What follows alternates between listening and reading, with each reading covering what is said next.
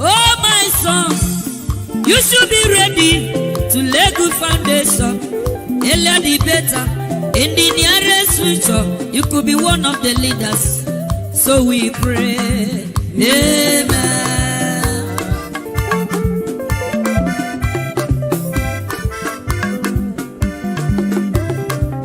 Oh, my daughter, you should be ready to lay good foundation. Earlier the better. In the nearest future, you could be one of the leaders. So we pray. Amen.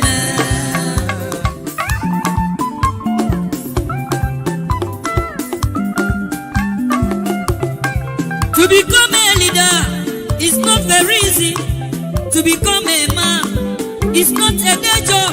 Everybody's ambition is to become a leader and to become a rich man. That is the struggle. So my son, you should be ready to lay good foundation. Earlier the better. In the nearest future, you could be one of the leaders. So we pray. Amen. Thank you, my brother. God bless you. So my daughter, you should be ready to lay good foundation. Earlier the better. In the nearest future, you could be one of the leaders.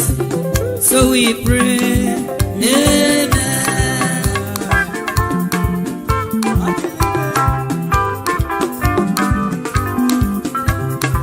To become a man is not a day job. To become a leader is not very easy. Everybody's ambition is to become a leader and to become a rich man. That is the struggle. So my son, you should be ready to lay good foundation. Earlier the better. In the nearest future, you could be one of the leaders. So we pray. Amen. You are the pillar that holds my life. You are the pillar that holds my life. Master Jesus, you are the pillar that holds my life. Lily of the body, you are the pillar that holds my life. You are the pillar that holds my life, dear. You are the pillar that holds my life. Lion of Judah, you are the pillar. Chickadee, you are the pillar. Daddy, you are the pillar that holds my life. Lion of Judah, you are the pillar that holds my life. Walking in way. You are the pillar that holds my life. Hey, yeah. Master Jesus, you are the pillar that holds You my are, life. you are the Master pillar. Jesus, you are the pillar that holds my life. I said, Jesus, Nibu Kalabati Sindubue. Nibu Kalabati Sindubue. Ojobi Ebede, Nibu Kalabao. Nibu Kalabano. Nibu Kalabati Sindubue. Ojobi Obi Go, Nibu Kalaba. Chickadee, Nibu Kalabao. Nibu Kalabati Sindubue.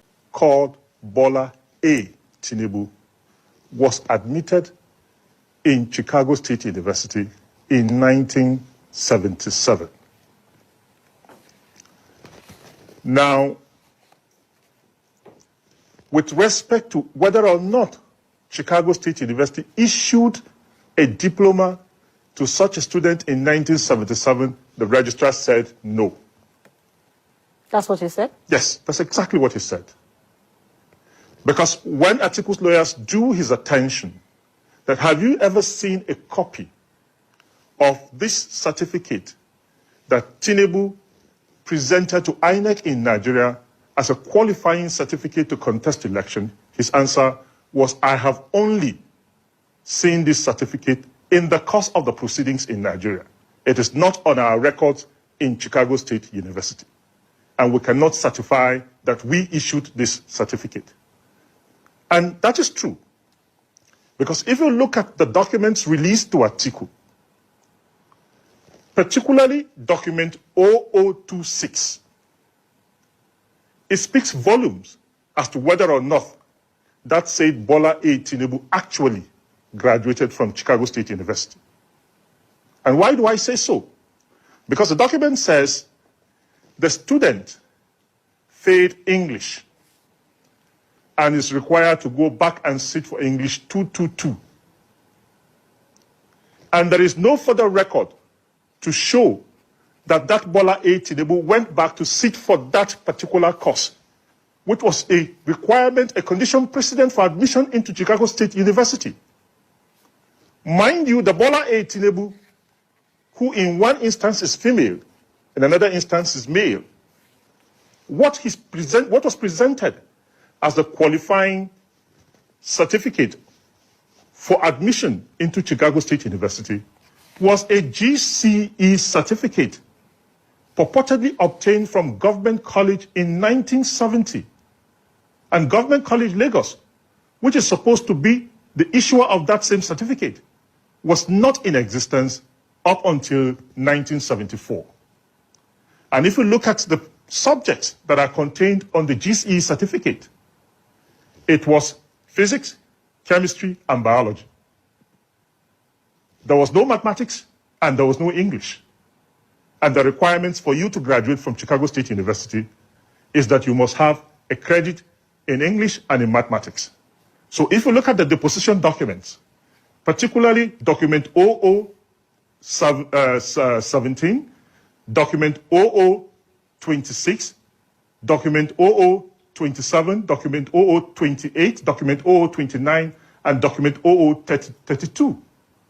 They speak volume about the said Bola A. Tinubu, who was supposed to have been a student of Chicago State University, but who never qualified to be issued a certificate because he never graduated from the university. It is possible for a student to go to a school because education is a process. Now, you get admitted, you undertake lectures, you write exams, you do for higher education, you do something like maybe a long essay or a project or a thesis or a dissertation. Upon the completion of all of this, if you have passed every subject, then you're issued with a certificate evidencing the fact that you were a graduate of this university. Do they issue certificates? Or because what I learned is that the certificate is always issued once. And no, but whatever you ask for, upon graduation, but you when are issued with a certificate. Now, in 1979, no certificate was issued at to that any time. Bola A. Tinubu. No certificate. That's what the registrar says. That's what they said. No certificate was issued. And But if you look at the type of registrar, certificate, sorry please, Yes. let me ask this. The registrar admitted that Bola Tinubu attended the school. attendance is one thing. Graduating from the school and earning a certificate is another different thing altogether. Education through the university or through that is a process. It's not an event. You can be admitted to ABU Zaria today for a 4-year program course. You can do up to the 3rd year. You can do even up to the 4th year. Now, if you have carryovers, you are required to go back and remedy those carryovers. Now, in this case, it was not even carryover per se within the university. There were deficiencies in the entry qualification which were detected by the Chicago State University, which the student Bola A. Tinubu, whoever he was or she was directed to go back. If you look at that deposition document 0026, if you want, I can read exactly what document 0026 said. And I'll put it to say, you have not passed the English qualifying exam, and the credits that you have previously earned in composition will not be recorded on your transcript until you have passed the examination. You should enroll in English 222. A passing score on English qualifying examination has been required prior to admission into any major or professional program for students admitted into the university as of September 1975. That particular precondition, precedent, was not fulfilled by that candidate. So no certificate was issued. And that's exactly what the registrar said. So any correlation, any interpretation that is different from what is on the records of the proceedings in the Chicago court is not what is available on record that to be used as evidence in court. So that's the correct interpretation. that certificate wasn't issued. And if you look at, there are several other errors on the certificate, which I need not point out. These things have been in the public domain. But this particular one, it's important that this point is made, because it is not even the attendance of the university that Atiku is before the presidential election petition, or was before the presidential election petition tribunal, or is appealing to the Supreme Court. Atiku is appealing to the Supreme Court on the basis of the provisions of Section 137, subsection 1J, and Section 134, subsection 1 of the Electoral Act.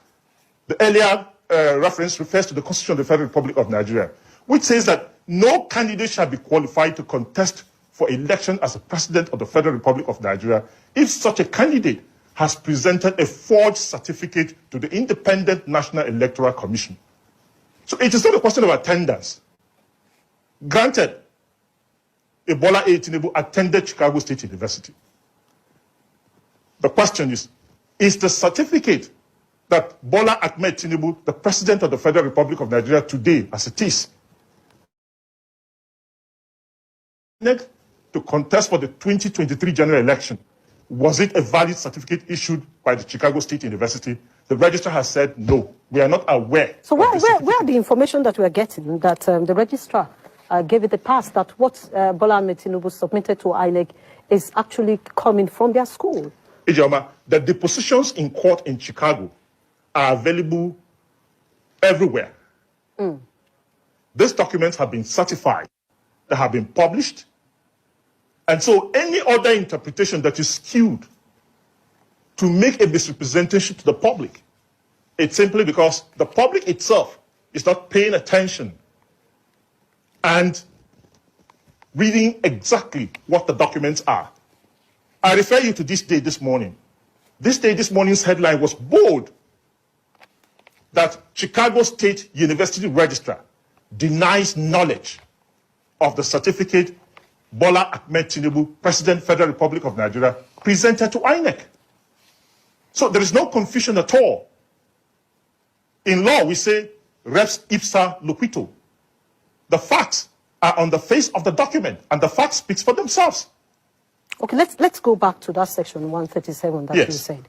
They are qualifications for you to run as a president. Yes. And if you go to section subsection 1A, it says subject to the provisions of 28 of this constitution, he has voluntarily acquired the citizen of a country, which is one of the qualifications. Yes. And except in such cases as may be prescribed by the National Assembly, he has made a declaration of allegiance to such other countries. That's a different matter. These are different issues. This has to do with the issue of the certificate now. The issue of the certificate, If- read section 137, subsection 1J. It's there. Hold on. You have a copy of the Constitution. Yes, Read it. that's where. Why I'm going to that is simple.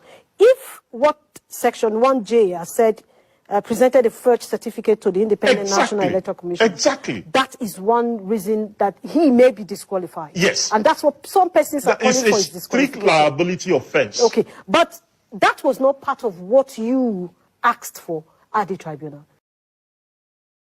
There are no ifs or buts about this whole thing. Tinubu should be in jail and not masquerading as the president of the Federal Republic of Nigeria.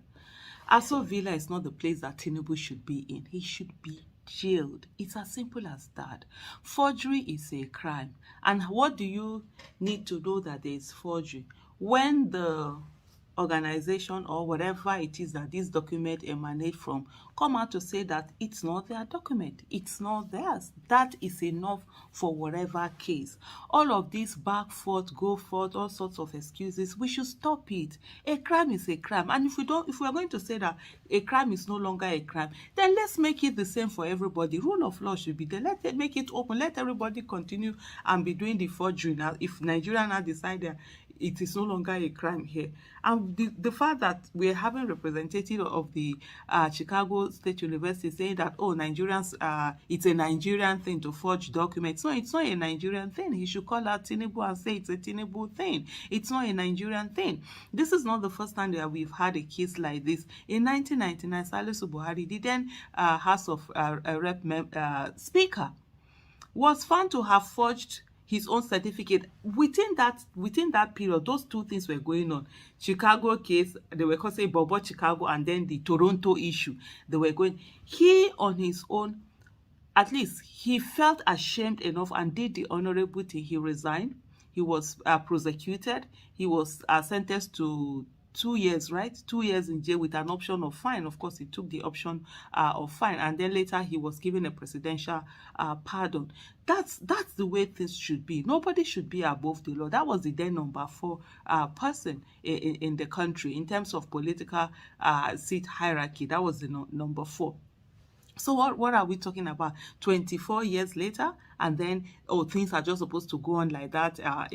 Someone who first of all did not win that election rigged his way to entering the office, and then he's there masquerading. And what the heck is going on in Nigeria? All of this nonsense needs to stop. This is not about one person. Nigeria is bigger than any one person, and anybody that is found one thing within the law should be treated the way that the law says that person should be. If Tinubu is not prosecuted, if Tinubu does not go to jail or whatever, even if they give him option or fine or whatever, if he's not prosecuted, then Nigeria needs to actually then apologize to Mesoma, the girl that had forged her JAMB result, and give her scholarship. Yes, if you're saying her forgery should not be different from Tinubu's forgery. Forgery should be forgery and should be treated in that way. All of these people coming out to talk nonsense in Nigeria, move on to where? Move away from criminality? That's not possible. That is unacceptable. That's not possible. Tinubu belongs to one place, and that's the jail. Talking about Nigeria is endless. The things to talk about Nigeria is endless. And one begins to wonder if we are actually abreast with the dynamics of the problems that we are confronted as Nigerians. You know, every time I watch a program on the internet, particularly Arise TV, Channel TV, and any other mainstream media as it is, and the type of characters that come to defend Tinubu, I ask myself if I'm dreaming or if it is actually happening, if it's real. We spent 8 years, 8 beautiful years, 8 savage, in fact, 8 horrible years under Buhari. 8 horrible years under Buhari. One will think after 8 years of this tumultuous Buhari regime, Nigerians will be wiser. Unfortunately, we are far from getting wiser. I can't imagine that after 8 years of Buhari, we are still clinging on to these retrogressive tribal proclivities or religious bigotism. I can't believe. Now, what got my attention for the last couple of hours was a video I watched. So I'm trying to look like Tinubu. Since everybody's getting mad, let all of us be mad. Those who are male should start turning to female. Those who are female should start turning to male.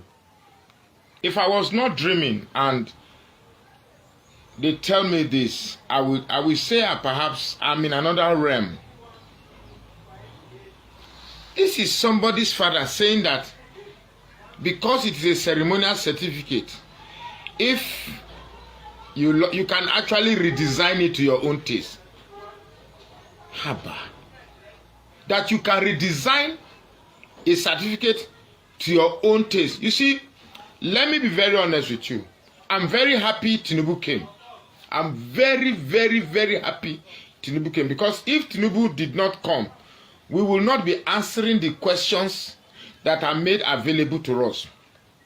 These are glaring questions, and we must we must, in all honesty, begin to answer them. See, I don't have any problem with the Yoruba people. I don't have any problem with the Hausa of Fulani. As a matter of fact, this is not tribal profiling. This is what it is. I'm only responding to situations in the country the way it is.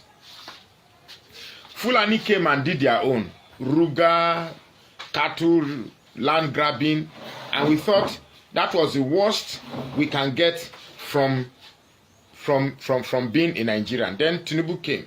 And all of a sudden we are seeing very, very crazy set of people.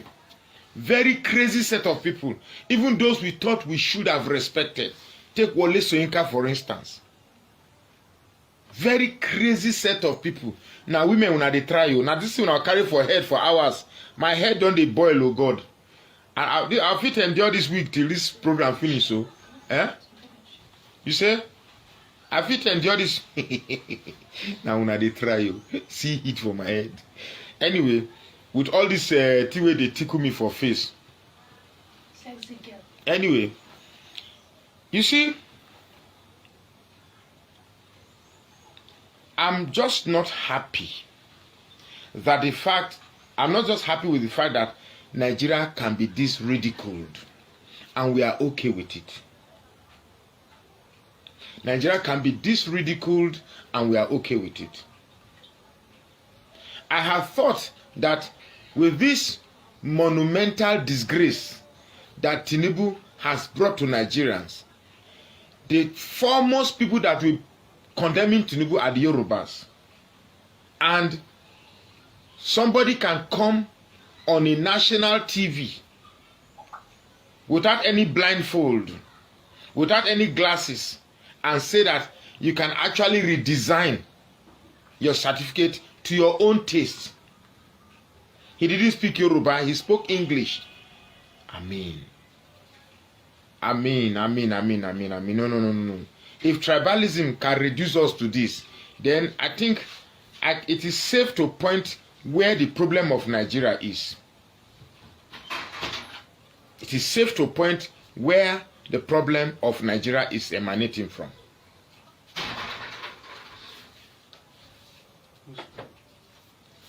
The law is very clear. The law, at least that part of the Constitution, it is the part that has the littlest ambiguity. If you present a forged certificate, you should be disqualified. The law did not create any ambiguity in that. So let's see how the Supreme Court will squeeze Tinubu out of this dragnet. The Presidential Election Petition Tribunal has done theirs by delivering one of the oddest judgments ever to be heard in Nigeria. Let's see how the Supreme Court will squeeze Tinubu out. Then we will know whether we are Nigerians or not. Quite frankly, we will not sit back and watch our dear nation crumble. These shenanigans has to stop. We have to stop this rubbish. I mean, when we look back and ask ourselves genuinely, what is it exactly? What legacy are we bequeathing to our children yet unborn? That you can actually vie for the presidency of Nigeria, whereas the only strategy you have is to grab, snatch, and run away with ballot paper. That is your president. That is his idea of election. That election is not served a la carte. You can grab it, you can snatch it, and you can run away with it. That is the strategy of your president. And here you have Yorubas. I saw one guy, the guy that debated with Dele Farotimi, and he said, what? All this tribalism thing. And the first, his opening statement was, Tinubu is a respected what? Like a respected son of Yorubas. Nigeria cannot sneeze because it's a Yoruba man that's a president. Nigeria cannot crumble all for the interest of the Yorubas. We cannot. I'm waiting for the decision of the Supreme Court. If the Supreme Court upholds Tinubu as the president of Nigeria, then JAMB should with immediate effect pardon is it Memosabi Mesoma JAMB should with immediate effect pardon Mesoma and give her admission in one of the university. Mesoma, okay, Mesoma. If the Supreme Court upholds Tinubu's election, then JAMB should with immediate effect pardon Mesoma and give her admission into the university that she sought for. So that we just know that we are absolutely corrupt. If Nigerians can sit back and allow somebody adjudged to be a drug baron, adjudged to be deceitful, adjudged to have fake certificates, adjudged to have all these discrepancies around his life, to become the president of a country that has already have the toga of being corrupt. What are we? It's like we are just certifying to the whole world that, hey, we are the most corrupt nation, and then you can as well just describe us like that. This religious intolerance, this religious extremism, it's like the Yoruba Muslims are guilty of that. They are not violent, but the extremism, they seem to be the most extremist set of this Islamic problem we have in Nigeria. I was in Ilorin, and we were in a restaurant stroke bar, where we're relaxing. And one young man said that his problem is that he doesn't want an Igbo man to be president. That's all. He's not even talking about credit or merit or substance. His own is that Mile Dibofibo. That was just your own. The fact that a set of people can transfer their hatred to their children, and their children will uphold it. Ask some Yoruba youths why they hate Igbo. They don't even know. All they just know that Yorubas hate Igbo, let me also hate.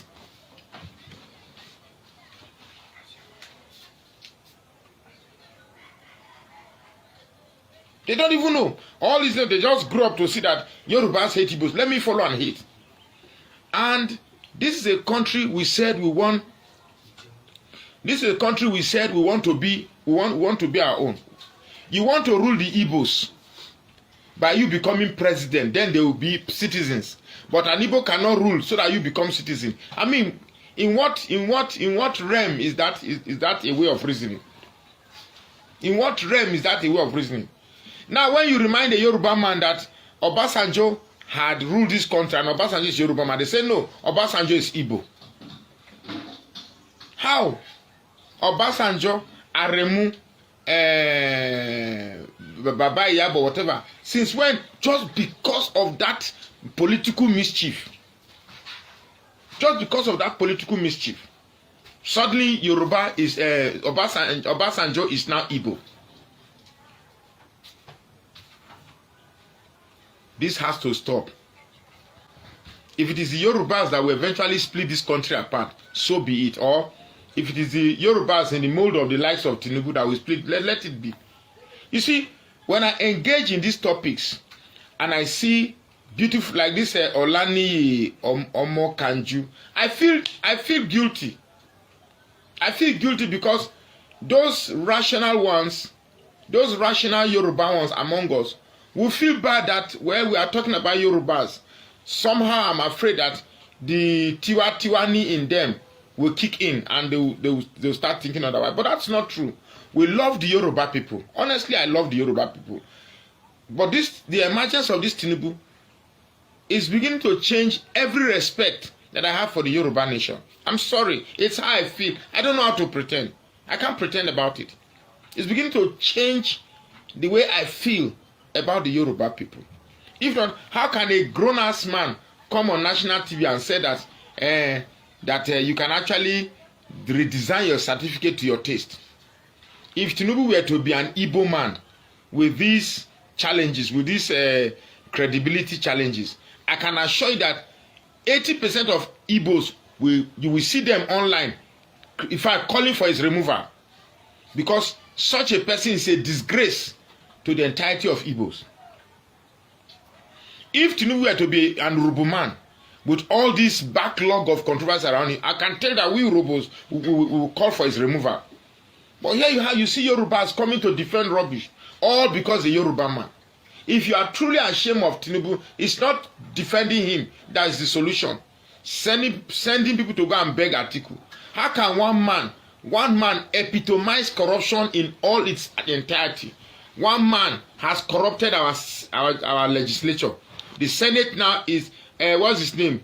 Akpabio. Akpabio is now answerable to Tinubu. You have to unlock your device.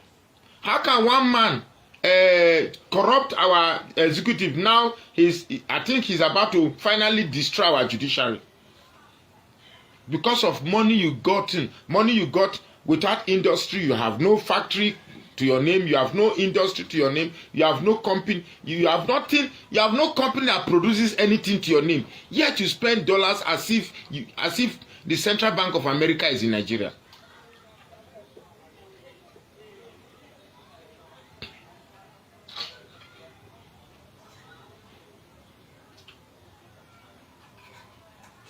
Bayo Karim, don't blame us here. Don't blame us here. You get me? This is not an attack on Islam. This is certainly not an attack on Islam. But it is definitely an assessment of a behavior of a certain group of people we have noticed over time.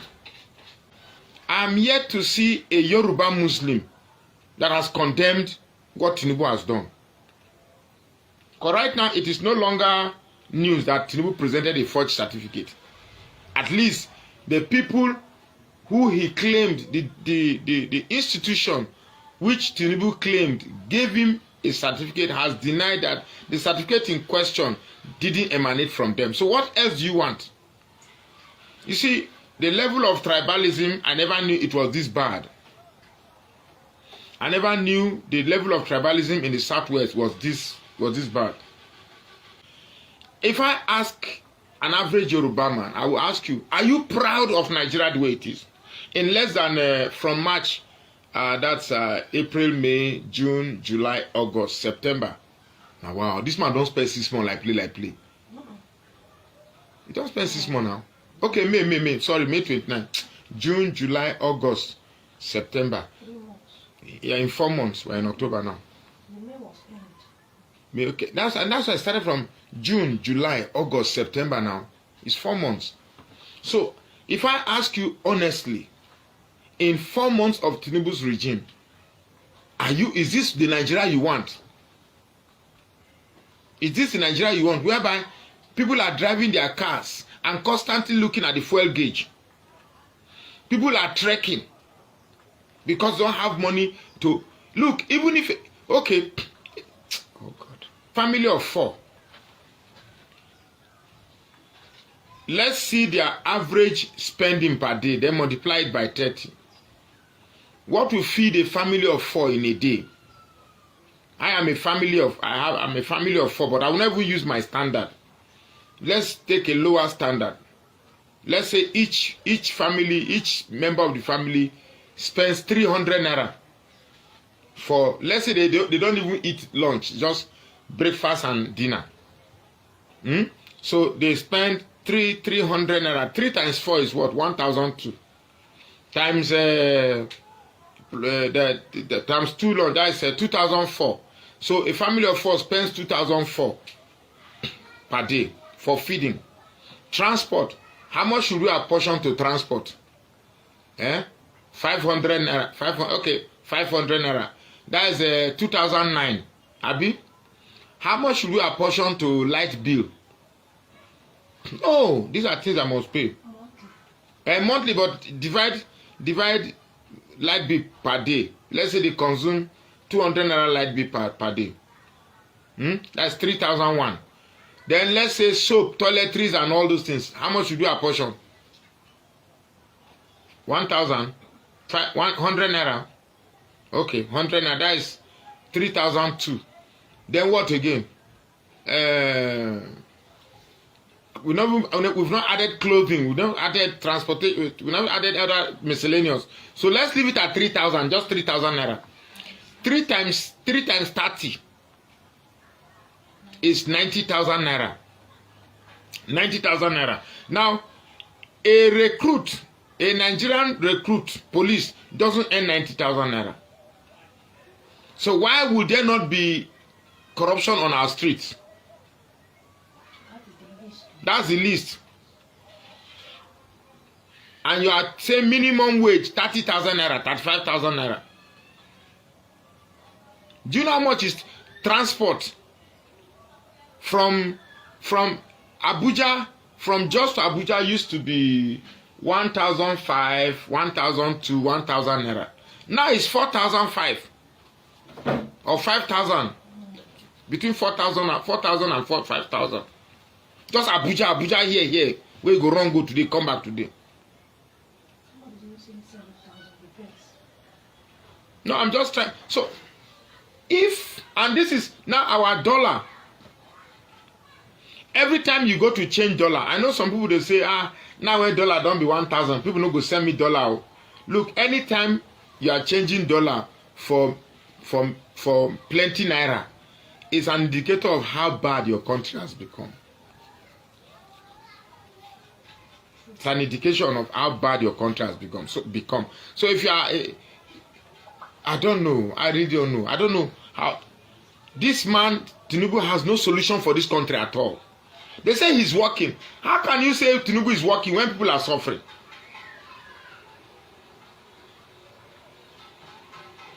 How can you say Tinubu is working when people are indeed suffering? The question is, are Yorubas proud of Tinubu? Is this the Nigeria you want? Since you want to Yoruba Locom, is this the Nigeria you want? Where Cameroon, there's this young man in Cameroon that does skits. All his skits are mockery, just mocking. He's mocking Nigeria, but everything he says about the truth that before Cameroonians consider Nigeria as abroad. Now it is Nigerians that will consider Cameroon as abroad because their naira has more value than us. You have gang of thieves just supporting themselves, and you call this a Nigeria you are proud of. You call this a Nigeria when you come, obedient. Obedience are enjoying. Now they suffer. Obedience are enjoying. Obedience have no problem at all. So keep saying obedient. At least, plus you and the obedient, you go to the filling station to buy fuel at the same price. So if your problem is calling us obedient, fine, keep calling us obedient. Whereas your country is getting bad. I feel so ashamed. I feel so ashamed that the brightest of Yorubas that will think they are bright will come on national TV and be saying that you can actually design your certificate in a manner that suits you best. That's terrible. That's terrible. This cannot be the same people we admire and adjudge to be the most educated people in Nigeria. This is rubbish. This is absolute rubbish. Right now we have the Attorney General of the Federation, Yoruba man. Chief Justice of the Federation, Yoruba man. The person in charge of Central Bank, Yoruba man. All right, my people, good morning, good afternoon, good evening to every one of you. It's good to be back here again. Thank you very much for your time with us, my people. How are you guys doing today? Happy Saturday to you all. Today, 7th October 2023. The year is almost over.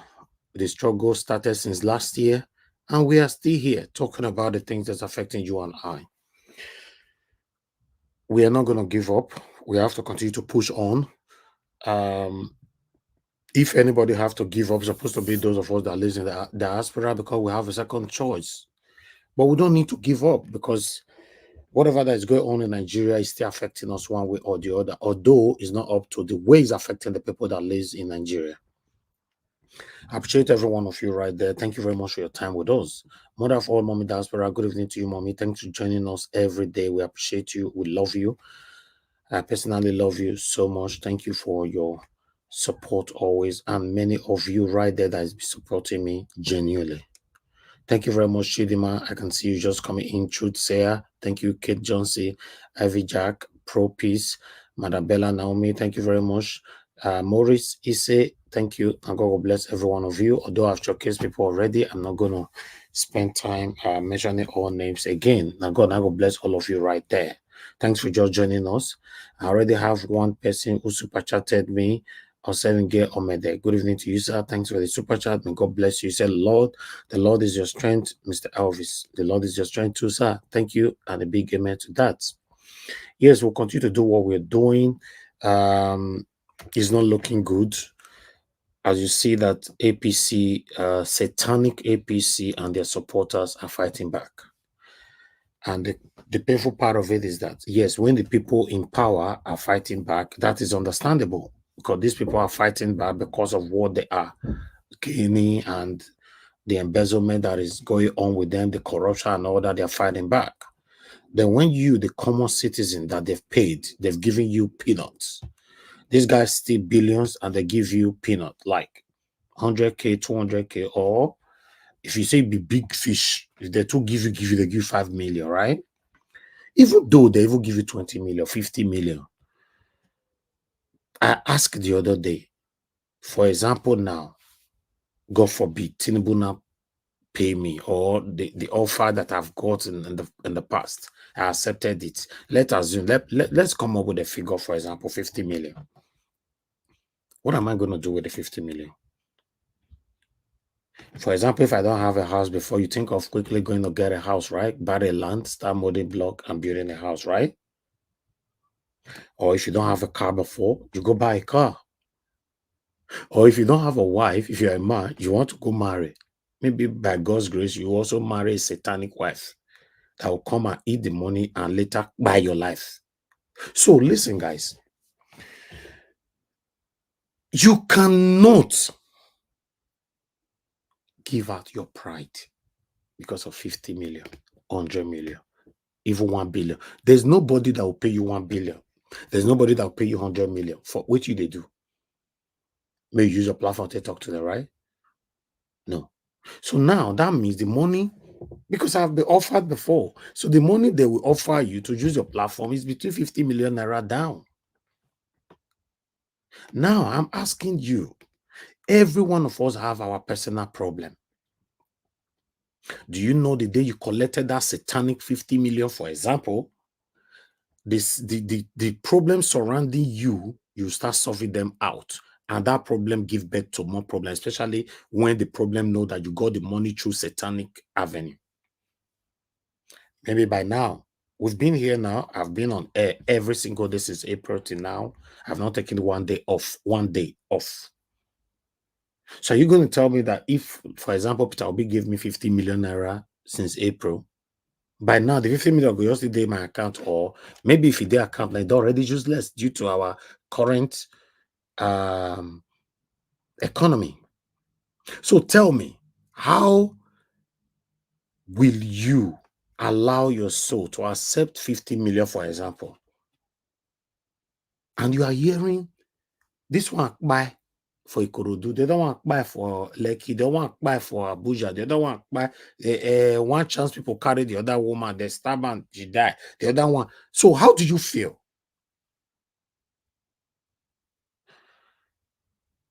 Listen, contentment is life. If you have not tried it before, try it. You'll be the happiest person on earth. That thing that you have, be contented with it. I promise you, you will be the happiest person on earth. You see those one where they give you, make you do satanic work, or you engage in any kind of fraudulent activity. When postman go knock for your door, only you will go to look from window the pipe. Who they there? No talk. Only you they do like this. These things can lead to heart.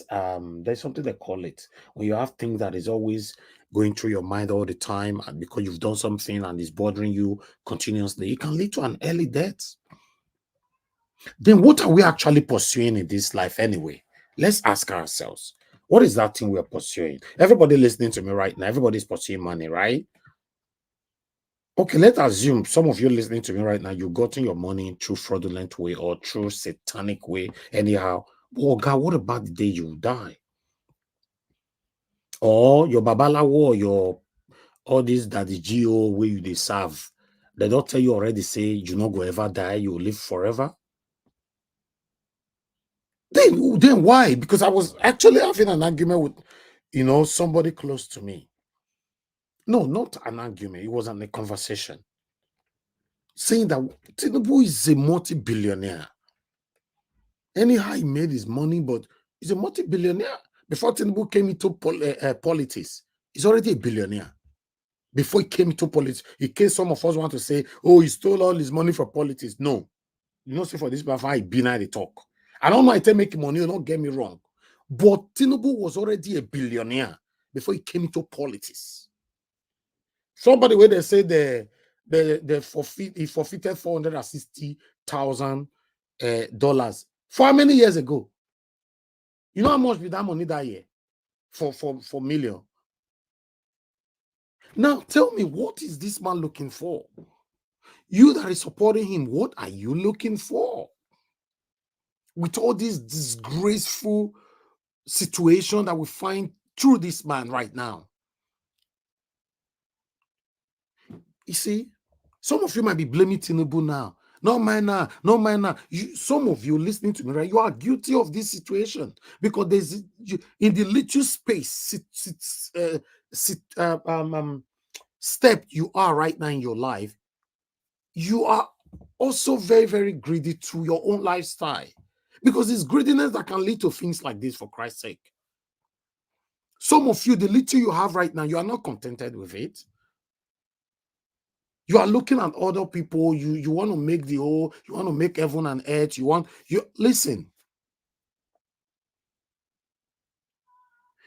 You see, when I was growing up, I used to hear that word, good name is better than riches. Although everybody talk about it, not everybody. Listen, everybody talk about particular words. Not everybody know what it means.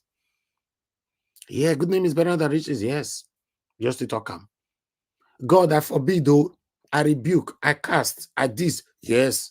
Most of the popular words have become a chorus in our tongues. But you must grow to some certain stage in life before you now get to know the full meaning of the words you'll be hearing for decades or for years. Now, they say good name is better than riches. Some of you might argue that. Now, forget. Not to say Tinubu hold everybody ransom. Now, money, oh. Forget that. I just want to make the money. My owe everybody ransom. That's where you get it all wrong. How do you want people to describe you? Are you even aware that the most closest people to Tinubu right now, apart from his immediate family, all of them are satanic? They don't like him. They are enjoying the moment, the money. They are lying to him.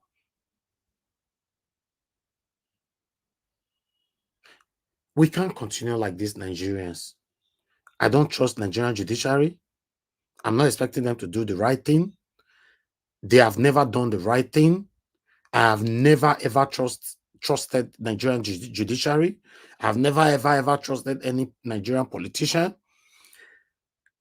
I was born inside politics. I choose to follow this path. I'm supposed to follow any other path, like every other person. I understand politics.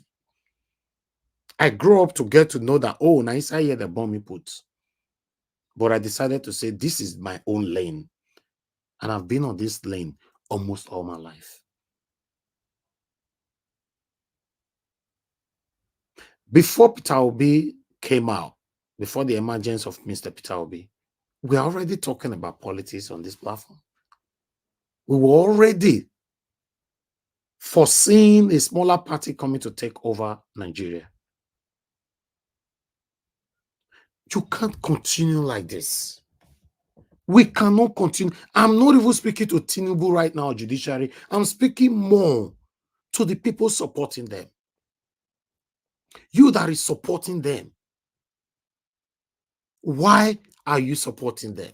That's what Mr. Oraka was saying just now. Although he was not generalizing, say mostly the Yoruba Muslim. Although I don't really know much about the Yoruba Muslim or Christian, or I just think Yoruba is Yoruba. But he's now, for the past couple of days now, he's not differentiating in the Yoruba Muslim. The Yoruba Muslim, I don't know. I don't think I've really studied them to know the kind of attitude they possess. But regardless of what, Not just Yoruba. I have Edo people that is supporting this satanic APC and Tinubu. Yes. We have Igbo people that support it. Festus Okoye, the one with your knack hammer for our head, it not be Igbo man. Festus Okoye. Okoye not an Igbo name. All those elderly men we call they lie for Arise and channels. Many of them are Igbos. So it's not necessarily about Yoruba. I understand where Mr. Oraka is coming from, that they want all Yorubas to denounce and speak against Tinubu. Many of them are doing that. I can testify to my own platform. I have lots of Yoruba coming here who even speak their own language. And I'm going to be playing Jimmy shortly now when I finish this speech for us to listen to Jimmy on Twitter. He's a Yoruba man as well. He speak against Tinubu. You cannot expect everybody. After all, it's not all Igbo people supporting Mr. Peter Obi. It's everybody. Contentment. Many of us don't want to work. That's why you see, any super chat people super chat me on this platform. I suppose use and drink better water, do anything with rest of mind and sleep well. Because I put in the work. The problem we have in life is that many of us don't want to put in the work anymore. Everybody want to make quick money through shortcut. And I have the chances was there for me to do all those things. But what am I looking for? I was never born poor. Yes, many of you that know my background, I was never born poor. So what am I actually looking for? You must apply contentment to your life. Many people have collected this money I'm talking about, but look at their platforms today. Look at them. Tell me any APC platform that you are watching, you see that people are really there with them. No. So then how do you feel good with these things then?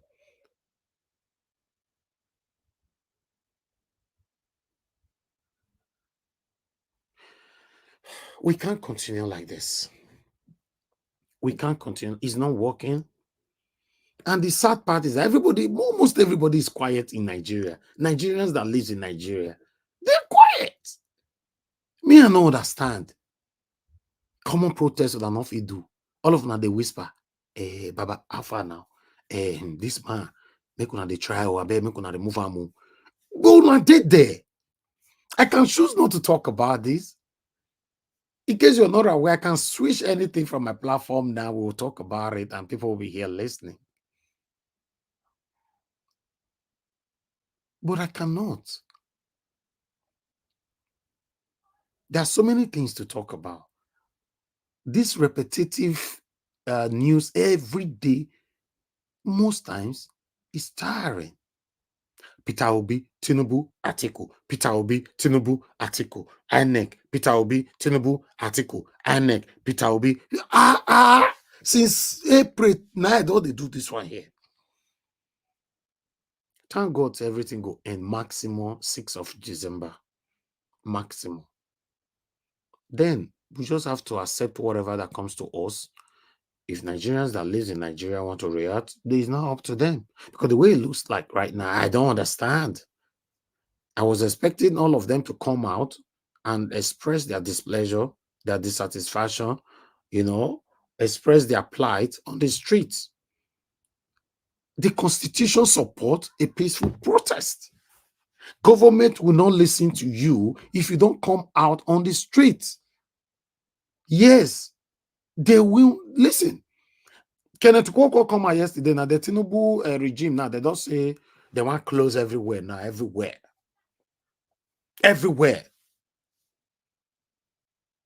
We can't continue like this.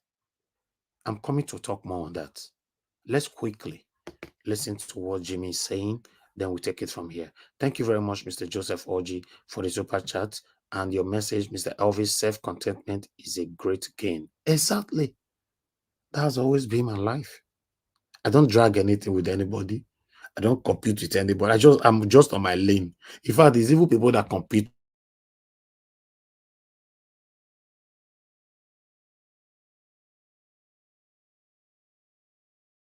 Here again now. Can you guys still hear me? They have started. I don't know if you guys can still hear me. This one why I not get my people for panel, so now therefore don't say yes or no. Comment, not a quick comment if you not comment. Can anybody hear me? Because they have started again. These satanic APC people and all that. Okay, thank you. Thank you, CXL, Angola Emmanuel Shooks, and Madabella Naomi, UC Andrew, Felix, and many others. Thank you. Yes. Is just be on your lane, do your thing, create your own happiness, and be happy. Thank you very much, my people. I'll be coming back to everybody shortly. You know, I don't know if I should post out a link now. Okay, I'll post out a link now in case people can be joining gradually. You know, it's weekend. You know, let's listen to Oli Jimmy maybe for the next 5 or 10 minutes. Then we take it from here. Let me post out. I've posted out a link. Click on it if you want to be part of this. So before we come to Kenneth Okonkwo's how Tinubu's regime wants to shut everybody up on social media and how they threatened, you know, how they threatened a rise, you know. Voila. We were saying this thing the other day here. Somebody said, no, Nigeria was so put your this. I said, I've tried before. The conditions is too much. I can't come here to talk to you the way I talk now anymore. The condition is too much. I'm better the way I am. I'm telling you. I'm just better. I'm just doing my part. That's all. We cannot. Let me quickly accept my people in. Give us a Monday. Thanks for joining, my brother. Good evening to you. How are you doing today? Oga Felix, I don't see you already. Mr. Chuso Bibo is I don't see you already. Boy Gentle is joining us again today. Mother Patricia, thank you very much. I don't see you already.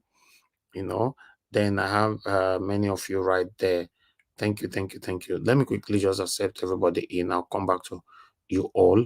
And the screen is almost full. Can you imagine?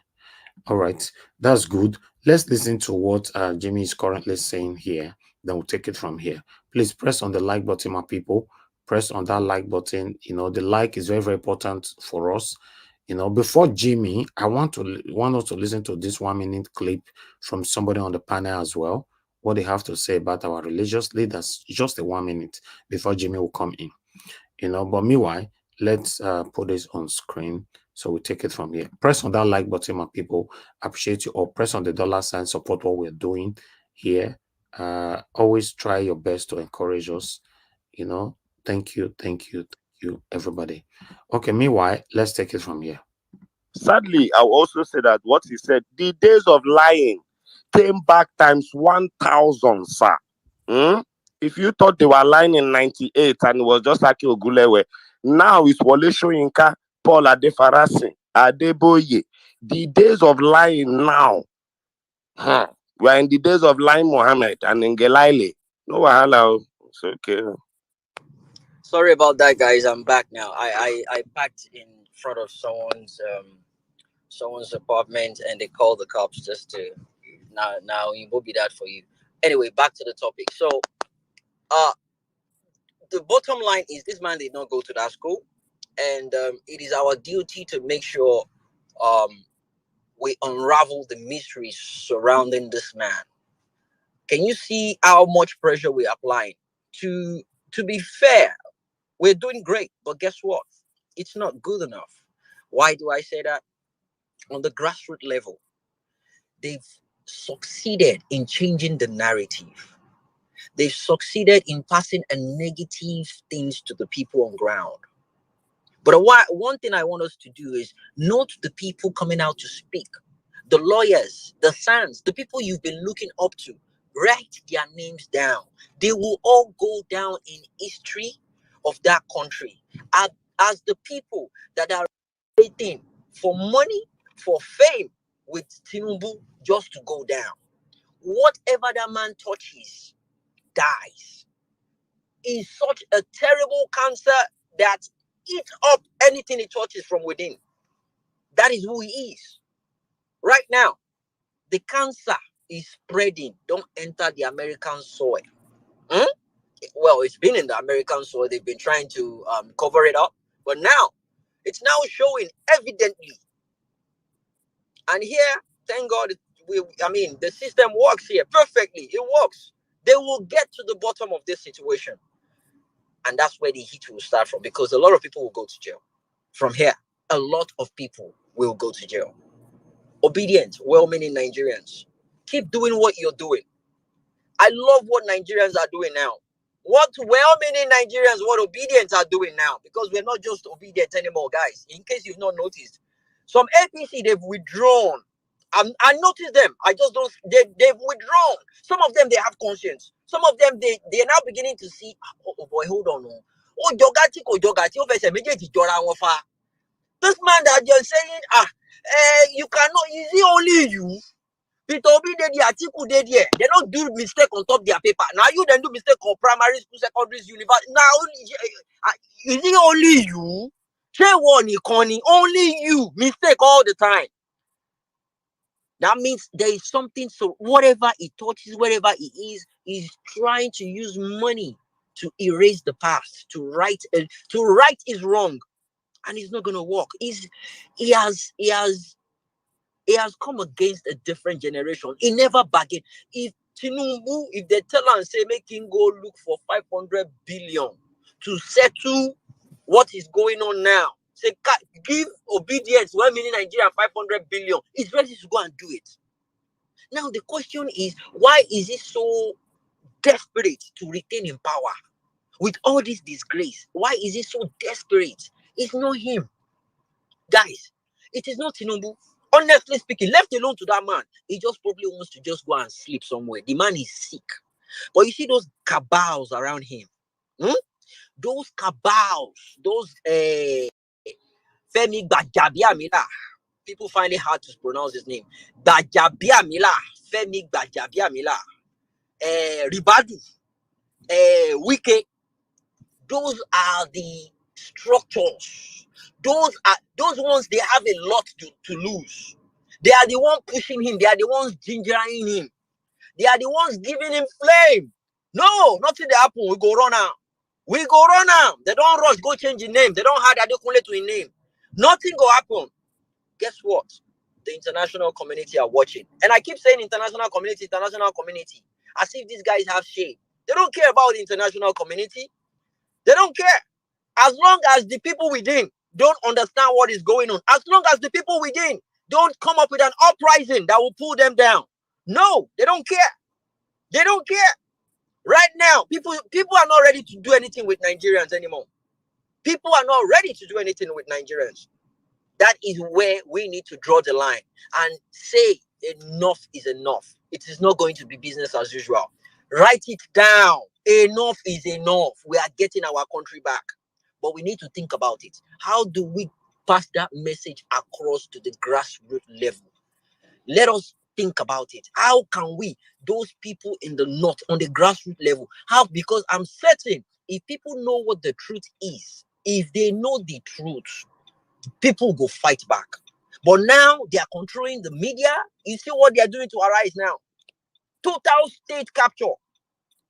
They know what they are doing. And having the power of media is mighty, guys. It is mighty. They control the narrative. They will tell you white is black.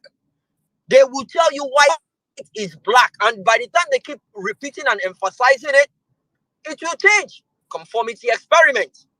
Psychological experiment. They are playing it on us. But guess what? Some of us, we've been trained mentally to be solid, to have the strength, mental capacity to withstand this thing. And sometimes I ask myself, hold on, I think I'm wrong. Am I the only person? It be like I say I don't do past myself. But no. When you hit that reality, do the check yourself. Go through those documentation. The facts and figures are there. Obedience, as I always say, we are on the right part of history. And I'm certain a lot of them are seeing it. And don't blame most of these APC people. You see, a lot of them are so entangled with the love they have for this guy. They can't even imagine. They can't believe why would you want to fake a certificate? They don't want to come to an agreement that you could fake a certificate. And that's why some people are actually going extra mile to convince them that that man did not go to that school. It's not going to happen today. Bola Ahmed Tinubu and his own cabinet, they are they are threatening a rise right now to even close a rise down. So we're going to be taking on all of them. But before that, I would like to recap, to listen to the area where they picked and that actually triggered them. At the moment they are intoxicated with the power given to them. Anybody that talk about them, they want to bring you down. That's just the situation right now. So I've said it before. We talk about it here that these people, some of us were discussing, I can have my TV station in Nigeria and all that.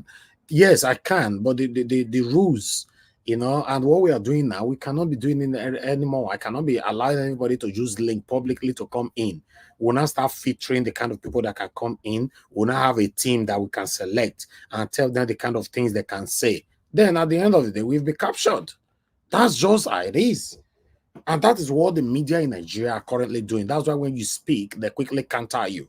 No. You can't use that kind of word. You can't do this. So it's terrible. It's terrible, Let's listen to Kenneth Okonkwo in this part. Then we'll come back to the reaction of Bola Ahmed Tinubu's people.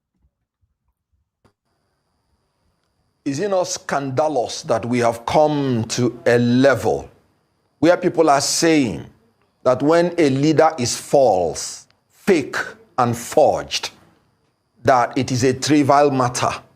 So you can imagine the level of the morality quotient that we have arrived at. Well, generation of vipers will give birth to scorpions and serpents. And we have to tread upon scorpions and serpents in order to move forward in this country. How can you say that a young girl called Mesoma, who passed her JAMB, who scored very good grades, but because she was greedy, went and got third-party agents to write her own result and produce her own certificate? How can you say what she did was not trivial? How can you punish her for that? And then you have a leader of your country doing exactly the same thing, assuming without conceding that he attended the university. Then he wrote his own certificate. The same thing this girl did. And then some people are saying it's trivial. You know why they're saying it? Because they have destroyed their conscience and morality. Whoever ever came out on TV to make such a statement, mark my words, is not fit to hold any public office in Nigeria or anywhere in the world. Evil is evil. Criminality is criminality. Forgery is forgery. And the Supreme Court, by law, not just that they have the right to accept the evidence, they have a duty to accept it and act on it. Because by law, they say in exceptional circumstance, where the evidence was not available during trial, the Supreme Court or Appellate Court can accept the evidence. Again, Supreme Court is a policy court. Are you saying it is now a Nigerian thing to forge, laying credence to the allegation by the university abroad? Are you saying the Supreme Court will keep quiet and portray Nigeria to the whole world as a nation of forgers? The policy of Nigeria is that Section 137(1)(j) of the Nigerian Constitution 1999 as amended is that whoever has presented forged certificate to Independent National Electoral Commission is disqualified from being president or holding any political office. So whoever that supports any such person is a Please, guys, I want you guys to pay attention to this. If Kenneth Okonkwo has said anything wrong or anything against Tinubu that is not true or our constitution did not support, conspirator to the crime after the fact, and that person also should be debarred from holding any public office in this country. So the Supreme Court, not only that they have the right by law, and they have done it before, they have a duty by law to ensure that a certificate forger does not become the president of Nigeria. Do you know? Go to India, he will be treated like a pariah. Go to United Nations Assembly, The people that even said they would meet him on sidelines, sidelined him and Mr. not meet Mr. him. Okonkwo, How do you want a leader? Mr. Okonkwo, if I may step in, Mr. Okonkwo, it's not proven. If I may step in, please. It's not proven that the president is a certificate forger, and we will not use this platform to emphasize that. We still have to wait for the Supreme Court to get judgment on that. But let me just land, please. Yes, but that's what we're saying. We still haven't arrived at that decision yet. Let us wait for that, Mr. Okonkwo. Please let us wait for that. So if Mr. Atiku's Atiku's prayer is not answered, please. If his prayers is not answered, please. What is the way forward for him politically? Good. Okay, you can see the Arise man wanted to use another question to drag Mr. Kenneth Okonkwo out of the lane, but Mr. Okonkwo will go back to that lane again. Just watch. Let me make one point clear. Before today, before it was proved by CSU that this certificate did not originate from them, which is the condition to prove that a certificate is forged, I have never used this language in any forum or any medium. So I say only the things that have been proved. Chicago State University said, this certificate is not from us. And as a lawyer, that is what the court said you need to prove that a certificate is forged. So that's by the way. So if anybody feels that I am not in order, let the person sue me for defamation. Exactly. But I'm entitled to my freedom of thought. I'm entitled to freedom to express it the way I believe in it. Yes. So that's by the way. Then secondly, the way forward is that if the Supreme Court or any other court now says that Nigeria is a nation of forgers, then they should take responsibility for giving Nigeria that name. The way forward is that it will set a bad precedent in Nigeria. So the way forward is that every Nigerian should do the right thing and ensure that the law is respected. The way forward is to uphold the express provision of Section 137(1)J, that if you have submitted a forged certificate to INEC, you're not qualified to be president. That is the way forward. Recall that in 1999, when Bola Tinubu contested as a governor, he deposed to an affidavit, and he mentioned 4 things in that affidavit: his NYSC certificate, the primary school he purportedly attended, the secondary school he attended. He said he attended University of Chicago. All 4 of them false, including his date of birth. Fake, not in existence. Please help me and give me the vocabulary that I will use to qualify such a person, so that you would not say I'm using my own words. Mr. Kenneth Okonkwo, well, you have expressed your views, but we have to make it clear that they are your views and not the views of Arise TV. Well, thank you very much for joining us on this interview. We do appreciate your insight. All right, my people, that is it right there. That is the facts from Kenneth Okonkwo, but at the moment now, they have reacted. These people have reacted. Let me sort this out to bring myself out. 1 minute. Okay, remove that. Okay, thank you very much, my people. I appreciate every one of you for your time with us. So I would like to quickly take some responses here. We have, please continue to press on that like button, my people. We are going to start hearing that because we have a full screen. But I would like to quickly take some what these guys are saying, because let me just bring that one on screen. I'm not going to spend time on it, though, to be honest. I don't want to spend time on it, but I'm just going to bring it on screen quickly, and then I'll take reaction. Because even Kenneth Okonkwo have responded to them already. Okay, there you go. Okay, yeah. Let me take this. As you can see, the Tinubu regime resumes Buhari's gag. Order against media. Warns Arise News over guest remark.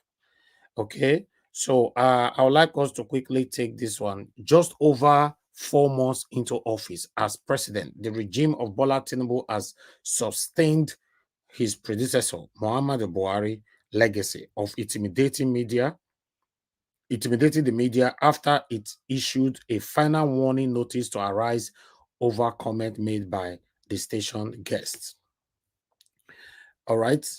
The October 6th warning by the National Broadcasting Commission, NBC, was in response to a remark made by guest Dele Farotimi, Kenneth Okonkwo of Labour Party on Arise TV, The Morning Show, and the Newsday on October 5th, 6th, respectively, which was yesterday. The regime termed the guest remarks as unguided, incendiary remarks against the three arms of federal government and President Tinubu. However, the particular comment made by the guest and found offensive by the NBC were not indicated in the notice. Yes, they can't put it on the notice because they can't put anything there. They cannot say now, oh, the reason why we are angry, he called the president a certificate forger. They cannot. They cannot say, oh, the reason why we are angry, CSU did not say this. They cannot. You see now, let me take that part again. The warning notice signed by the NBC Director General Balaribe Shehu Ile was not addressed to the CEO. Okay, yes. However, the particular comment made by the guest and found offensive by the NBC were not indicated in the notice. The warning notice signed by the NBC Director General Balaribe Shehu was addressed to the CEO of Arise News and copied to media houses.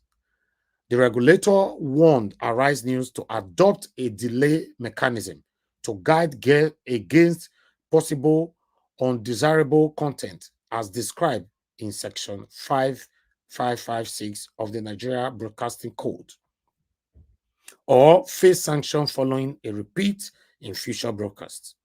You see, so I don't want to take more here. They threaten them continuously. If you dare bring people like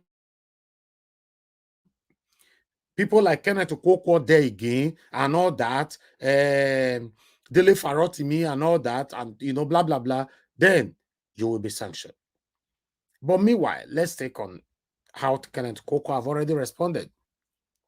Kenneth Okonkwo have replies National Broadcasting Corporation DG open letter to Mr. Balaribe Shehu, DG National Broadcasting Corporation NBC.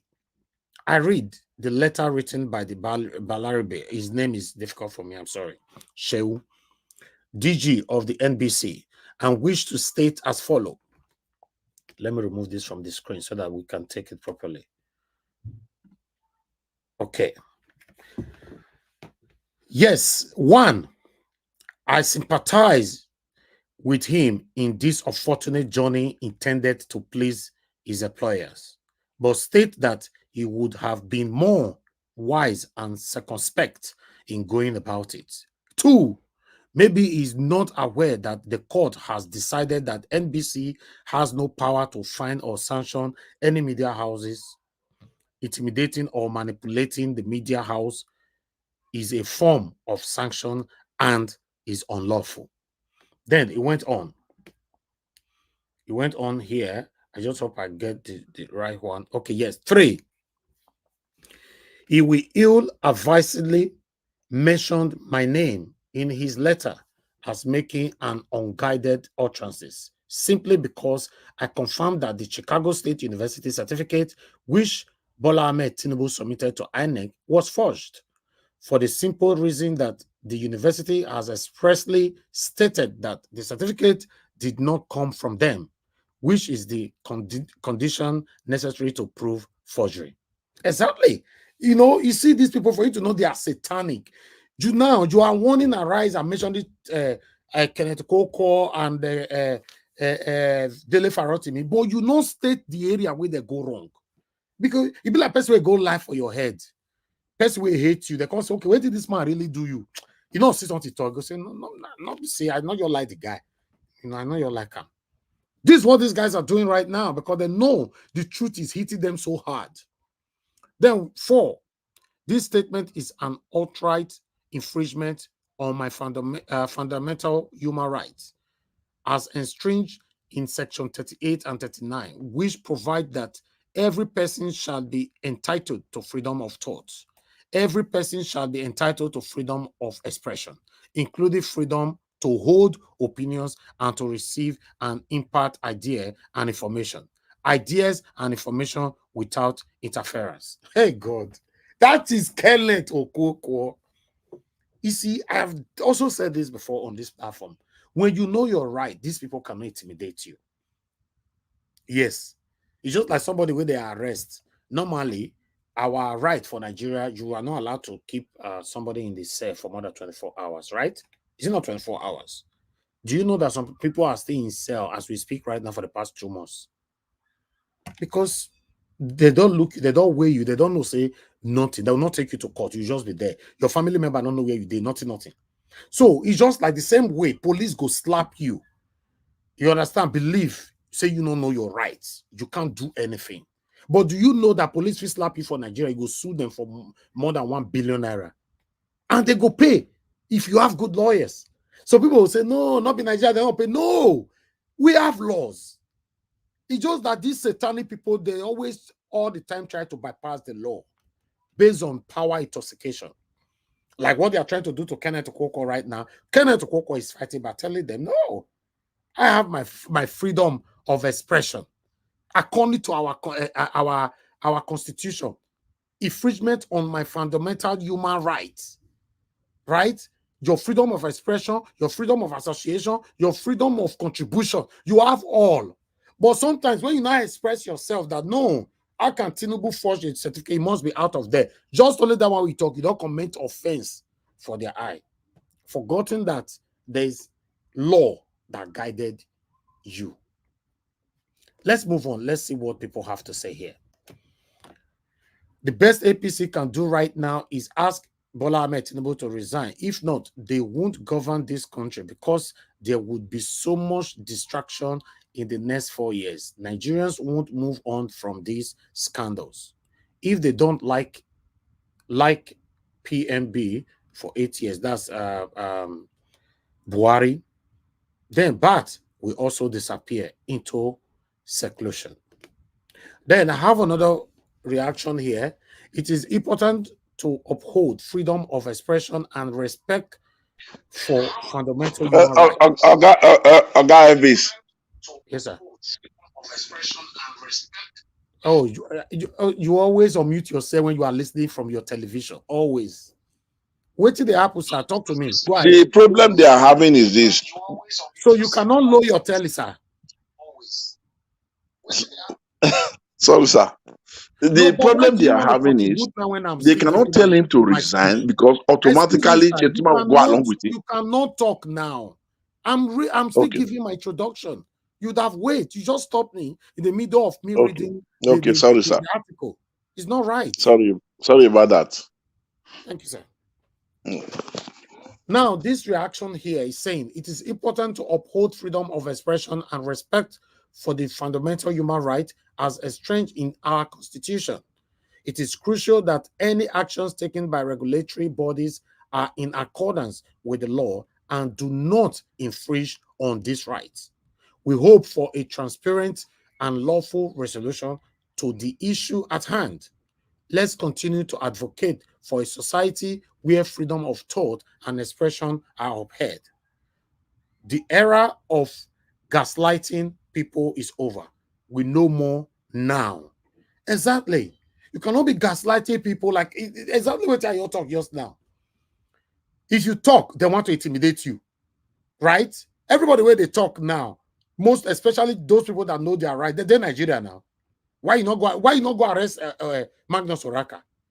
You ever see Magnus Oraka come and say, Tinubu, really, you know they lie, they talk according to what they see. A certificate forger, he must be out of there. Election rigger, he must be out of there. And there's proof to all this is a freedom of expression. But it's only in Nigeria you see people want to intimidate you outside the constitution, what the constitution say. They want to intimidate you because they already know that you don't know your left and right. That is it. Like my dad normally said to me, my dad is a barrister. My dad normally said to me, don't ever talk out of content. Don't ever talk out of content.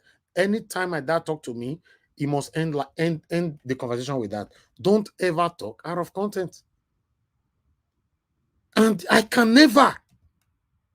I saw a comment the other day, somebody saying that, oh, Nigeria was just 3 days ago again. They do this all the time. You are deceiving your followers. Many of my followers, in case you are not aware, that many of the guest sense past me, many of the go school past me. You think they will be that stupid to allow me to be deceiving them? Anything we talk about here, we bring it here. We read it, then we interpret it. We pour out our own thought about it. So how are you going to arrest someone like me or slap me like they are trying to do to Kenneth Okonkwo right now? CSU said, unquote, the certificate that Bola Ahmed Tinubu submitted to INEC is not from us. Then what do you call that? You want us to sugarcane it to paint it beautiful for you? Let's move on with reactions. We have another reaction here.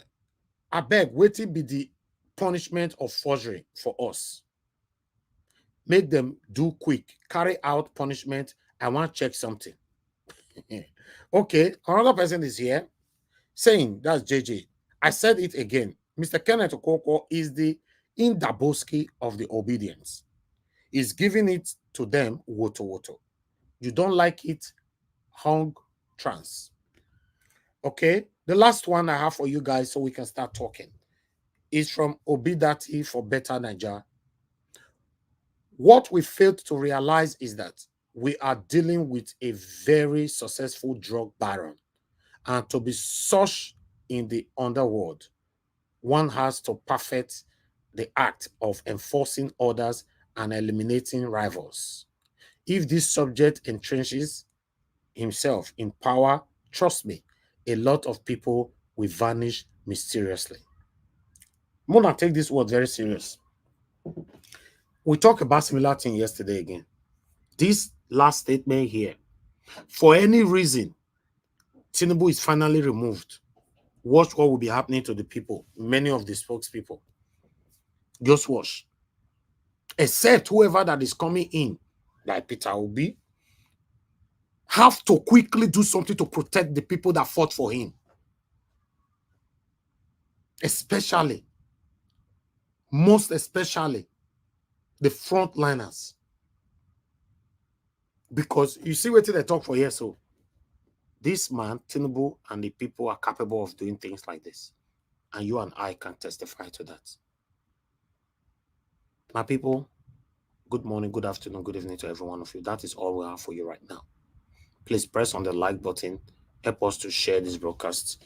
You know, the like is very, very, let me check on the like right now. We have, currently have 206 like, is very low. Please press on the like button. Let's take that to at least a minimum of 300 will be nice. Press on the like. I'm actually looking at it right now. It's on 205 right now. Press on the like. Let's take it further. You know, our voices needs to go far. Thank you. Currently on 210. Continue to press on the like button, my people. I'm going to give opportunity for my wonderful panelists to speak to this if it is right. You know, also press on the dollar sign, support what we are doing here, encourage us only if you think that we're doing a good job for you. Mr. Joseph Oji, thank you very much, sir. God bless you. I appreciate you. Your test goes like Mr. Alvis is not, but so many people are on detention with no trial. That's Nigeria for you, you know. So we just want a country that we all can be proud of. I have another video here which I'm going to play later on if the time is permissible, where someone came out with just because you carry a Nigerian passport and their experience. We can't continue like this. It's going to continue to affect people that is carrying Nigerian passport. Yes, the worst was people like us and many others now will carry Nigerian passport again. Will begin to take visa. They use our British passport, American passport, or European passport till they travel. Now, so for the good in Nigeria, you use visa to go, because you know carrying Nigeria passport now is oh God, we can't continue like this. Thank you very much, my people. Good morning, good afternoon, good evening to you. I'd like to call on the first person. Before I call on the first person, I'd like Mr. Edwin, because he wanted to say something earlier on, but he was trying to say it in the wrong time. Mr. Edwin, you wanted to say something, but you'll have 1 minute to quickly say what you wanted to say, sir. If only you are there. Mr. Edwin, you are not there right now, right? Yes, sir. Yes, Okay. sir. Thank you very much, sir. Always mute yourself, sir. Mute where you are watching us from before you unmute yourself. Mute that Thank you. television. Make them go put on for kitchen. It's completely mute. Thank you. I will do that now. Okay, thank you. Yeah. The problem is that if he resigns now, I want a lot of people to carry that thing in mind. If he resigns now, that will be the end of APC in presidency. Automatically, it will affect the so-called Shetima. So they are going to drag it, not to resign until they believe they can still do the undo in the Supreme Court. So that's what I was trying to clear, that he cannot resign. Once he resigns, meaning Chetima has nothing to do there in the power again. Meaning the person that ran with you resigned because he had a forged certificate, which affects him and it affects you along. All right. It's a normal thing. That's what I was just trying to keep in that particular time, because people Thank you, listening to us. But thank you very much for also correcting me. Okay, sir. Thank you. Thank you. Sometimes I don't want to lose my line of thought, and when you see that I'm just giving speech like that, you people just let me finish. If not, sometimes I don't already forget a lot of things. Did this our brain, Thank you for your understanding. Anyway, love of God is my strength. So I didn't read your text. All right. Let me see what you attached to your text. I thought I put it on the screen already earlier on.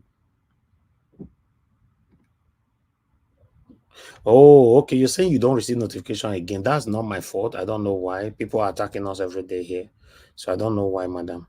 So if you don't receive notification, you know the time will come out. Just or unsubscribe and subscribe again. Click the notification, put it for all. If you put it on all, then I think it'll be better.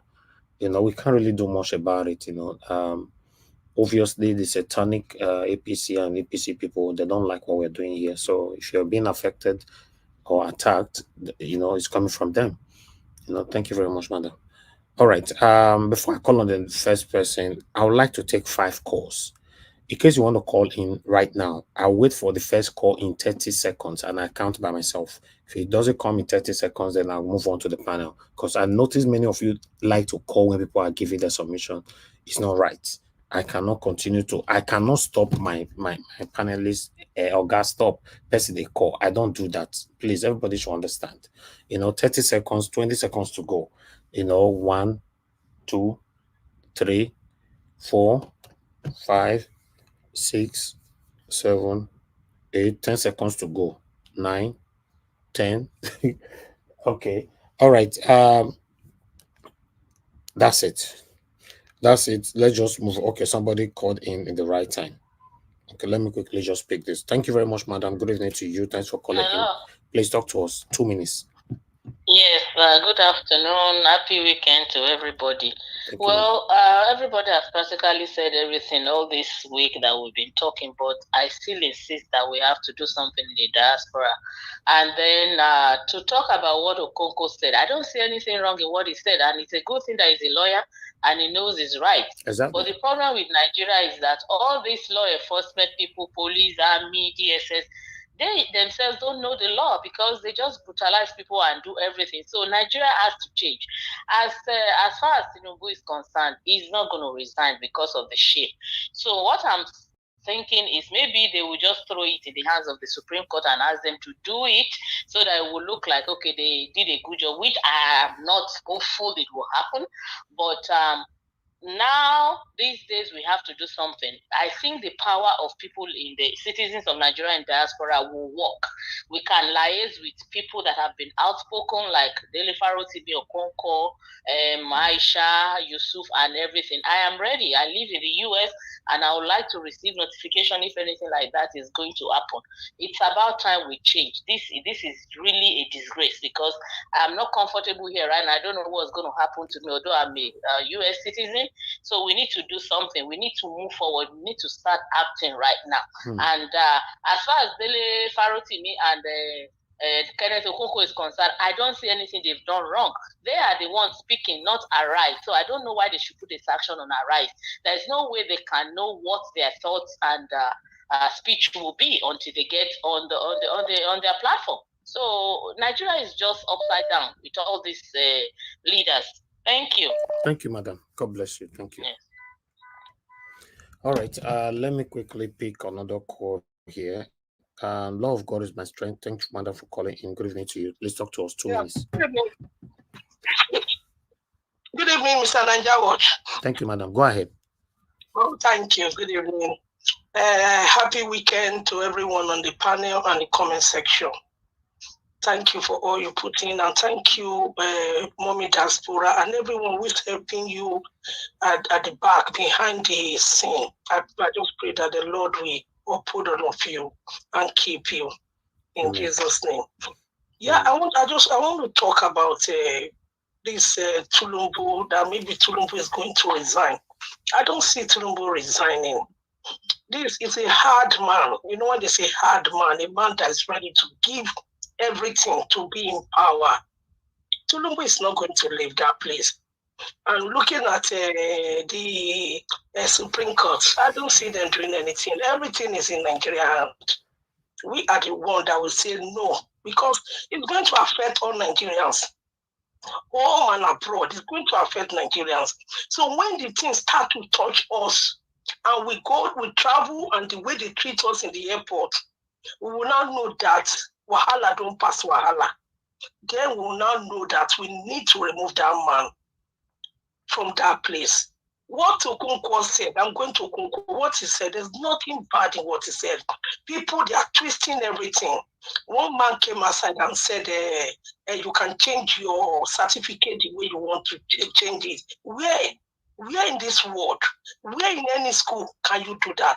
But there are some gullible people in Nigeria that they will believe that yes, it's true. He didn't fake anything. That is why we need to appreciate people like you that have got this channel that is coming out to say the truth so that people can see the light. But for those of our people in Nigeria, they don't see it. The next person that will come in after this man is put out of their office, they have a lot of work to do. In the police, in judiciary, people who are employed, who don't have certificates, all of them will be put there. There's a lot of work. If it's our principal, work could do before I go come begin to look down to say one repair Nigeria. The whole system is corrupt. Thank you. Then everybody, they are looking for what they will eat. What I will say, we is in our hand. What that lady said, I support. We have to do something ourselves. If that man refuses to leave because it's affecting people already, and we have to say no. No is no, and we stand on it. Thank you. Thank you, madam. Thank you so much. If I have to add to what Love God, my stranger said, I saw a video today. I think I'll need to look for it again from Wiki, mocking indirectly all of us, including Peter Obi and Atiku and all that, saying that, you never gain power. You were threatening us that if you get to power, you're going to put all of us in prison. God will never allow people like that to win and all that. He was bragging, and all that. So they already know this is why they are fighting so hard. They already know that many of them will suffer if someone like Peter Obi comes to power, or even Atiku. If, for example, if Atiku comes to power today, the first person that is going to prison is Wike. But I don't know about Peter Obi. The only thing I cannot really say about Mr. Peter Obi is I see him someone that have a soft heart, except by God's grace, when he emerged, he proved it to us. And if he keep that soft heart to lead Nigeria, say, let's forget the past, trust me, 90% of obedience that supported Peter Obi will be against him. And I'll be part of those people, the 90%. I always say things how it is. I'm sorry if you offend anybody. Yes, if Peter Obi come into power, for example, say no, because you don't have to come during the campaign, but let's assume say not because of campaign, I talk come. Say no, he's not going to care about the past. He just want to fix Nigeria and move on. But by God's grace, if this whole thing work out and he finally emerged as the president of the Federal Republic of Nigeria, and Peter Obi did not talk about the past, because the problem that we have in Nigeria today is the past that many of them are shying away from. You see anybody that come into power, they don't arrest their predecessor. That's the biggest problem that we all are facing. They can't dare touch their predecessor. Yes, Governor Obaseki in my state, in Edo State, said he's going to probe Oshomole for 30 billion water storm project. He said it 3 times and didn't. He could not dare. Till today, both of them snap picture now, drinking and whining together. Right? So the reason why you see that a lot of us are out, that we need this change now. And by God's grace, finally we achieve this change. We don't want to live in the past. That okay, we must forget the way they have been doing it. Let's continue to live like that and just move on. No, you cannot move on.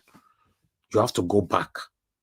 Go sweep and conferences for the past, for example, 3 decades. 3 decades or 4 decades. From 40 years they come, sweep and they come. Yes. If they are still, any of them involved into these years, if they are still alive, all of them. That's what it's supposed to be. But if you come into power and say, no, I don't want to talk about the past, I just want to fix the country and move on, then you're going to have a lot of problems. When I go remember this day, no say whenever they talk here, they tell and I say, when I remember who was here when I said this thing, sometimes because I know they keep the date, they make me they ask you now all the time. If by God's grace Peter Obi come into power and he refuse to touch the past, Peter Obi will be the worst president Nigeria have ever have. Are you aware that you can be doing everything good, but there's that particular thing the people want you to do and you refuse to do it, automatically become bad? That is the problem that Obaseki is facing today in Edo State. Some people say Obaseki is the worst governor in Edo State. I disagree. The guy do something, he try, but there are some things, some area where he go touch his leg and all that, that superseded or overshadowed the good deeds. Then it becomes a problem. Yes, we cannot continue like this. The same person that caused us the pains will see you dining with the people, drinking with them, snapping picture with them, posting it online. So what do you take us for? Fools, right? I'm saying this today for everybody to know that I'm fighting for a better Nigeria. The reason why you see that I'm behind Mr. Peter Obi, because I saw that amongst all the candidates, I was already for Showore before Mr. Peter Obi emerged decamped from PDP. I have to leave Showore even after I promised Showore on my broadcast here. He spent 3 hours with us here, almost 3 hours. Promise him that I'm with him. When Peter Obi decamped out of PDP, I have to stop my own friend Showore and follow Peter Obi. So are you going to tell me tomorrow Peter Obi become the president tomorrow? You will say, we'll forget the past. The past that have caused so many of us the pains that we are facing today. Do I know what is right there in the future? Any of you listening to me right now, do you know what is right there in the future? Can you see the future? We must clean the past, because some of the past are still the things that's affecting us today at present. It must be clean.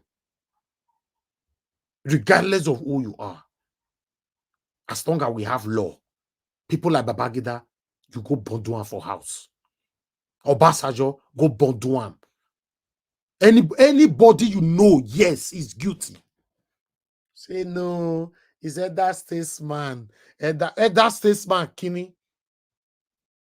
Now we take where Nigeria so now. Many of us want change, but we are still biased over the change that we want. Many of us. At the tell now in advance, oh, my own job bias get. Case when I come, they say, calm down now. Your body too they hot. Me, I too different though. Because I'm not doing anything I'm doing because for anybody to come and compensate me. The best compensation you can ever get in life is from God. When God directs somebody to compensate you and it's coming from God, you have rest of mind. I don't want anybody that will compensate me. You attach conditions to it. Some people used to give me super chat here. They were attaching conditions to it. The same platform here, now I bundled them. I'll say, get out. Please, I'm sorry. You can't apply condition to it. You can't be giving me super chat and be telling me to block everybody on the panel. You can't be giving me super chat and be saying only you want to be talking when you know. So it's not right. Whatever you give to people, let it come from your heart. And I also do my work from my own heart. So my people, once more, before I call on another person to speak, by God's grace, You see the pains that we all are facing right now from Tinubu and their satanic people. By God's grace, Mr. Peter will come in. He must talk about the past. It's very, very important. People like INEC chairman are supposed to rot in jail. I don't want to hear say, let's move on, make Nigeria better. It cannot work that way. Thank you very much, my people. Good morning, good afternoon, good evening to you all. Let me call on the first person on the panel today, which is give us a mandate. Give us a mandate, my brother. Thanks for your patience. It's good to have you again here, and thanks for always being there. For me, I appreciate you always. I appreciate every one of you that is genuinely supporting this movement. I appreciate you all. I promise you all I will not fail you, but for any reason, anything happen, bring it to my notice, because I'm a human being. I can make mistake. I'm not perfect. I've never told anybody that I'm a perfect person. But for you to take it out of my sight and discuss it behind me and make decision behind me, I'll class you as one of the satanic people that we all are fighting in Nigeria, because you didn't call my attention to it. Thank you very much, my people, and God will bless you now. Talk to us, my brother, if you're there. Well, thank you very much. Good evening to you and then the panelists on the show today, people in the comment section. Greetings to everyone. Before we proceed, I sent you some links. I don't know if you can confirm them and see. I think Amnesty International already is responding to the. With all due respect, I may be somehow blunt today and be. I can see. Okay, I will take them after your submission. I'm looking some words that may actually very strong, because it's getting to a point where Nigerians, honestly, we need to arise and do something, people. We need to arise and do something. The simple question is, how many people can these guys bring down? That's my simple question. I was on a platform today and I was telling them what Amechi told them, Amechi 101. And I said several things there, and I also that was the platform I was on last week, and then I think it was this week, person was trying to guard me, but today was very interesting because we spoke very to the cross of the matter. One thing I've come to realize is the fact that Nigerians are willing to unite and do the needful. Nigerians are Nigerians are waking up. Honestly, Nigerians are waking up. And from that platform today, I was able to get that Nigerians are willing to do something. We just need to strategize and get the main thing done. One thing is, in my dialect, they said, Ti Yoruba lo fun ogun odun, otito aba. That means if lie travels for 20 years, one day, the truth will meet up with the lie. Lie cannot continue forever. And Fahimi did what he can do as a lawyer. The only thing is the fact that Fahimi did not probably have a social media handle like we do, or social media was not as prominent as it is this day. But Fahimi did some wonderful work when it comes to this situation of this certificate forgery. And now David Eyideyin, as a youth, pick up this whole thing and then continue to dig into this whole thing. I was able to now reach a conclusion to the fact that this guy did not attend Chicago State University. Tinubu did not attend Chicago State University. Because if he did attend Chicago State University, why the discrepancies from the Southwest College? Why the discrepancies? Why a female? But if you now begin to trace it, Tinubu said he went to Aroloyi Primary School. They went to confirm that school does not exist.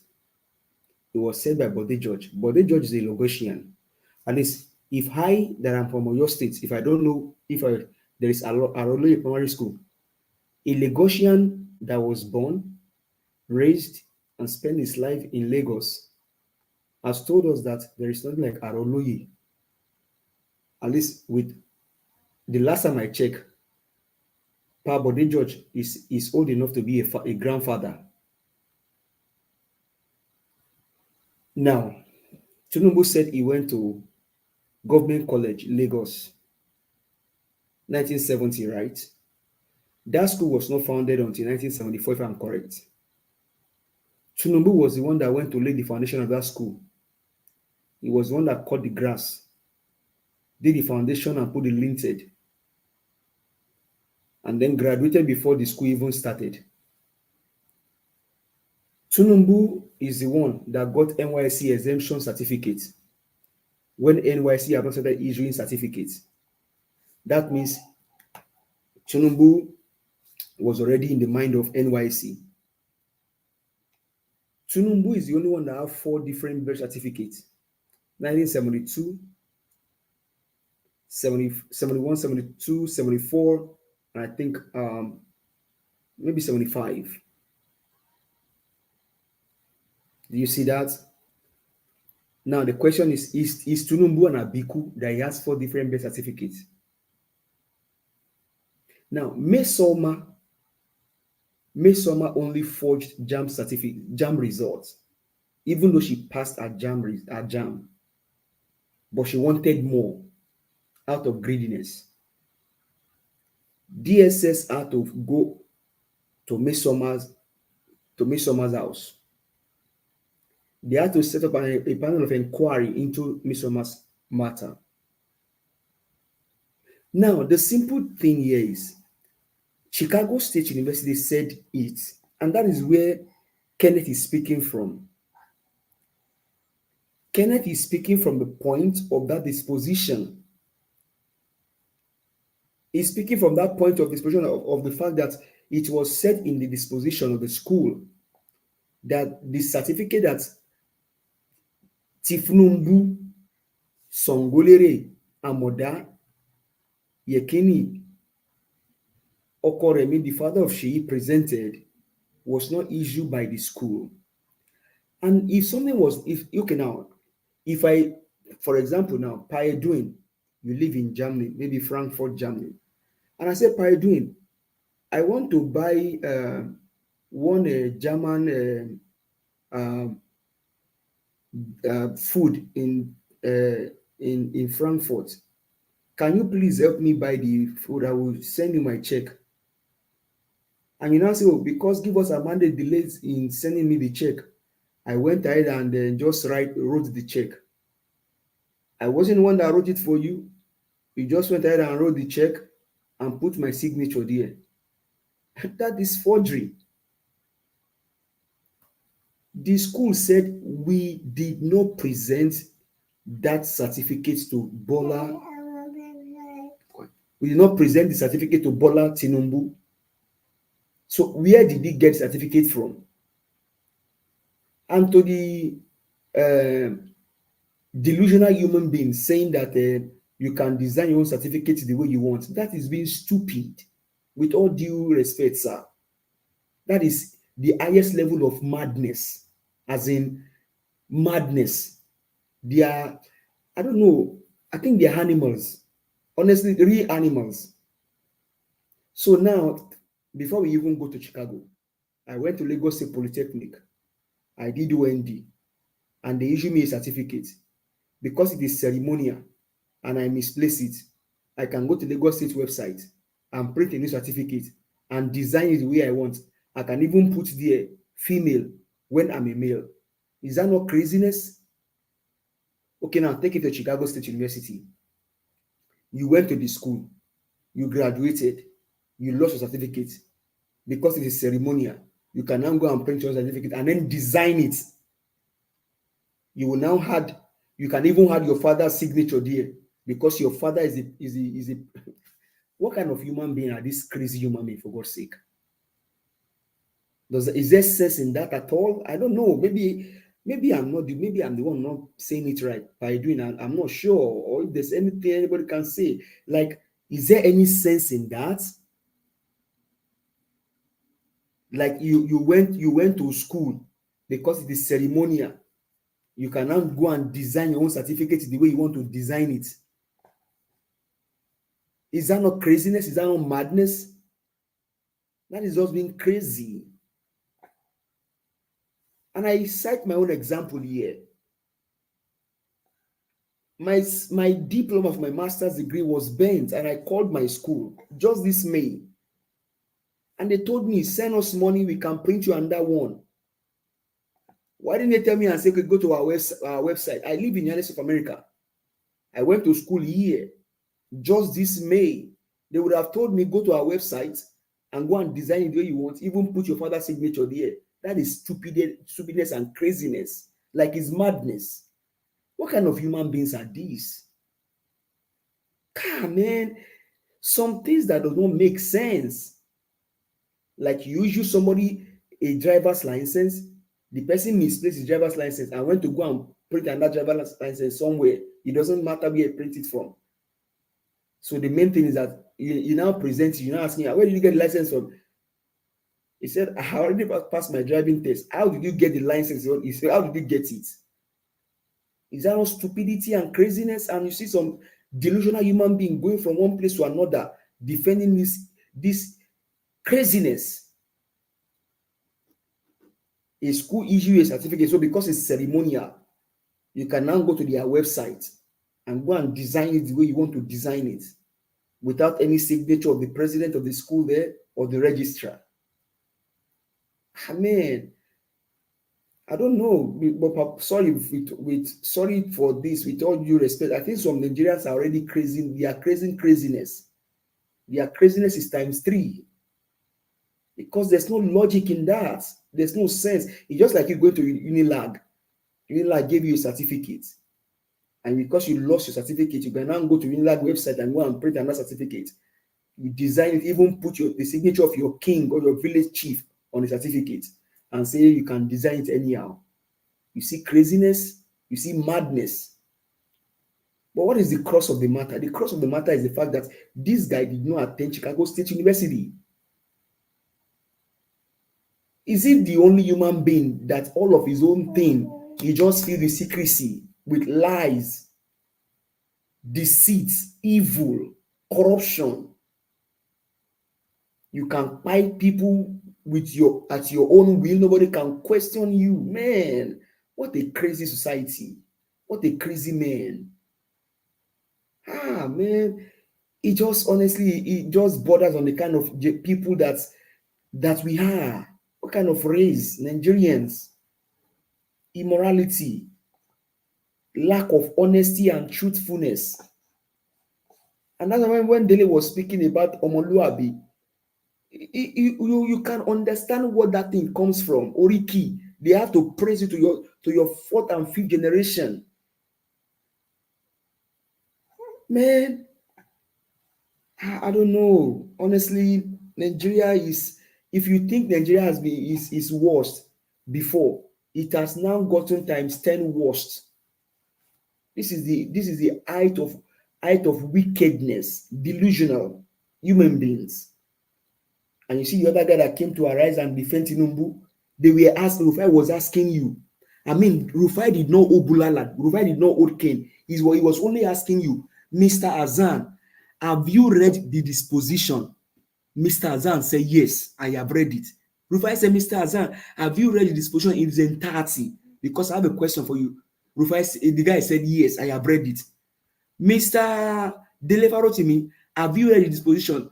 Dele said, I will not lie to you like Mr. Azan because I have not read it. Now, they started asking him questions. And Mr. Azan, obviously, have not read his position. You even lied on the national TV because you want to defend a drug baron. That is how stupid people have become to want to defend this drug baron. They are selling their own integrity to stick their neck for this evil man. Come on, people. What kind of generation is this people, for God's sake? That you can stick your neck even at a gun point, at a cold iron point, you can stick your neck and say, if it is for Amoda or Shongolere, Tinubu, you are ready to stick your neck. Because Rufai was asking you, Rufai did not owe Bulala for God's sake. There was no cane or no cold iron in the hand of Rufai. Rufai simply asked you with all due respect, Mr. Azan, the chairman of Etiosa Local Government Bar Association, have you read the disposition? The chairman, Nigerian Bar Association, Etiosa Local Government chapter said, I have read it. Etiosa Local Government Bar Association, if you guys did not ask that guy to leave as a chairman, then I don't know what you guys are standing for, because he just disgraced you all on national TV by telling lies. What a madness. What a madness. I really don't know. I don't know that people can even, man, I don't know. But what do you expect? Because people can even fight for this Shongoleri. We see people that fight people now during the election for this Shongoleri. Even police officers were snatching ballot boxes for Shongoleri because he had to be the president. And the worst of it all, you now see the Oro worshippers that had to defy their gods because of Shongoleri, because of Amoda, because of Yekini Okoremi, the father of Sheyi Ole, Alatenuje Wombia, àwọn ọ̀ràn òṣì, àwọn ọ̀ràn òfò, àwọn abatẹnijẹ́. Man, these guys are evil. What more can you say if he can go and organize fake bishop to come and start? Even real pastors were speaking for him that we should let go. But when Mesoma did our own jam thing, they didn't say we should forget the past and let go. Mesoma can be punished, but Shongoleri cannot be punished. Only if FBI will start releasing the dossier they have on him. 2,500 pages. If he had done good, with FBI, will FBI have anything to reveal? Okay, I live here in the United States. I've been here for almost 10 years now. If you go check me up, pull me up on FBI record, you will not see anything because I don't have any criminal record. I don't send white powder. I don't even carry black powder. As much as I know, as at yesterday, I have not been in any jail over a year, since 10 years, to the glory of God, because I don't involve myself in any criminal activities here in the United States, because my family name must be valued. That is what we call them, your family name. You remember where they born you from, and you say, okay, my name is Mr. Elvis Edigin. My pa, this man, I must not drag his name on the floor. That is what we say. The FBI cannot come and release anything on me because I don't break their laws. If he had lived well with will FBI have over 2,500 pages to review? It was even 70,000 pages as we had from David Aiden, but it was shrunk to 2,500 pages. If he has lived well, will his name even be on the FBI radar at all? Ask yourself, you the Agbado and the crumb eater supporter, you the Ajax so. Ẹ̀yin àlùmájìrí àfọ̀ṣẹ́gbó tí ṣé tí Tinubu tó bá ṣe dáadáa ṣé FBI ṣó máa ní record lórí ẹ̀. FBI does not have record on anyone that lives well in the United States. FBI can only have records on people that have done evil, drug dealers, barons. What kind of wicked nation is this? You can stick your neck out to even lie on national TV because you have to defend one Shongoleri. What a madness. And I must say here, Mr. Oraka, God will bless you and continue to bless you. When I saw what you did today, I was asking, what is Oraka doing? But Oraka just showed to us that, people just said, you can go and design your certificate how you want to design it. Tinubu design his own and then put female there. The only thing we've not seen that Tinubu is wearing wig. Maybe by tomorrow now, he will start to wear wig. Because from the last time I checked, what was brought from Southwest College, it's a female that is on there. And the female can mean Bola Adenike Tinubu, Bola Aderonke Tinubu, Bola Aneke Tinubu, Bola Ashake Tinubu, not Bola Ahmed or Bola Adekunle. What wickedness. And the social security number on that thing from Southwest College shows that it belongs to a female. So what are we now saying? It can be Bola Adenike Aderonke, Ashake, Amoke, Tinubu. Ah, man, Nigerians. But are we the only country that every time we just have to keep talking about these criminal people where the wicked is doing his own without any iota of fear or anything? They just do like as if nobody, they are not answerable to anybody. Where the wicked can come outside and talk at any time. Nobody can question him. But only the chief of staff can just see anything. Nobody can question them. The stupid Buhari that left power can just talk anything. Nobody can answer, can ask him questions. Nobody can question him because they weaken every institution of the country. Just some few days, Trump was indicted. Whether he did what he did or he didn't do, the fact that he was indicted shows that systems are working in other places, but only in Nigeria. Some mad people can just go on TV and then say whatever they want to say. The likes of Festus Otobokeyamo that was saying that that was against this guy in the first some years ago can now come and say, he had just wake up from his dream. Then he was dreaming. Now he's living. His eyes are just open that, oh, Tinubu did not forge the certificate. But when Gani Fawehinmi was alive, Festus know that Tinubu forged certificates. What kind of evil human beings are these? Because of mammon, because of money. What a crazy society, what a crazy generation. I don't know. And we keep coming here every day. What are we going to leave for the younger generation? These people, they taught us, don't steal, don't do evil, don't buy people. These old men are the ones buying people now. They can even buy their own seed. And nobody can question them. You cannot ask them questions. You cannot challenge them. Ah, man, I don't know. I'll leave it here, Mr. Elvis. Others will take it. Thank you. Thank you very much. Give us a mandate. Thanks for your submission. Thank you very much, my people. If you're hearing my voice, continue to press on that like button. Thank you for everything you all are doing. I appreciate you all. Let our voices go far. Let me quickly call on Madam Helen, although she's not the second, before I come to Mr. Felix. Madam Helen, please talk to us. Good evening to you, ma'am. Good evening, Mr. Elvis. Good evening, everyone in the panel. Thank you. Good evening, people at the comment section. Omi Diaspora, good evening. God bless you. Mr. Elvis, I just want to point out a few things. I was watching a guy today, though I have forgotten his name, who was picking out some things in the position. I think he mentioned number 0026.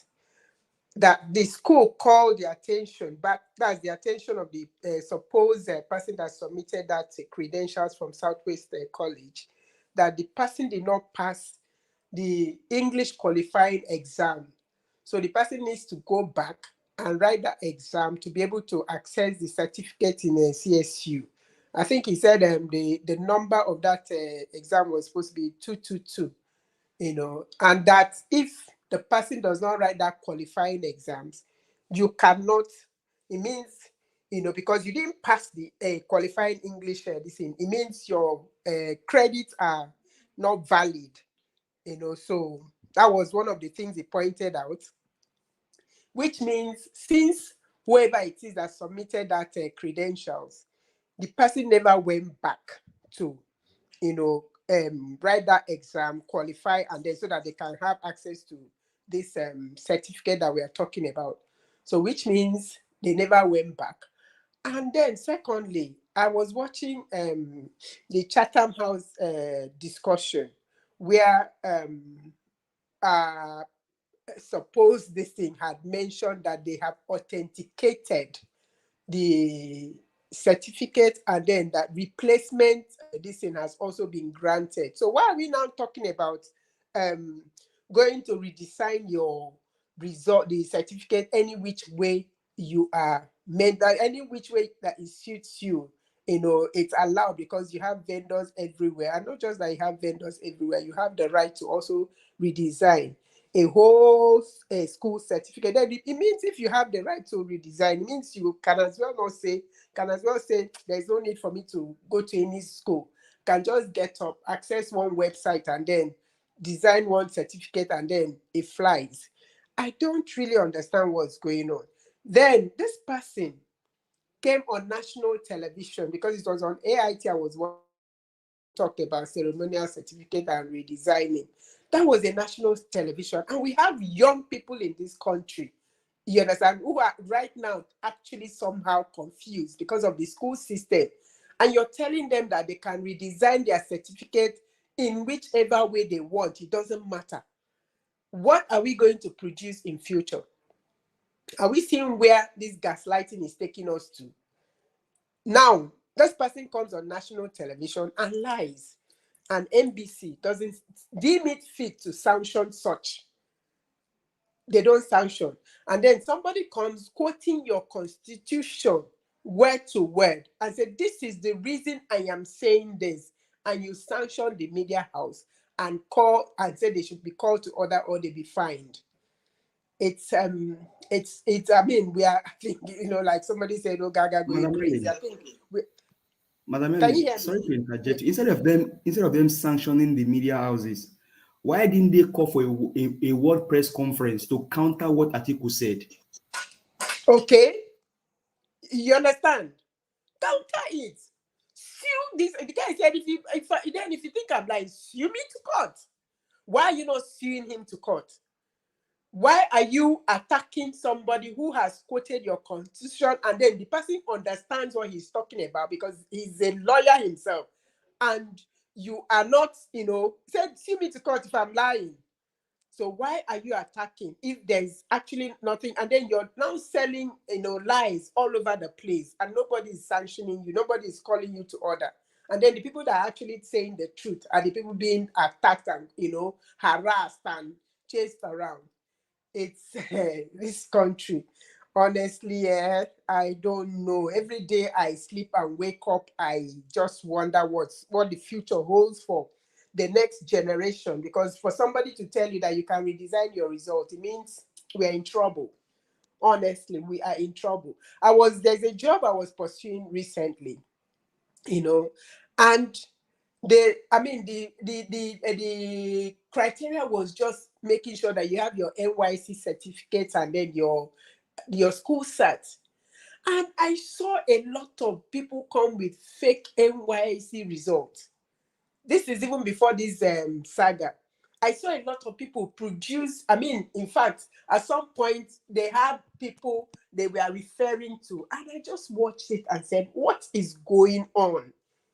What is going on? Is it that we are not, if somebody is producing fake NYC certificate, is it possible that that person does not even have the university? Because for you to have NYC means you went to university. Is it that the person does not even have because for you to produce this one means also you don't have this other one. So are all these things fake? Does it mean that we don't have too many persons in this country who have original, something that they went to school, sweated and burnt candle in the night to achieve? Is that what this is all about? And these are actually young people. These are young people. I think somehow people stopped bothering about doing the right thing in school. Possibly in the when we crossed over 2000, going to school and doing the right thing actually ended, because then you can actually see a lecturer,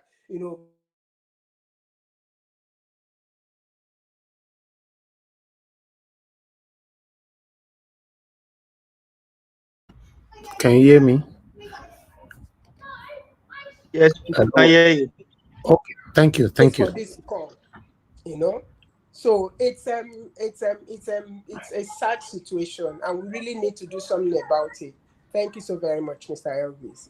Thank you, Madam Ellen. Thank you. I was, because everywhere was silent. Thank you. God bless you. Thanks for coming in. All right, let me quickly move on to the next person. And for those of you calling in, please just hold on, because I need to take at least up to 5 or 6 panelists before I'll come to call us again. Let me come to Mr. Felix. Please, if you are there, talk to us, sir. You have 8 minutes. My beloved brother, I greet you. Good evening. Thank you. Thank you, sir. Good evening to you, my brother. I greet all the panelists, comment section, our viewer worldwide. The question is, how do we get here? Let me start with the Agbo that was saying that you can design your certificate to your taste because it's a ceremonial thing. If it is so, all the newly recruited police, soldiers, they can also go and sew their uniform as a lieutenant colonel or commissioners because it's a ceremonial thing. Where do we have NAFDAC as a body? You can print one number, put in any of your products that you are producing in your backyard, and say it's your NAFDAC number. Where do we have CAC? You can open any organization, you print the certificate and put it there. If they catch you with them, what would they say? They say it's a crime, right? People where you get school to say certificate where you produce, I be not be this one you produce, say yes. Where you go tender for INEC, not be this one you say yes, but this one not be ours, not be we sure. Where you forget them. Is that not a clear statement that it was before? We really have a long way to go. I just pray everything goes well in the Supreme. If not, Backrider can sew a gun and go to the Supreme Court anytime they have case to represent anybody that I'm a son, I'm this, I'm that. They will never have right to say, let us fact check or cross check or pass any interview if you are really a son or a lawyer, because they are approved that forgery is halal, except they just do the right thing. We hope they do the right thing, and I hope so. Peradventure, if they don't, I don't know what to say. I don't really know what to say, because these people, Wike already know. Wike, he already knows that if Peter Obi, our principal, His Excellency, get there, or peradventure Atiku, what you said before, my beloved brother, Mr. Elvis, that Obi is that so calm or this. Yes, Obi, Obi is a calm person. All he needs to do, I'm sorry, all he needs to do for the first 6 months is how to fix the economy there before going after them. We must surely give him 6 months as a privilege to fix the economy to some extent before going to the past leaders, retrieving all the looting they have looted from the looters. Because anything they seize or they loot from the other looters, they also share it among themselves and looter continue. All the money they recover from Abacha, have they be able to identify just one project that they spend it for? They share it among themselves. Life of the wicked, them Oshomule. I've said it before. When Oshomule was trying to make some noise that if it does not take time, it will be among the first person to be called for questioning when we get there. Because this time not be the time to talk, this is not the time for too much talk. We are here waiting for what the Supreme are going to decide. If the Supreme want to tell us that the CSU American are liars, that the certificate was being issued by them, that they lie, then we will not know who rules the world, whether it is the few Nigeria cabals or the Americans or the Nigerians or the West citizen, the good citizen of the world, of the continent. That time they go know. Say when we get to the bridge, we know how to cross it. Me, anybody know your get shaky. Supreme don't have any option that to do the right thing. Say Tinubu just to come out one day to resign. No, it will be a shame to the political party that your presidential candidate just resigned because of this. He will want the Supreme to be the body that say this is forgery, this is your offense, this is your offense, leave the office. It can never resign. It will be disqualified and kicked out of the Aso Rock. That is all I know it can do. In short, let's keep our finger crossed. Anything anybody can do worldwide to safeguard Nigeria, democracy, human rights, to throw this man out of the Aso Rock, if possible from the body long, and go to prison where it belongs, because all the cases, a Nigeria DSS can never say that they are going to release 2,500 pages against Atiku or Peter Obi or this or that without they committing any crime.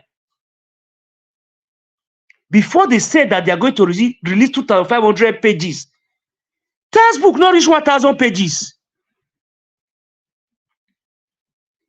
Textbook not reach 1,000 pages. For them to have 2,500 pages, meaning there is a severe case. That is why he never wanted the CSU to release his gender.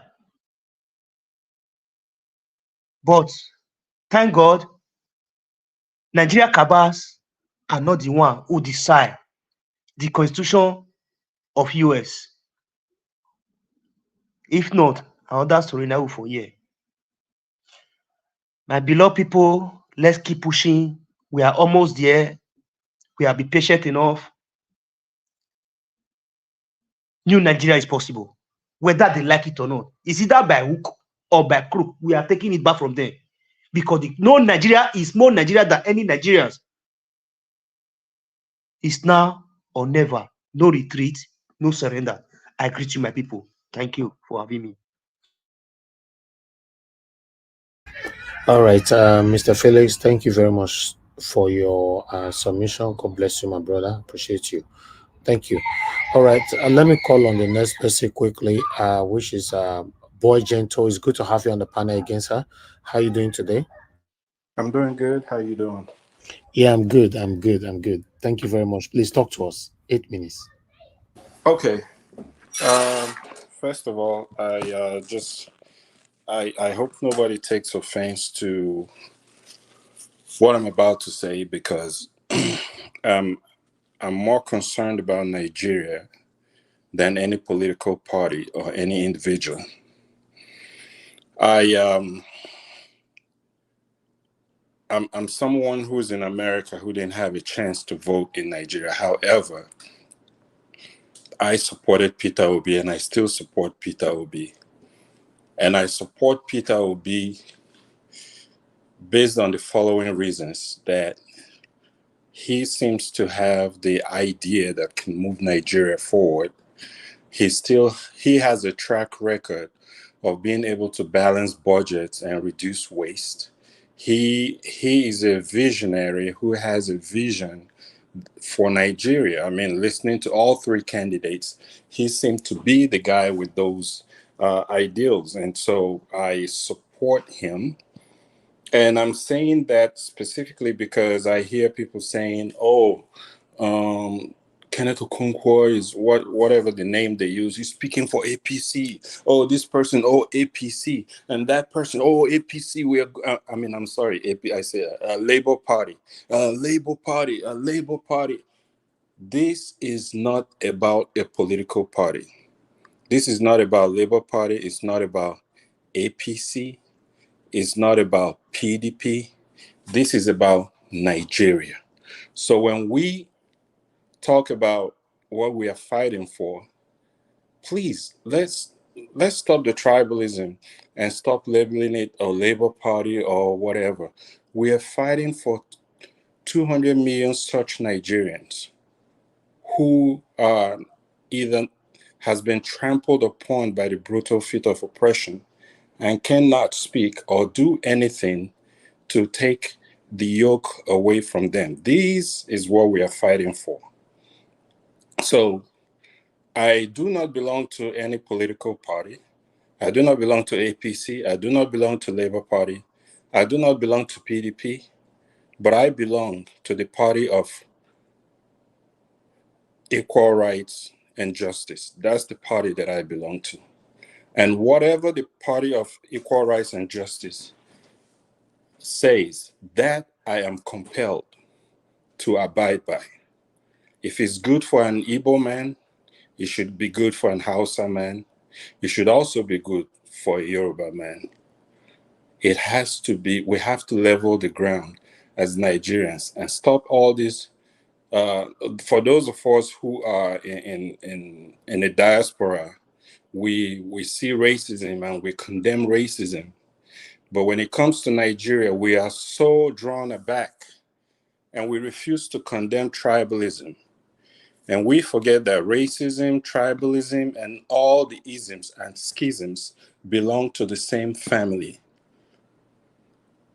We need to condemn these things.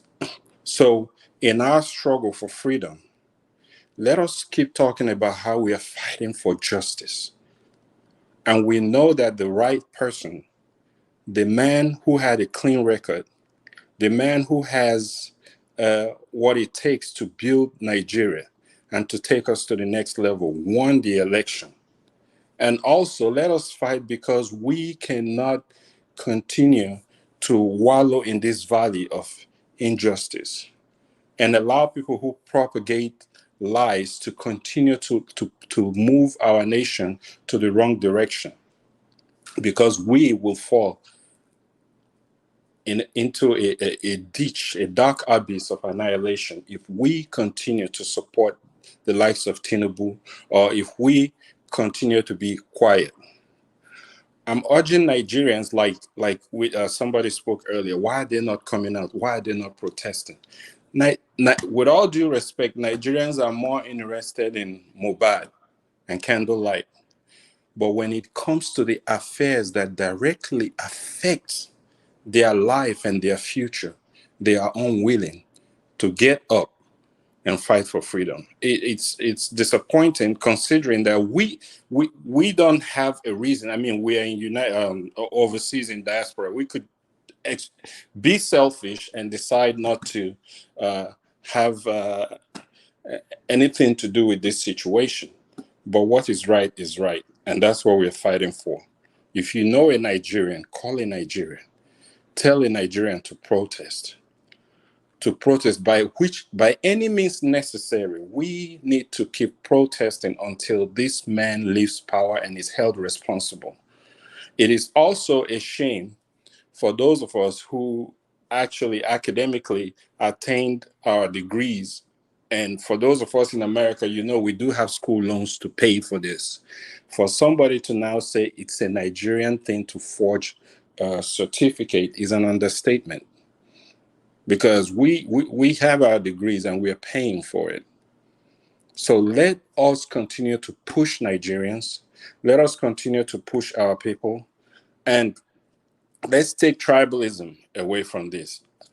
I'm serious. Look, I'm from Port Harcourt. Wike's family is a family that is extremely close to my family.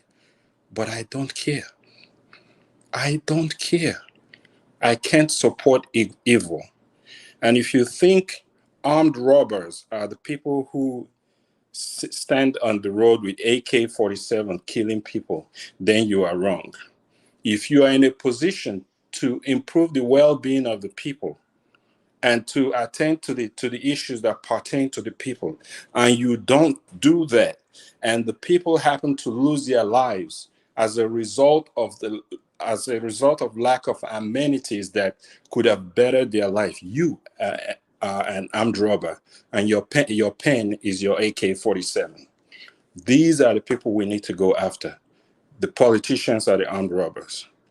We cannot continue to remain in the same situation or be quiet But we are watching Big Brothers every day. We are watching what's going on with Mohbad. It's good that we came and supported Mohbad, but we have to support ourselves. Like Marcus Garvey once said, he said, man, know thyself.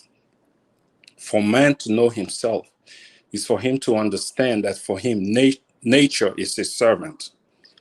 And if he wills to be a self, a pygmy, a slave, that will he be. But if he wills to be a real man in possession of things that are common to nature, then that will be his reward. It's about time that we continue to fight. Let us fight for Nigeria. Let us fight for justice. Let us forget about political party, tribe, zoning. Forget about those things. We are fighting for what is right. We don't have guns. We don't have bullets. But we will frustrate frustration. We will kill death. We will assassinate the assassinators, not because we have any power, but because we possess something that Tinubu can never have, and that is a clear conscience. Thank you. All right, thank you. You use a couple of words that is prohibited on our channel. Those words, although I refuse to stop you because you've never been told before. Any word to do with K, we don't use those words. The last two words that you use before you finish, we don't use it here at all. You can use alternative words for them in case of next time. Thank you very much for your submission. And I would like to also support you on your first statement when you said that you're not supporting any political party. You're supporting Peter Obi and you are mailing for a better Nigeria. And that's my stand as well. I'm not supporting any political party and I don't belong to any political party. I'm for Peter Obi. And if Peter Obi move from left to right, I follow him. I just want a better Nigeria. That's all I want. Nothing else. And I believe Peter Obi is the only person at this moment that can give me that better Nigeria. That's why I'm doing what I'm doing here. Thank you very much for your submission. Let me call on the next person to speak to us. Madam Patricia, please, if you are available now, do you want to speak now? Or you want me to come back to you? Good evening. Happy weekend for everybody. Thank you, Madam Patricia. Good evening to you, ma. How are you doing today? Great. Thank you so much. Thank you. Yeah. Thank you. It's so. What will I say? It's so disheartening to see all these shenanigans going on with our country, Nigeria. They're coming out, NBC, threatening to ban Mr. Kenneth Okonkwo and Dele Farotimi. It's obvious now that these people, they are all repentant, and they don't really have that right to do so because he didn't speak outside content. He's speaking truth to power. So are they trying to gag Arise? And I think it's also the Arise, the presenter, the male one, that also attracted them to come after them, because somebody is speaking truth to power. The presenters, they know the truth now. If they are not able to say it as somebody, their guest is saying it, I think they shouldn't be interrupting the people and cautioning them, telling them, yeah, it has not been decided. What has not been decided? Somebody took an oath. Somebody gave a deposition under oath that certificate did not emanate from them. What else? What else? What are we going to wait for anymore to know that it's forged? Is that not the definition of forgery? So that presenter, he was the one that brought it on them, because you know the truth yourself. And the way they're even doing it, he was doing it as though Kenneth Okonkwo was saying something that was out of context, which is not. He was simply saying what is factual for everybody to read and see. So why that? They cannot gag Arise now or threaten them. Yeah, are they going to succumb to that, to the threat?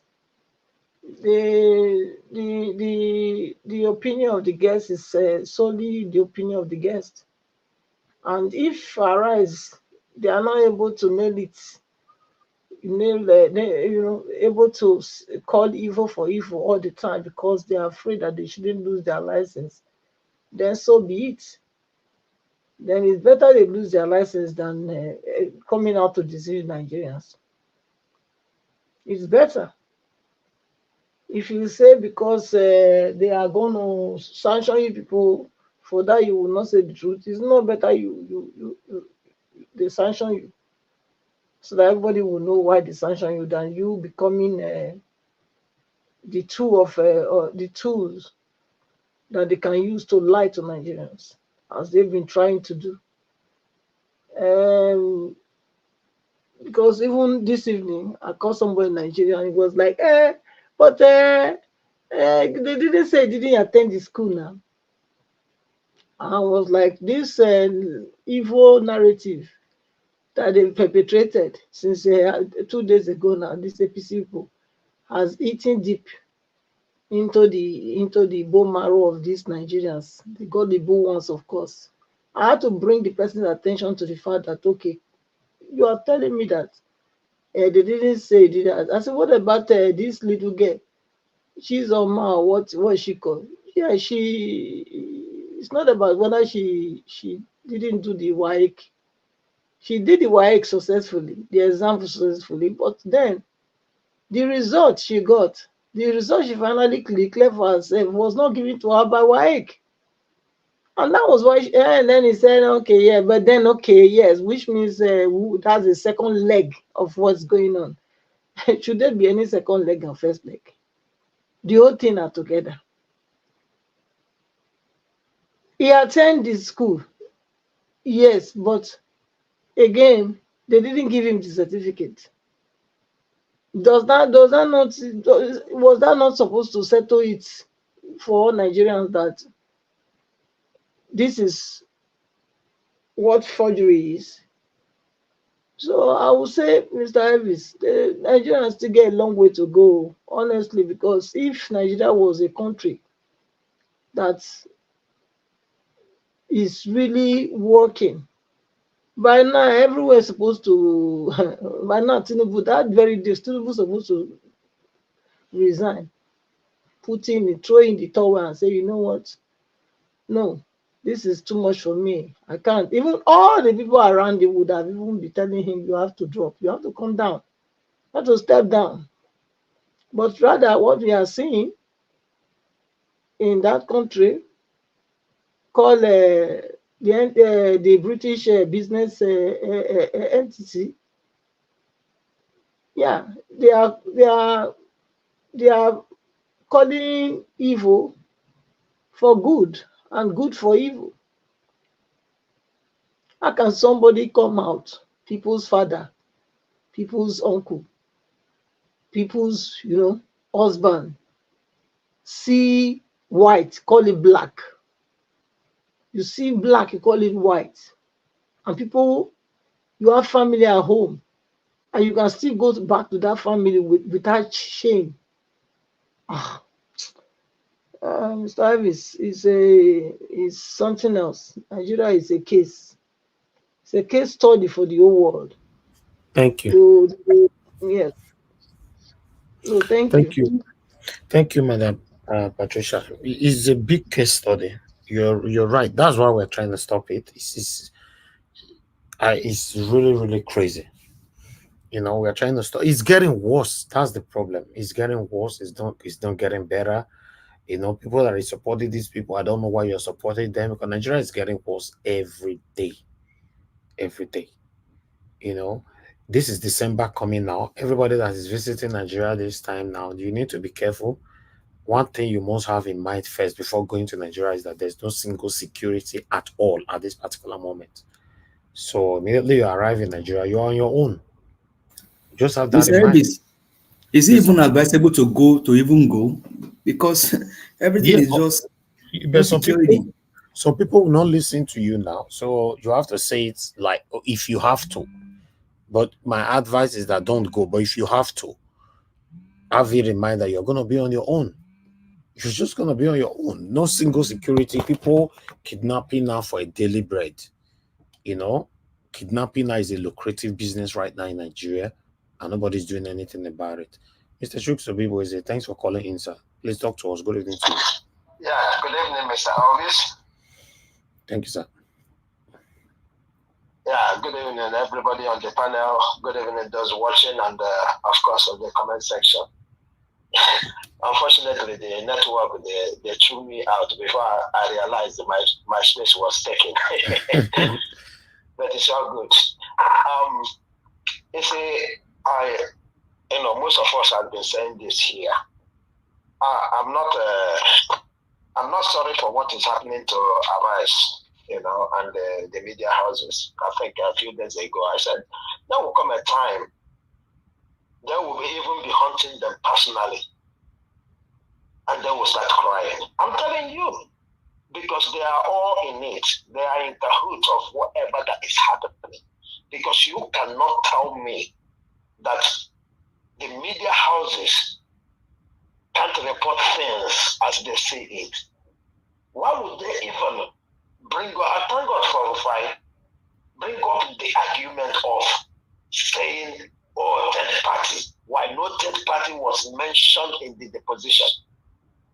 Why would our media even, write such a thing? That is to tell you that they have conditioned them and they are allowing it. Because as far as I know, I was a young person during the time of the military.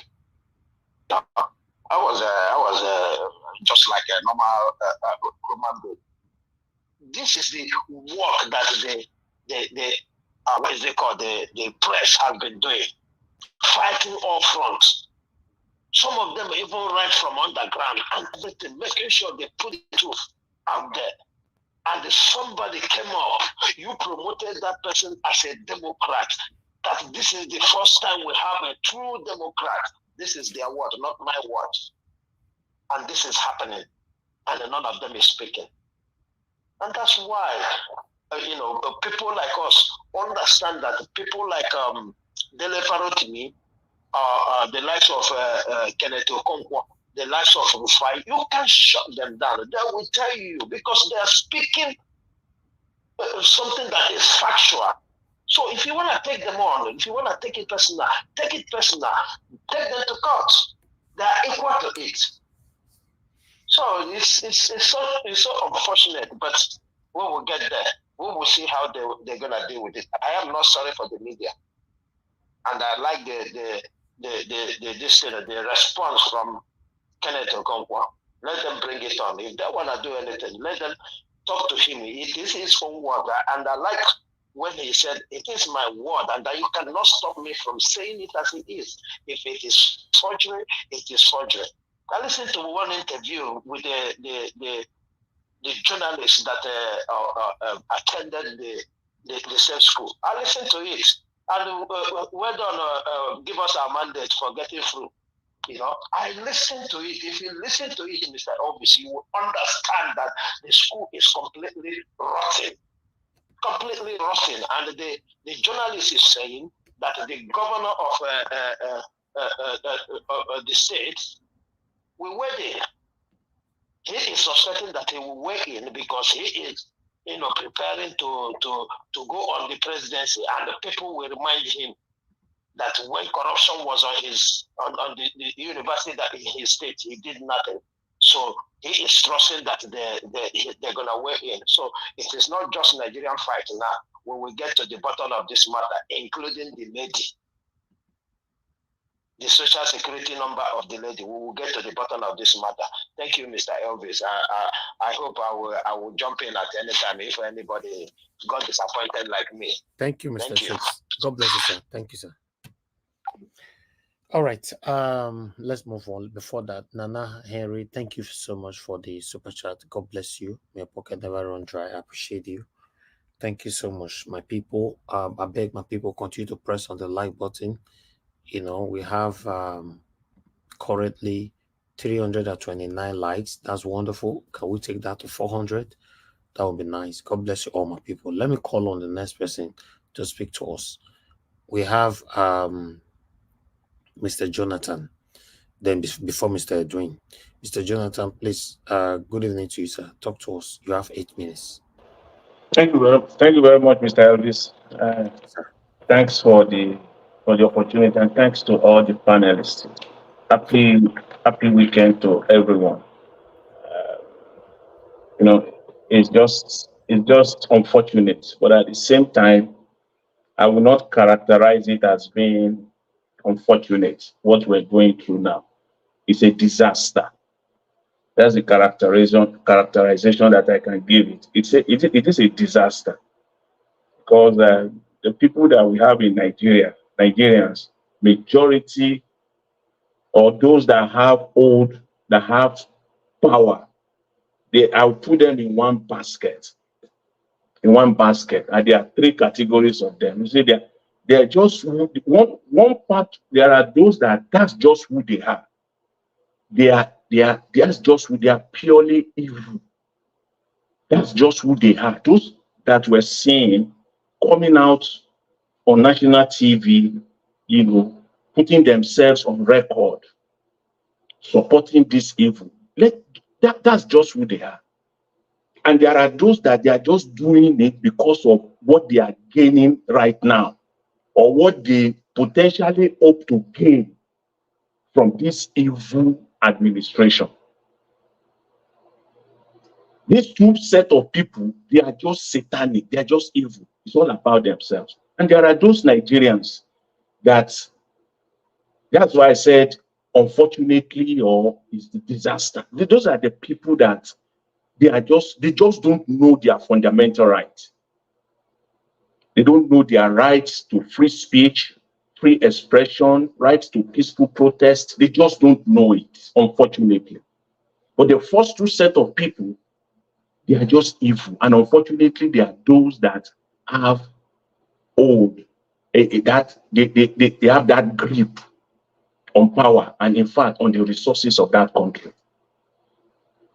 Because I don't understand when an institution says categorically, under oath, in fact, that the certificate that emanates or originates from it, you know, is not the certificate that we're talking about, that Mr. Tinubu presented, you know, did not originate from it. Do you still need a court or a Supreme Court to agree or disagree on that?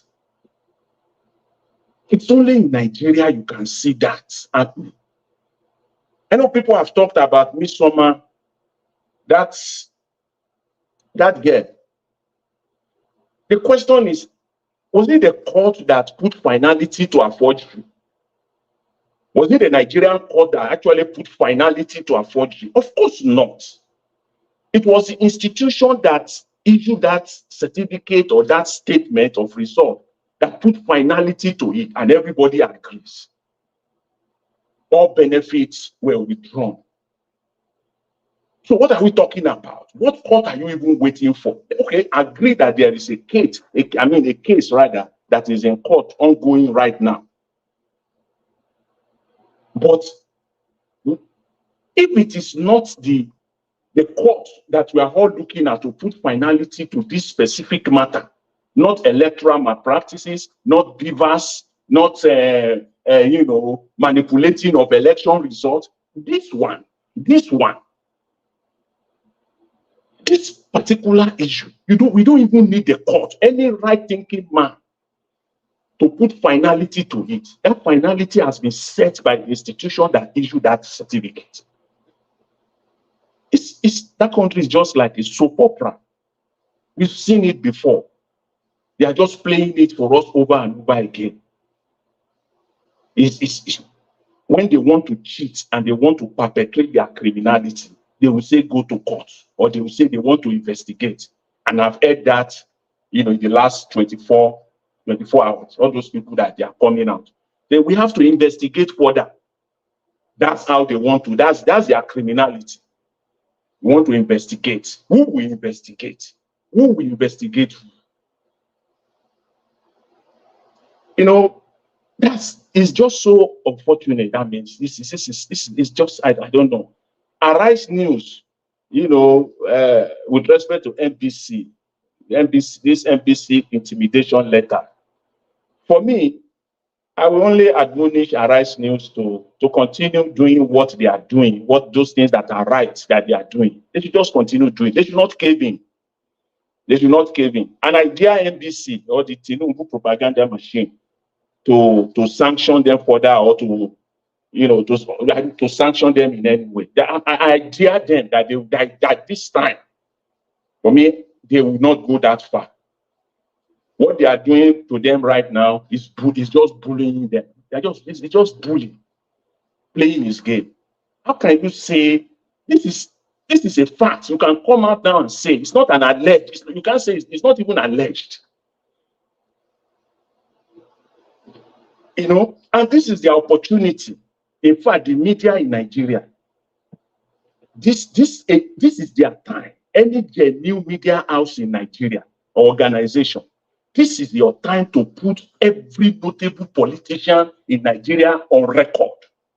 If I should go after all of them must have a say here. If you don't do that, you are doing Nigeria and Nigerians a big disservice. All of them must be put on record on this matter.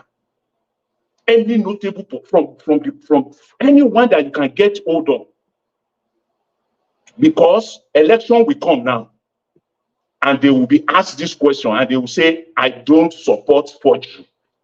I detest it." But what is your position today? Today, we want to know today, so that you don't come out 2 years later, 3 years later, when you want to become governor, or you want the governor that wants to become president, the senator that wants to become president, or the house rep that want to become governor.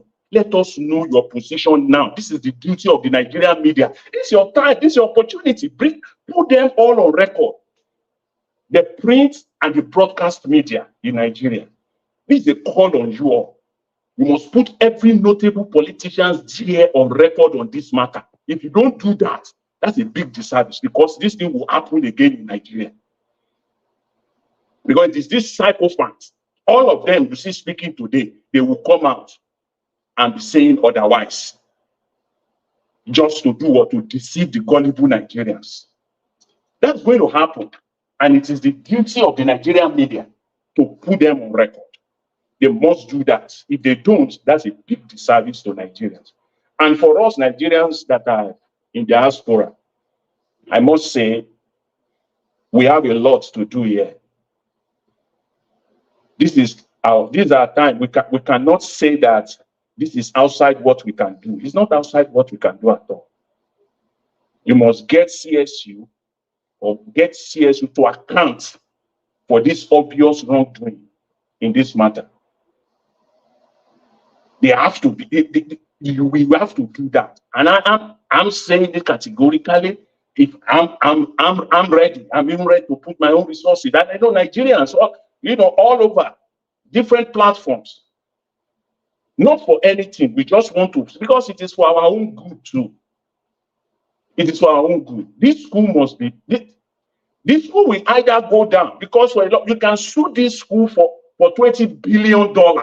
They will either settle, or they go on trial. Because why? Why did I say that? Because all these psychophants that are coming on Nigerian TV stations saying that they have not read this thing. So many discrepancies. CSU sink itself. Literally, there's a huge legal liability on that institution as we speak. And I know the Americans, they've discussed it already.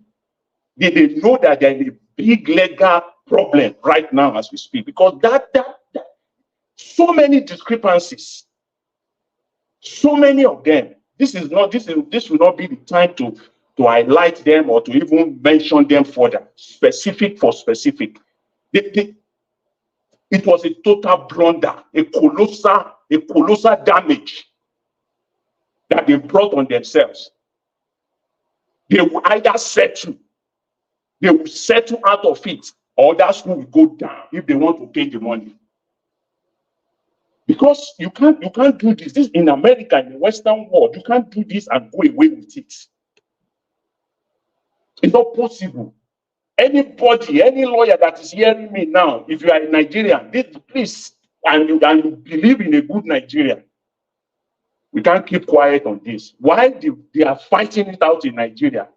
This must go on. Even when Tinubu is, this must go. The CSU must be brought to account on this, because there are so many cover-up. Some people were paid off. As saying that's what drug lords, that's what they do. They pay people off. I don't want to see your face again. Go away for life. What is your price? We have that. We have it here. Those individuals must come out wherever they have. CSU have to produce them. Some people were paid off. We don't want to see your face again. That's what happened here. And so on and so forth. So many discrepancies that that they just sink themselves. Because in the process, you cannot eat your cake and have it. You can't say in one hand that this man attended this school, while at the same time you deny the certificate. So which is which? Yeah. In the process of trying to balance it, to claim that this man, was a former student of this school, they committed so many blunders. And remember also, the judgment was given on a Saturday or Sunday, I believe. The position was on Tuesday. There was no time for them at all. No time to put their hearts up.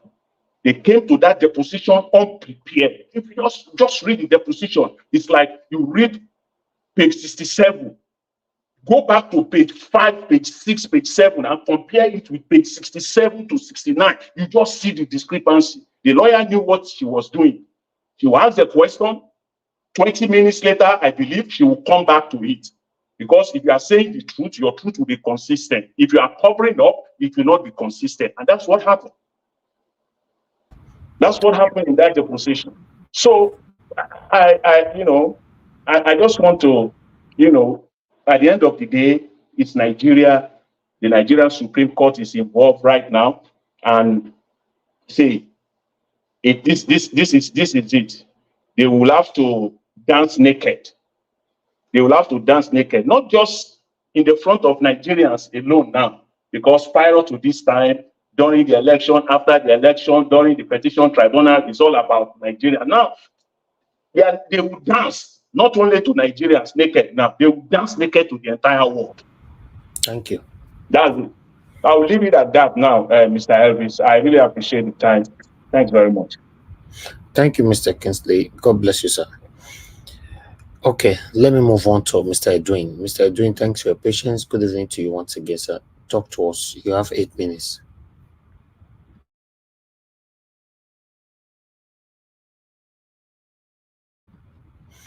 Okay, Mr. Edwin, you always take you forever to unmute yourself, and once I call someone else, then you'll not be saying you are there. Thank you very much. I was thinking I muted. I'm unmuted. So thank you very much, everybody. Naija Watch, comment session, viewer session, fellow panelists. I greet every one of you. Since March 2023, Nigeria's foreign debt was $42.7 billion US. And since Tinubu came in, Nigeria's debt has risen to 1.95. That is what he has borrowed so far. And allegedly, allegedly, from what we are getting to understand, Tinubu was having a security meeting yesterday with his security and those gullible fellow partners in crime. And they agreed that they should immediately go after gullible Nigerians. And what they are trying to do now is that they have to go after the information session, the broadcasting unit, and then those that speak to the truth. And I want to use the opportunity to remind them that this is exactly what Babangida, Idiagbo, and co, even late Abacha, they were all doing.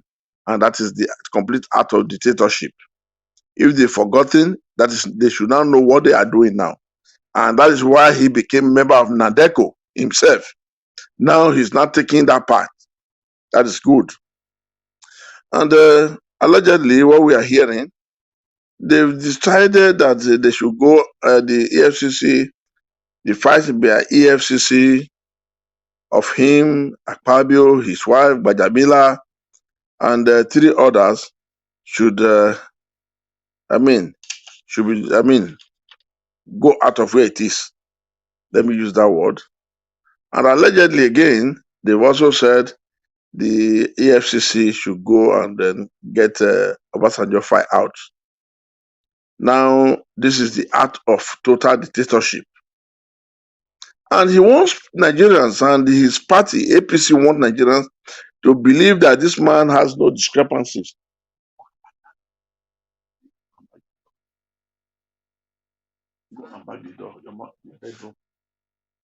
The EFCC want us Nigerians to please note that they are doing the best for Nigerians, but somebody else is telling them to go their extra way. APC as a general, you want us to believe and then work with you people and accept whatever is going on. But you forgot that the date of birth that your presidential candidate has failed, one is 1954 and one is 1952. I wonder how you want us to manage that. I don't understand how you want us to manage that. I don't understand. We should cooperate. We should let him be. And that same security meeting yesterday, allegedly, people released 130 men to go out in the news media to debunk everything continuously and do everything they can to make sure they suppress the information that is coming out. Well, you can suppress man, but you can't suppress God.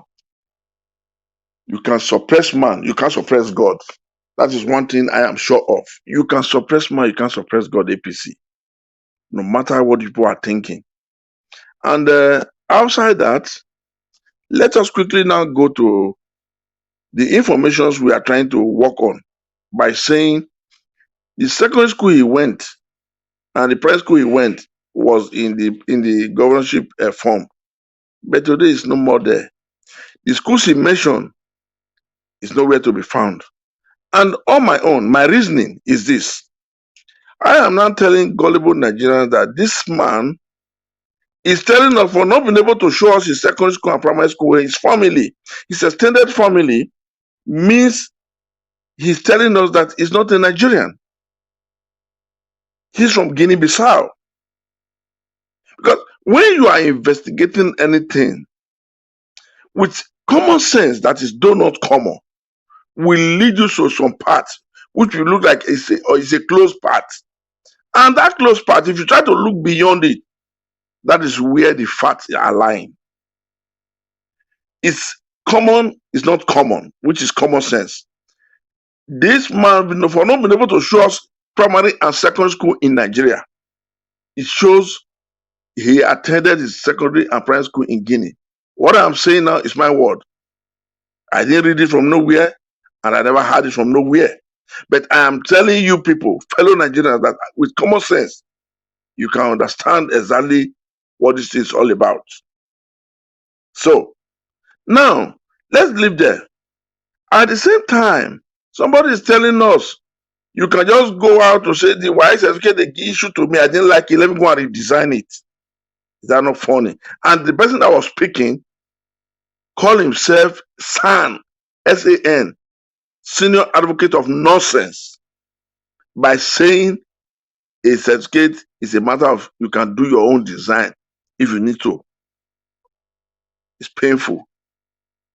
You can also put somebody else's signature after doing your own design. The year of graduation, the gender, that was a female gender in the form that was filled while he was going to the school. Now, above all, you are telling us it's not a female, it's not a female. Social security number shows this person is an American citizen and did not end there. When you trace the social security number to American social security number office and it shows that it's a female, then what else are you telling Nigerians? APC, listen very well. What else are you telling Nigerians?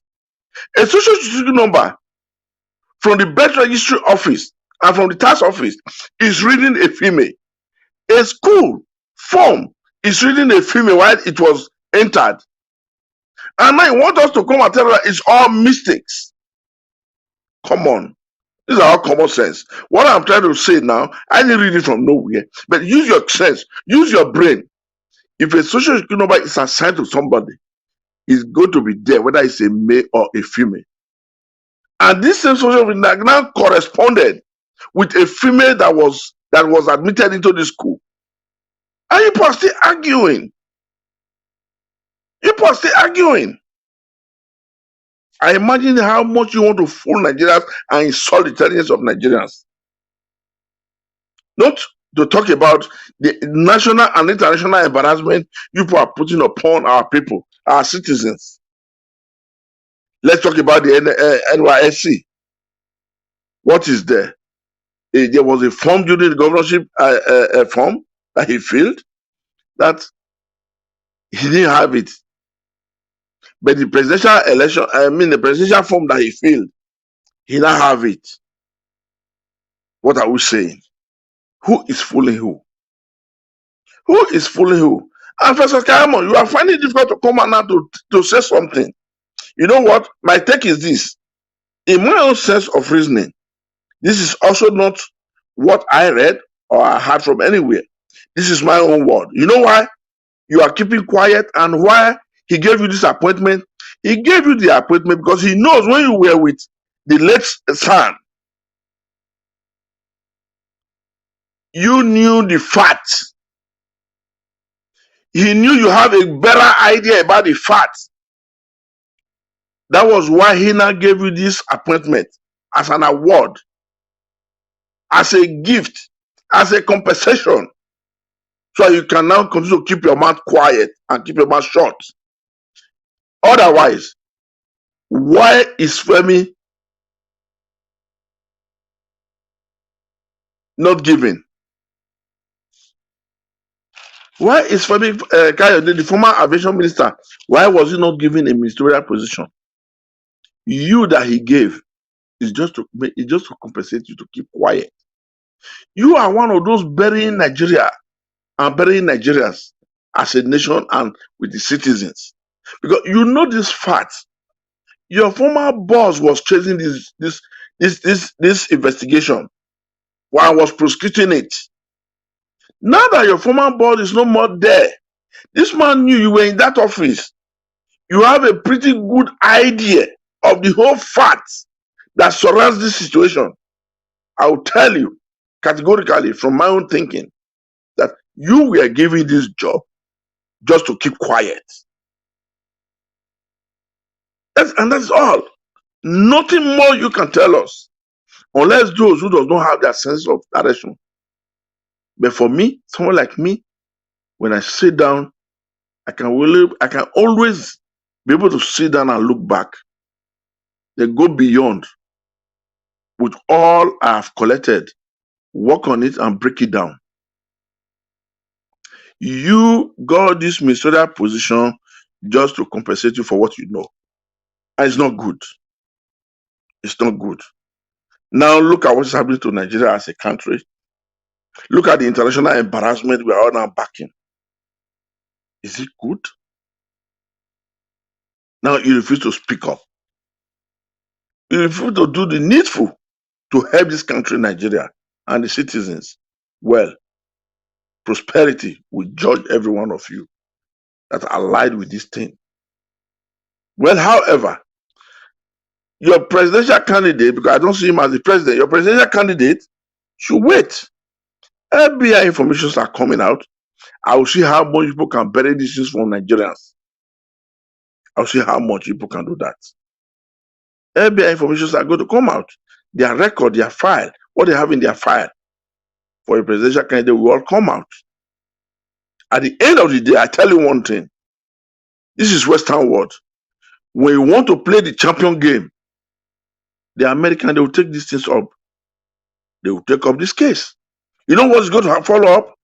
At the time they now get the true fact, they will indict your presidential candidate. And if he continues to remain as the president, he refuses to resign, they will now say, okay, they will not declare international bond on him. Would that be the embarrassment people want Nigeria to get? We will see. But these are ways laws goes. Don't think you people can always fool everybody. It was painful, and it has been so painful that the name of Nigerians and the Nigerians as a country and Nigerians as citizens, as a complete entity, has been insulted. Our respect and value has been dragged to the mud. The name, the country Nigeria, has been dragged to the mud. That is the only pains we are all having, most of us who are concerned. Otherwise, I see nothing that people think you are doing. Like the World Bank, people should hear us now. If this man comes from a fresh loan, people should start giving him money. Because he's using Nigerian money now to fight this case. You cannot tell me someone like Tinubu will continue to use his personal money. No.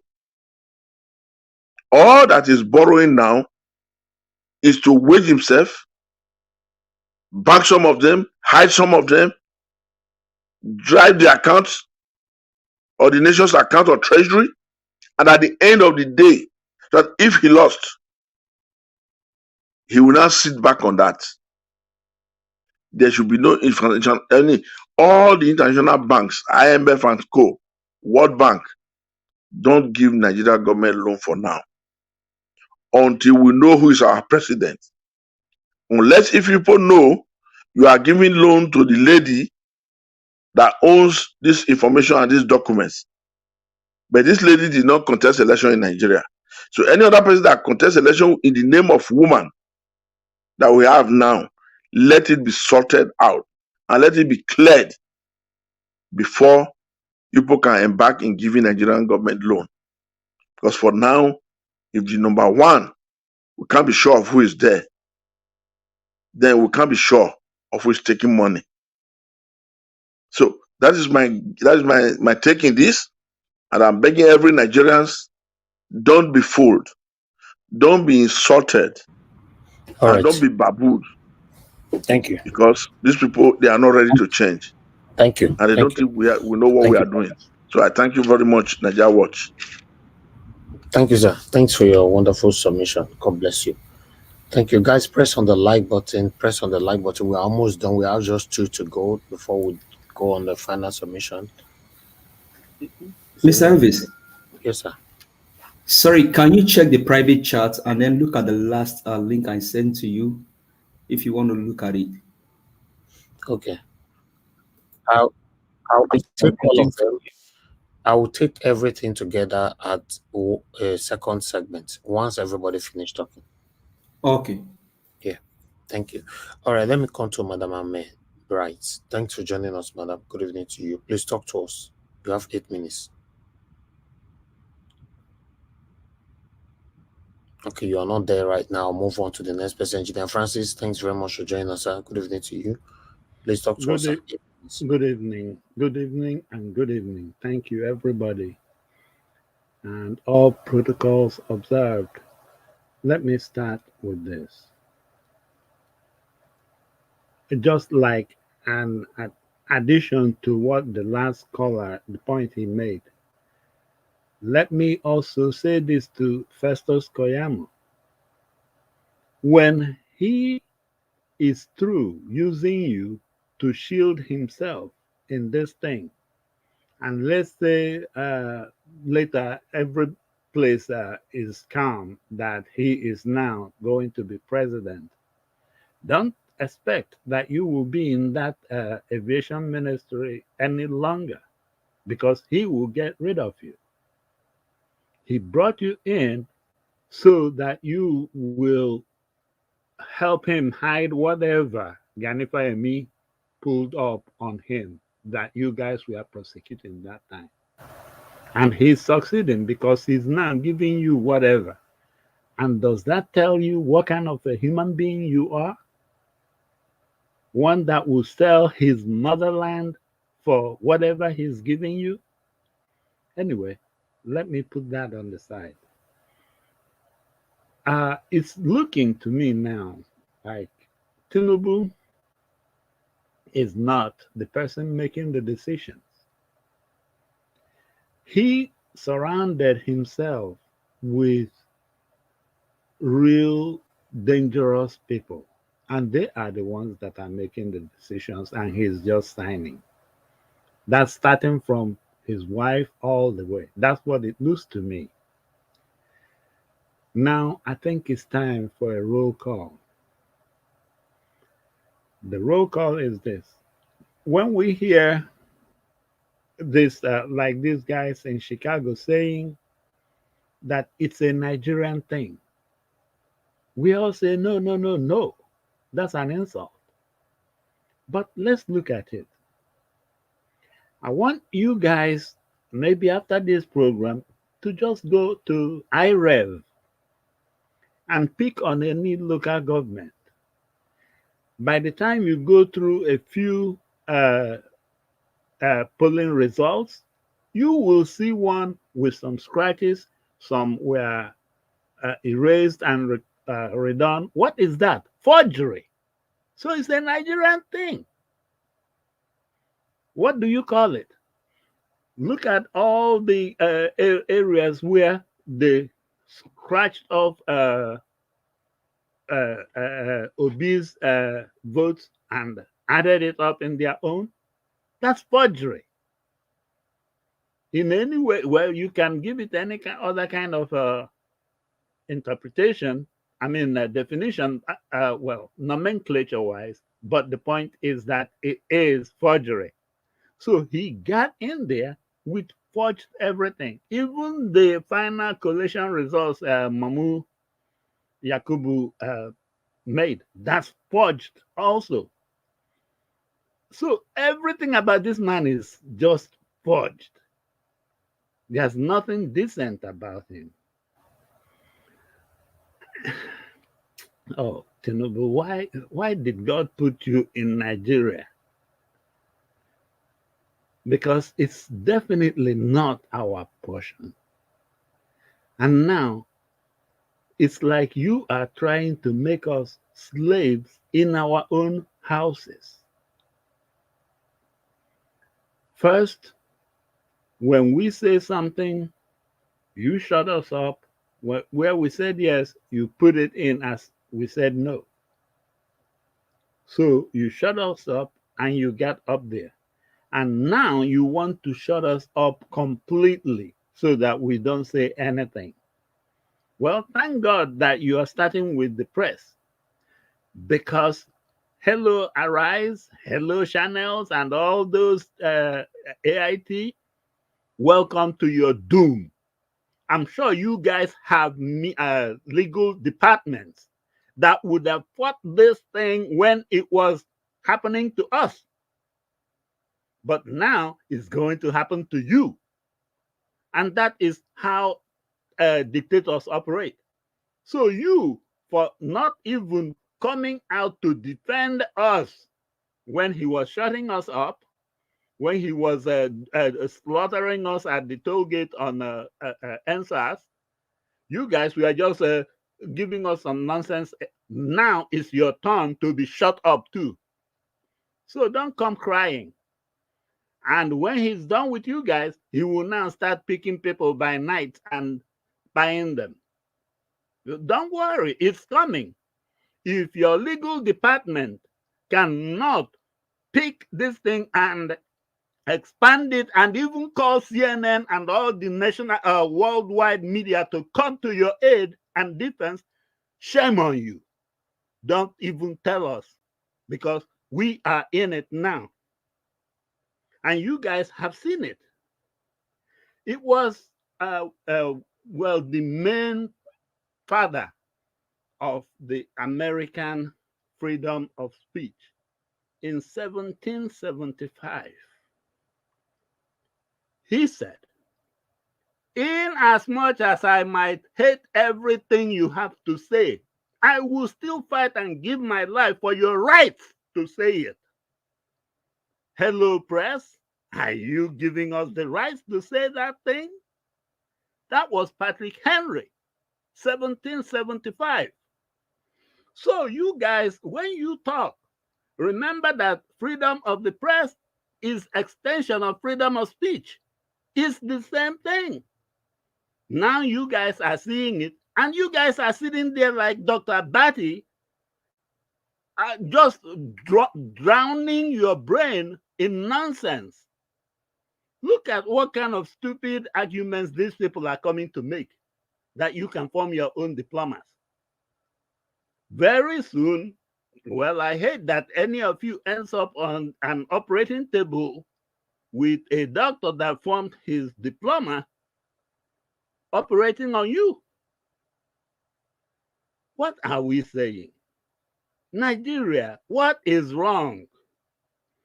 Now he has done one thing to us. He stole our mouths, our voices. Now he is trying to shut it up completely. I think that is one area where we might have to draw the line. Because like this thing they are saying, oh, Kenneth Okonkwo did not invent anything he said. What he said was what was documented. So trying to go on him or trying to shut him up, we all better stand up now. Because if we let him shut Kenneth Okonkwo up, he will start shutting each and every one of us up down the line. And you guys in the media, somehow I feel like you guys are just sissies. How in the world can your legal department be there? Of course, you know, of course, that if they take it to court, the court is already compromised too. But that is where you guys have to get your worldwide correspondence, get CNN, get everybody from all over the world to come and amplify this. So if you think that you are just going to be sitting there and then be lying to yourselves, not to Nigerians, you guys are mistaken. Nigeria is wiser than that. And we know that if you come out, of course, if you come out on the side of the truth, we will support you. So if you come out tomorrow to fight that NBC or whoever it is that's trying to shut you guys up, we will support you. But you will have to do one thing. You will have to stop telling the untruth. When you go to your news, do some fact checking and let us know. Please, please do not even cry baby like you guys are crying. Left to me, as far as the press is concerned, you guys are past tense to me, because you guys can see this thing coming. And who in the world told you that, oh, it will only happen to Obi? And that's it. It's coming to you. And it will keep going, because such people do not know where to draw the line. So I tell you, Nigeria, just be on the alert. He has started going in a very dangerous area. He diverted our voices during the election, they forged the result sheets, and all those stupid professors were taking them. I know when I was in school, you cannot submit documents like that. And the teacher, the professor will give you a 0 F. Yet they are accepting it for the whole country. Who has turned in any kind of paper in school with all those scratches and all those things, and then came up with a pass? Nobody. And it's you, the professors, that made us and taught us how you should make presentations. Here you are bringing that to the whole country. What a shame. As a matter of fact, I am a little bit on the both sides of this thing, because I don't know whether to come out really openly in support of the press or not. But you guys brought it up. You guys face it. If you start working on the right side, you will see us. We're already there. Thank you. Thank you, sir. Engineer Francis, thank you very much, sir, for your submission. Okay, everybody have given their submission. Before we move on to the final submission, I would like to present what I have for you guys here. Meanwhile, if you are listening to us, help us to press on the like button and let's do this together. You know, Atiku have taken another twist again, which is a wonderful twist. Let me quickly put this on screen, that we can take this together. You know, I have a couple of things to quickly showcase here. You know, I like the fact that Atiku, please mute yourself, whoever is there. I'm hearing some noise. Thank you. Okay, there you go. As you all can see right there on screen, Article 6 Supreme Court leave to file fresh evidence against Tinubu. Okay. I'll just take one or two paragraphs quickly. The presidential candidate of the People Democratic Party, PDP, Atiku Abubakar, on Friday night sought the leave of the Supreme Court to bring in fresh evidence to prove that President Bola Tinubu submitted a forged certificate to the Independent National Electoral Commission. The document Atiku sought to tender are the academic record of Tinubu, which were handed over to him by the Chicago State University on Monday. Atiku predicated his prayers on Order 2 rule, 12.1 and all that and that. So I'll stop it right there. Okay, this is a good one. I do hope that the Supreme Court allow him to submit all these evidences. It's very, very important at this particular moment. Meanwhile, the Amnesty International have kicked against federal government immediately, because for the threat they are threatening the media. You know, yeah, this is wonderful. I like this, because you cannot just be there and be intoxicated by the power given to you to oppress everybody and suffocate everybody in Nigeria. Is wrong. So for the Amnesty to come in quickly on this one, it means a lot. I would like to quickly take this one here. As Amnesty International slammed federal government for threatening Arise TV. The federal government has been heavily criticized by Amnesty International for cautioning Arise Television over its perceived as offensive and inflammatory comments made on the network. NN News Media has reported that the National Broadcasting Commission, NBC, on Friday issued a last warning to Arise Television regarding their use of offensive and provocative languages on their channel.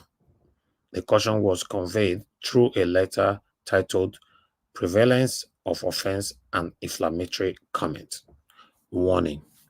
Okay, I'll just leave that there. In case you want to read more, always go back, because I have a couple of things to present. I'm not going to spend so much time here. All right. Let me quickly bring in other stuff here. Please press on the like button. Okay, we have another report here for you guys from Twitter. The sanctity of this, the accuracy of this information, I'm not too sure, but I'll just bring it there. Put the source right there on the screen as well. Okay. Many of you might not be able to see the text because it's a bit tiny, but let me take it from here. There is an unconfirmed report that Bola Tinubu has been sick and holed up inside the Aso Rock after the bombshell exposed that he forged the Chicago State University 1979 last week by Article and his team. Okay, that one is going on there. The sensitive, like I said, I cannot confirm that. Although what we see on social media now is even more accurate than waiting for the mainstream media to report it, because mainstream media will not report things like this because they are scared. The threat on their head is just piling up every blessed day. But meanwhile, let me put this one that will shock you guys, because this is what Oraka was talking about earlier on, So let's listen to this. How somebody from APC saying that you can redesign your own certificate how you want. Some people are so disgraceful, man. Listen to this, my people. Let's take this one together quickly. One thing Nigerians need to know is that in that certificate, because it's ceremonial, you even have the right to redesign it to your own taste. That is the truth. What is important is the transcript. Redesign it to your own taste. Absolutely. You can Google it. It's out there. They advertise it out there in the US. If you have lost your certificate, we can get it back for you. Uncle Eberolong, why are you trying to confuse people, mixing lies with the truth?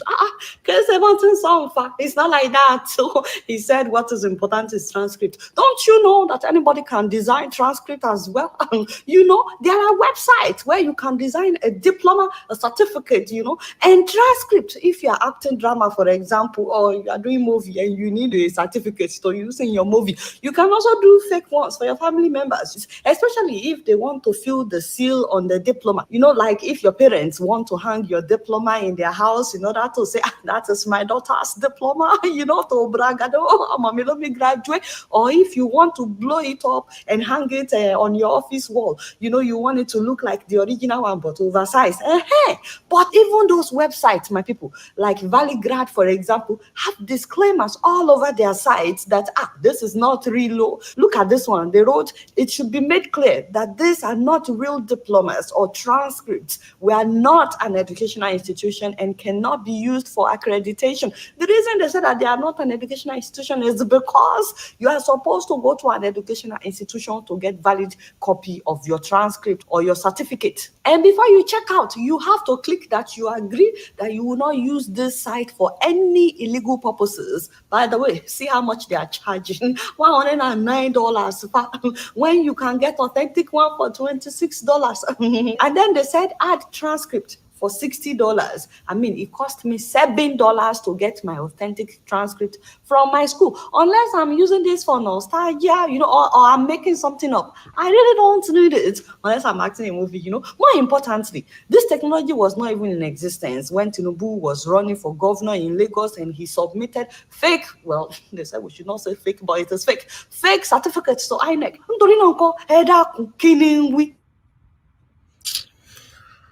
So disgraceful, man. All right, let's quickly move on, my people. Please press on the like button.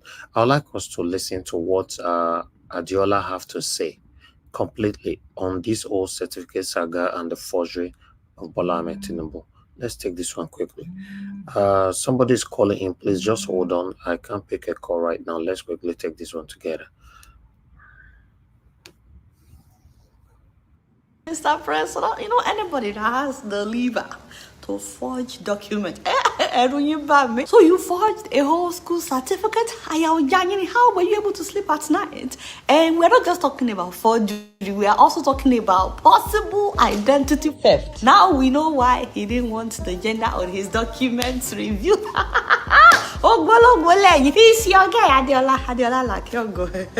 Now, as much as I always like to defend my fathers on this show, this one is undefendable. Don't beg. I said, don't beg me, Ojare. Don't beg me. In fact, my eyes are pushing me right now. Ojuba Miti, I am seriously embarrassed right now. That's the president of my country.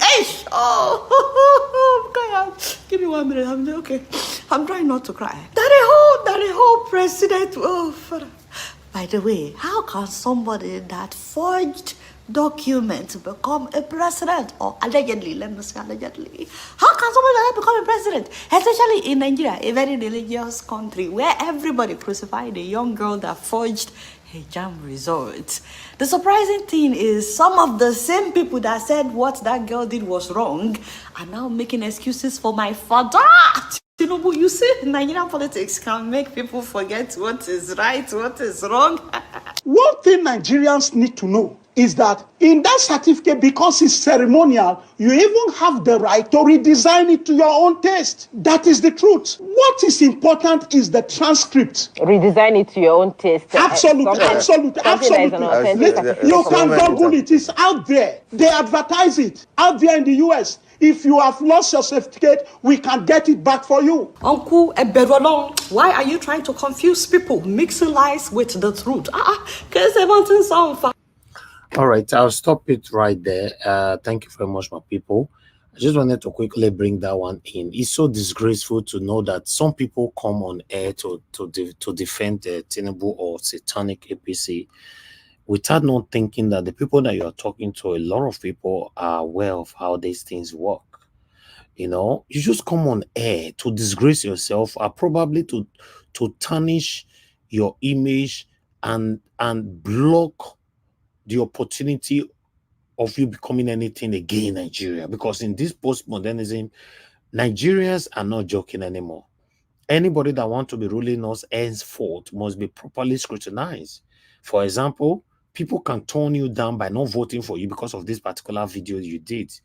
You've gotten your pay, you came out to do this, right? Tomorrow you might want to seek for public office. People will remind you of this particular video. Thank you very much, my people. Madam Nena, I can see you on the comment section. God bless you. Thank you very much, everybody that is right there with us. Thank you. Thank you. Divine Cross, I can see you as well. Madam Rita, I can see you. Thank you. Mother for all mommy diaspora. Thank you. I appreciate you all, my people. Then we're going to have Dennis Peters, I can see you as well. We're going to have a final submission now. But let me take 2 calls and I'm done. Thank you very much, Madam Joy, for calling in. Good evening to you. Please talk to us. Hello, everyone. Hello, my people. God bless you all. All well-meaning Nigeria, Mr. Niger Watch. Thank you so much for this opportunity. Thank you for keeping this light on. Just a quick contribution in what we are discussing. I know it is quite embarrassing to us, but like I always say, you can't shame the shameless. And the thing is that you find out that a lot of these people, for example, you look at that Ogun State man that, committed all the pranks and all the forgery, and then he was able to buy his way because we have a criminal state. We are dealing with a criminal gang that has abducted the state and are doing whatever. So God will, time will tell. We are going to get there where this is not going to happen anymore. And that's why I encourage everybody, let us continue to fight and let us make it personal. We know it is a fight for the sanity of humanity. Even if there is nothing else, if we're looking at the people inside Nigeria, we might lose focus. But when you know that you're fighting for a right cause, even if these people in Nigeria, I don't know them, I think something tells me I need to fight for them, that what they are going through is not right. And I encourage us, something that I want to, these journalists that from CSU, he's been talking, and I'm excited at what he is saying. His name is Jay Cordin Palmer? And he has revealed a lot of things, which made it strong for me to think that, if we put pressure to Chicago, we can get something. Because looking at the tragedy that is in Nigeria, with the names called the elders and leaders and legislatures or judiciary, we may not get it. They may sit on this, but when we come from outside, fight as much as, because this is an opportunity. If we push this young man, I'm quite interested that we can get through him and then file a lawsuit. Let CSU come clean. We know that it's now obvious that they have a part in what is going on. The people of Nigeria, we can create a forum, we call it Let Nigeria Breathe, or the Nigeria people shall be set free. Whatever we can call it, we go in and tell Chicago. And one good thing about America is even there will be pro bono lawyers that will be interested to find the root of this matter, and we nail it and bring an end to this, because this is a long time. If this man has started since the first time he ran for a senator was 92, 93. And he has been doing Maradona on America, but time has come. I believe there is an end to evil, and this is the time. And let us just continue to push, and we will get there. God bless everyone. That's what I want to contribute. Thank you, Madam Joy. Thank you. Okay, thank you very much, my people. I appreciate you all. Let me come to the panel again, but before that, I'd like to appreciate Amaka Fojobi. Thank you so much, madam, for always being there. I appreciate you. Thanks for the support. And the text attached to it, Mr. Elvis, may the good Lord bless you for all you do. Blessed weekend. Thank you very much. May the good Lord bless you too for acknowledging, or rather seeing what I'm doing here. Thank you very much. And God will bless all of you that is genuinely supporting what we're doing, that is genuinely standing for a better Nigeria. And God will bless you now. Thank you very much, my people. All right, let me come to a final submission right now with everybody. So I'm going to start all over again from the top, from give us some mandate. Give us a mandate. Everybody's going to have 5 minutes for this final submission. My brother, if you're there, please talk to us. Thank you very much. I think it was a swift move by Amnesty International to have actually exactly did what it did. Which, yeah, that was swift. And one thing is, even the international body knows who these guys are. But Jabi Amila, I dare you, go on the plane today and land in America and see. Let's just try and let's see if they will pick you up or they will not pick you up. And most of these guys, they actually are doing what they are doing because they have the backing of the state. That's what they are actually countering on. But I think to the video that Adiola, the one that you showed, that video that you showed, should now provide more insight to it was done in a layman language, right? People can now really understand.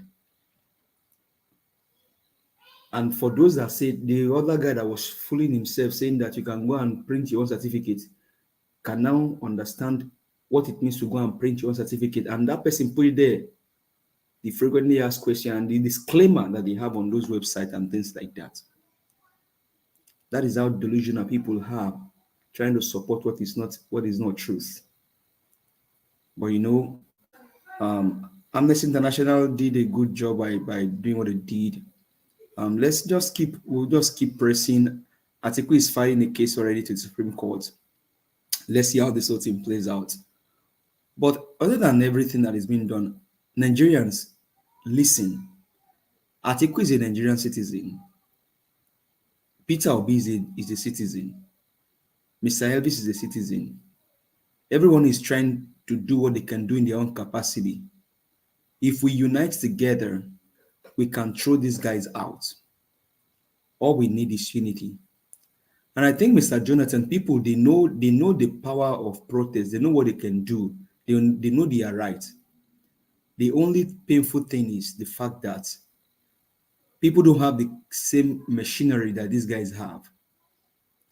Like, imagine if it is like here in the United States, maybe a place like Texas, where people have the power to bear harm on their own.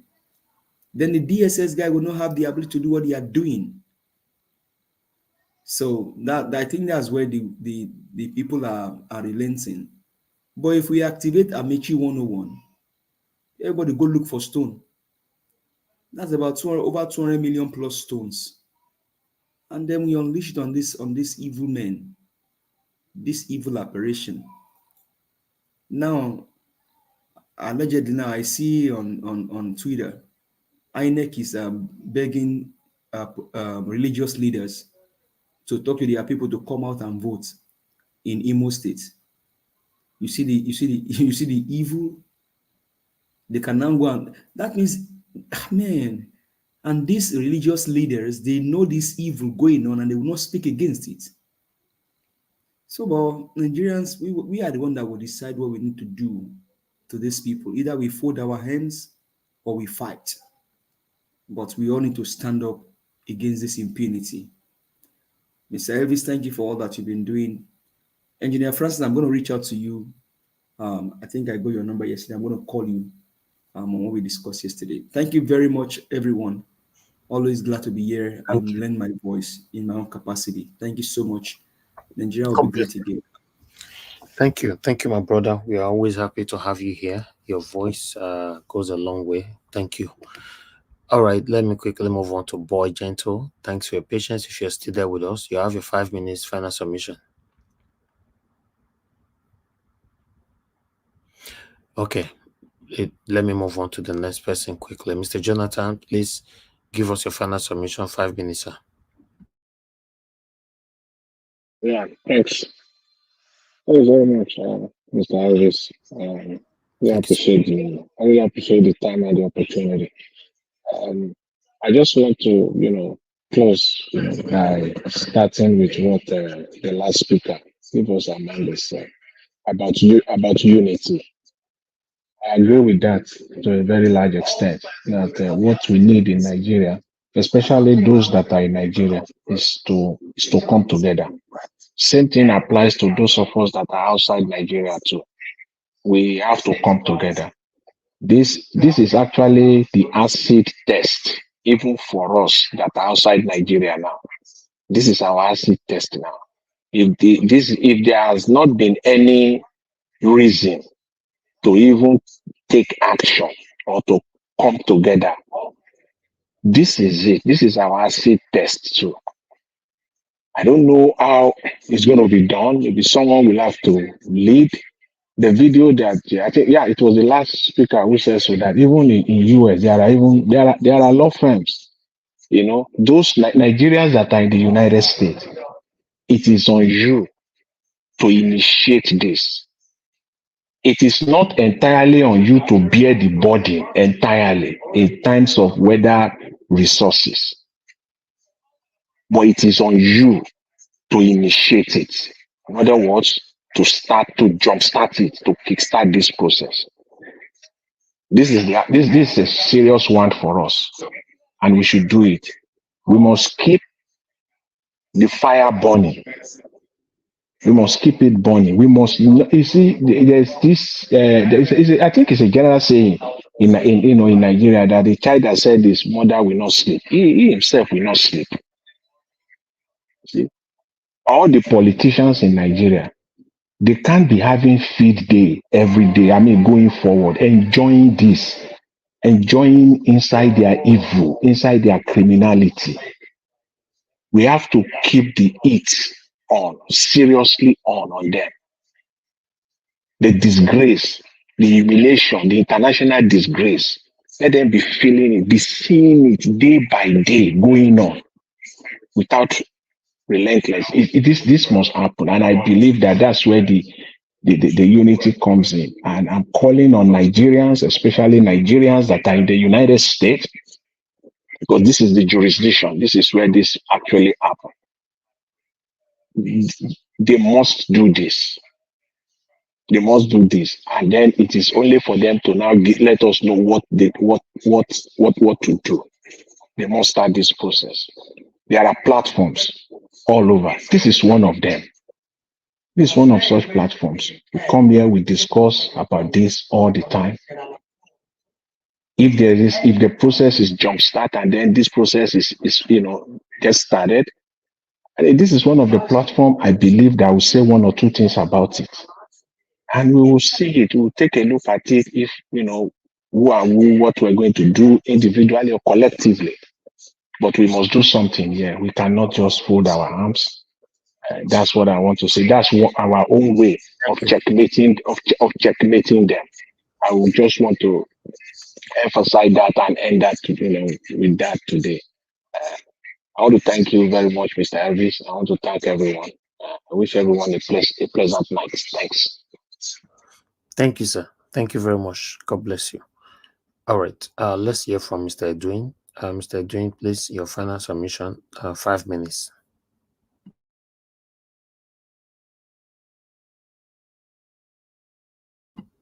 All right. Let me move on now to Madam Ame. Are you back now? We've been calling you since.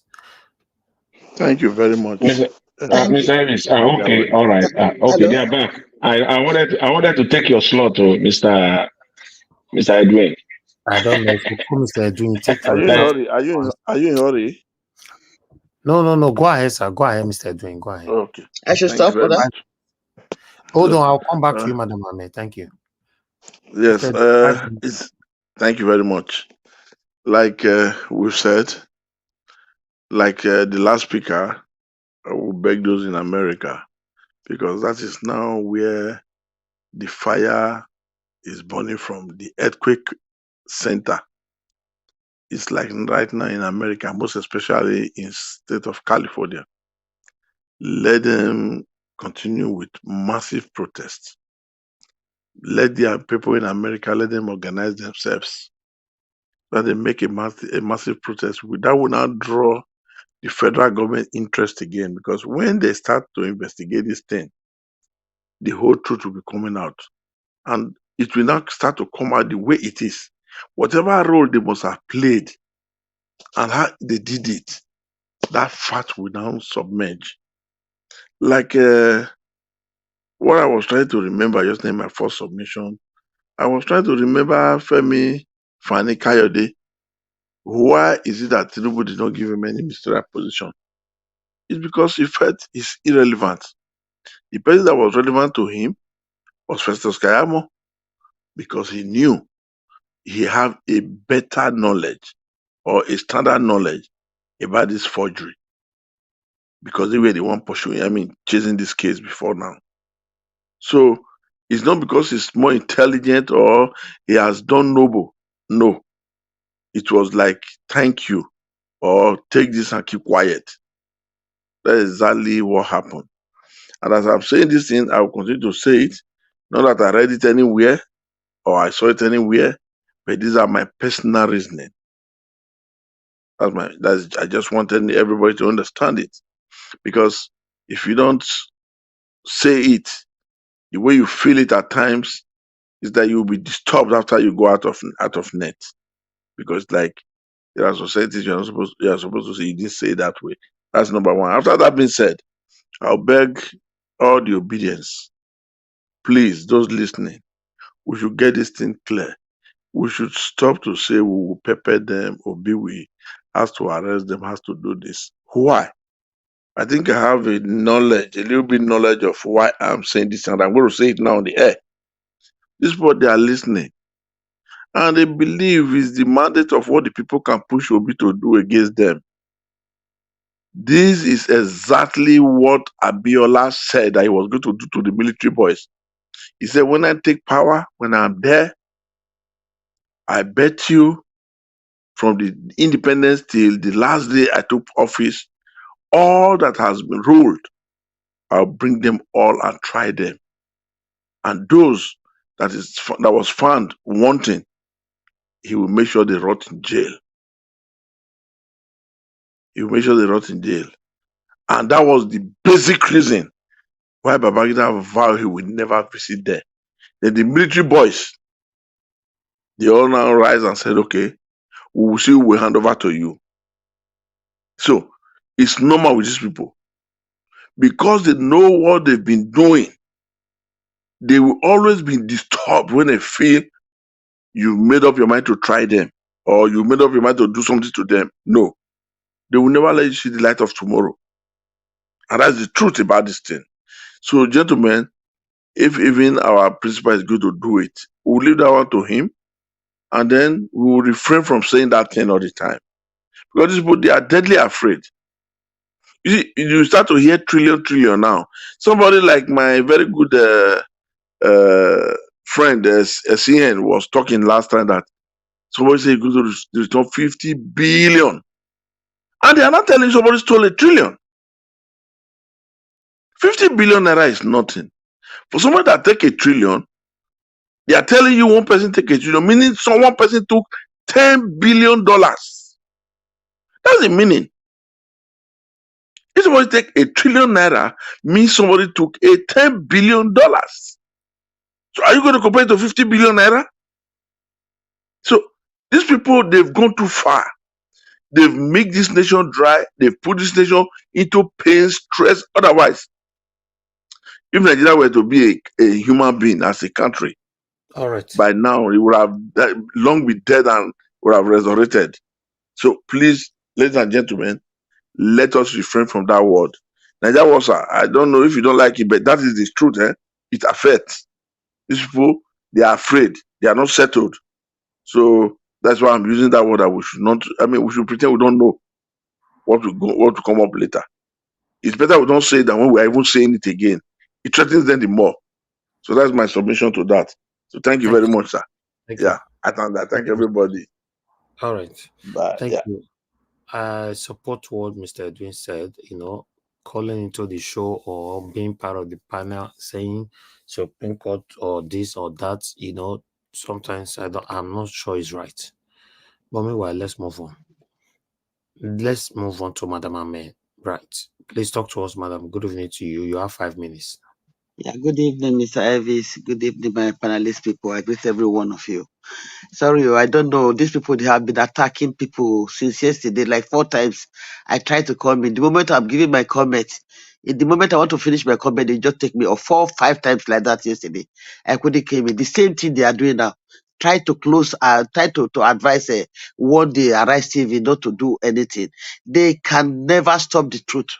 You can never. They've been doing for the past 50 years what they've been doing. I wonder what they must have done for the past 50 years. All those things they've been doing, killing people, buying people, trying to cover up the fact. Nobody, now that things is very open, too open, and they are still fighting. Tinubu is still fighting to close people's mouths, to close all the media. He will never survive this one. All the day for the thief, one day for the owner. Now, Mr. Oraka have tried to explain. So I started laughing at it. Just trying to make a joke with Oraka. Oraka, you put on that wig just to describe. Tinubu is a man. Now in his certificate, it stated that female.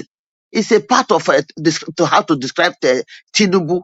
If Tinubu is still not ashamed to be wise as an elder man and drop this thing with peace and go and keep taking care of his own grandchildren. He still want to struggle. He's not ashamed at all. He's not ashamed. Why must they stop Okonkwo and Dele Momudu? How would they want to warn them because they don't want them to come and talk, to come and say the truth? Is the truth not open enough for the people to know? Tinubu is still trying to keep this thing instead of it to look at the suffering of Africa, do the job he's been there for. He's still trying to, he just uses it all the time to walk and manipulate people, put gangs around him that will support him, like Oshomole, Akpabio, all of them. Look at all of them. All of them are quiet. And I'm so surprised to our pastor, our elder men, like the man of yesterday, what is he called? Is it Meti Koduro? That elder man that was still defending and could not even answer Erufai. It's a pity. If we are still like this, all the things they've been doing, I wonder what they must have been doing for the past 50 years. Nothing happened. Nobody can even detect them. And Tinubu was able to go throughout this year with a fake certificate, no primary school, nothing, and up to date. And this man is still trying to defend, going up to take the first seat of position in Nigeria with that fake certificate. It's not afraid, and it's the one that will still be proud of what he never achieved in life. It's a shame on them. And I'm very happy if the Amnesty International, if they should do something, and about this NBC Balarebe trying to defend the people who couldn't even give more explanation because they don't want to hear watch forgery, they don't forgery of certificate, they don't want to hear any word to say Tinubu is not qualified to be a president. Of course, this is true. He's never qualified at all. He never will qualify to take any position in politics at all. No, I will say Tinubu, I pray that we survive it. Tinubu should return all the money that he must have received since he has been in politics. Okay, he can go with his drug money. God will judge him on that. But the money has loot from our treasury, from Nigeria. All the money has received right from the time he has been a president. That 8 years as a governor in Lagos State, he should return all the money he received, all the benefits, everything. You can see what he's going to 6 months play position. How could we stop this man? Almost 6 months. What has he done? I want to keep the ground running. Keeping the ground running on how to gather gangs around him, to buy all the judges, close our mouth, close all the media. That is what he's working for. He's not even thinking of how to solve the problem of the people, massive people. He came to rule, how to see to their problem. He's not ready to do that. He's still ready to do with his corrupt or criminal ways. That is what Tinubu is up to. He's still, as you said, that maybe he's sick. If he will not take time, he will pie on that position. He will pie on that position, that man. If we don't want to leave us in peace, and so that we keep our we try to solve most of our problems. I wonder if it was Obi that was there till now, 5 months. I know how far Obi must have gone. That man should leave that place for us, please. And we should all not relent our effort. They are trying to close our mouth. They don't want to hear that was forgery. They don't want to hear that he didn't go to school, that he's not want to be our president. They don't want to hear that. And that is the real fact. He's not qualified to be a president. Even any single position in politics, Tinubu never qualified to do it. And I wonder how he was able to escape all these things for a year. I appreciate Atiku. I learned that he's now trying to put file another case, as he have requested that we should please join together. We should join together. Obi and the rest, Kwankwa. So I'm not saying they should be one, but on this aspect, we should support Atiku. And I thank him for being so. Let me stop here. My 5 minutes is over. Thank you, Mr. Elvis. God will bless you. Please never relate to your faith. Effort. I could see yesterday that we were so tired. So I'm sorry. I couldn't super chat you. I bought my super chat. I couldn't feed them in today. I will go ask them on Monday what is going on. They said I should check another apps. I just want to let you know now. My other telephone that they hack, I have now retrieved it back. I don't know whether it is because of that. I go and ask them on Monday. So I greet everybody at home. Thank you. I couldn't talk. I'm sorry. Something happened that I didn't hear when you called me. I'm sorry. My greetings to all my brothers and sisters. I Thank you. appreciate all what you have contributed. I thank you all. My time is over. Thank you, Mr. Elvis. God God bless. bless you, man. God bless you. We always appreciate you. We always appreciate you. God bless you. Yes, information reaching us now that he's sick. I don't know how true is that. So, like Madam Ahmed said, he needs to be careful, because anything that happened to Tinubu there now, these satanic people that is right there with him, they don't care about him. They are cabals. They just want Tinubu to be there as the figure, but they are actually the one running the country.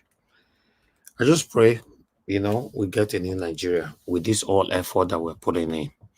Thank you very much, everybody. The last one to go to end the show is Mr. Engineer Francis. Thank you very much for your patience. Please talk to us. Your final submission, 5 minutes, sir. Thank you, and thank you again.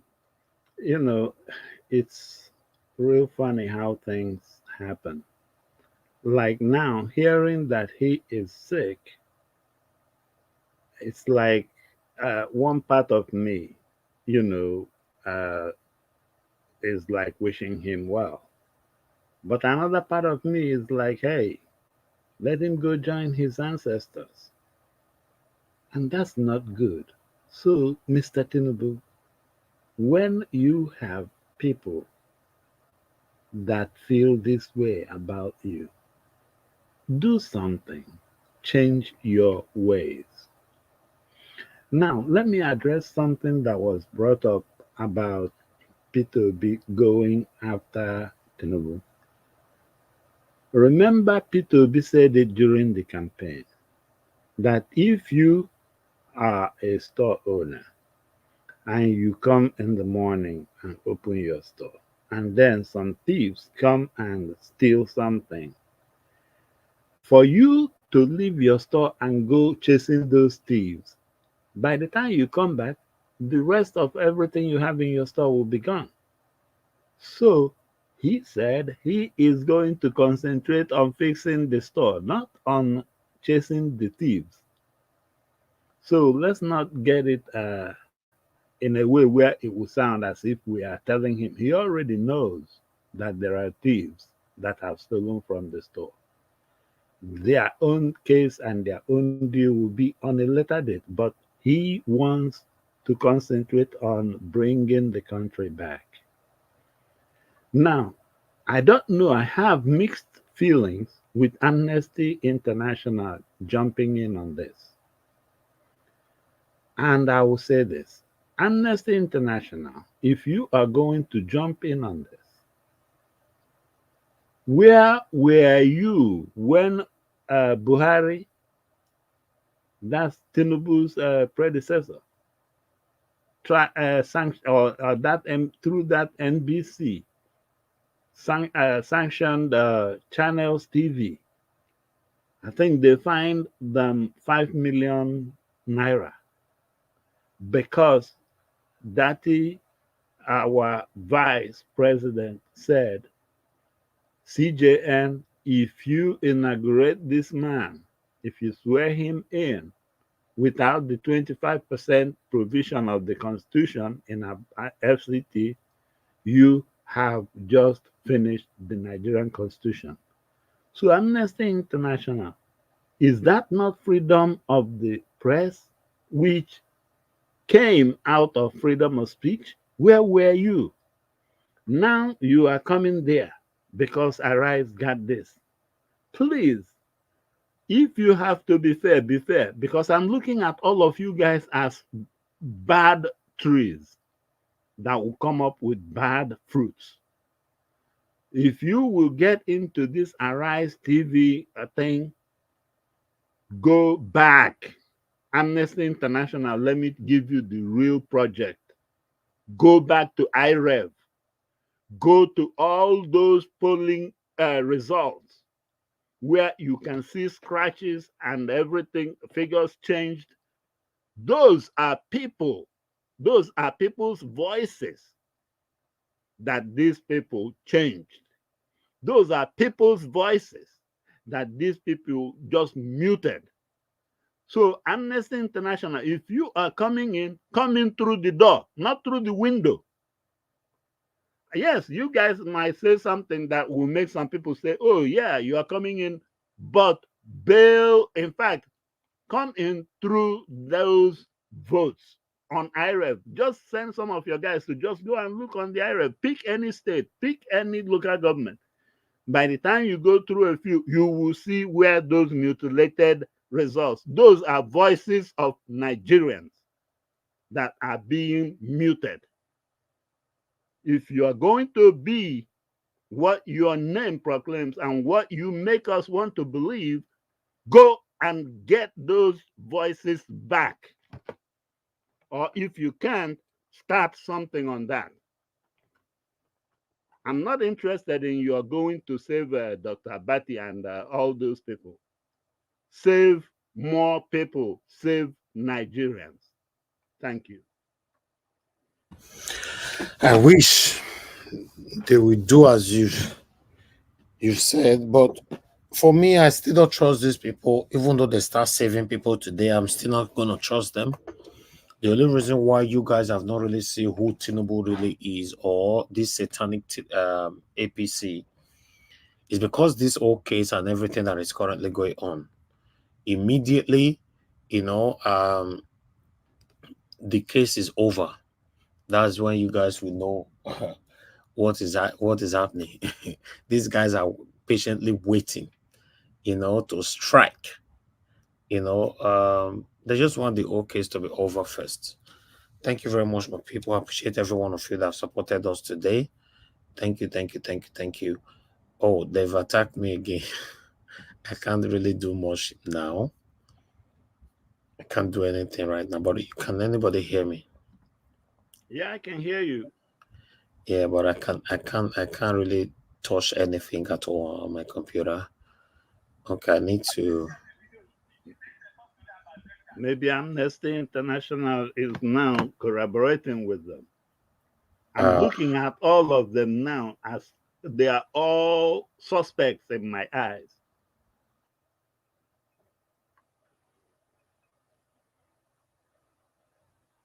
Oh boy.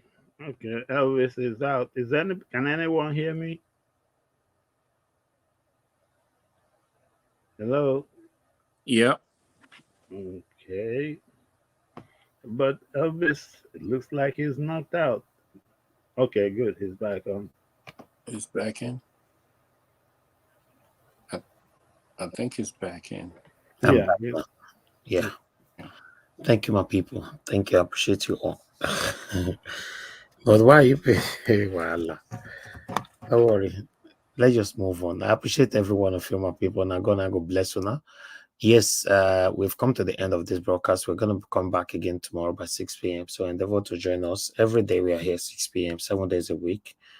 Until we have a better Nigeria by God's grace. We are going to continue to talk and speak and let the world know what we all are facing.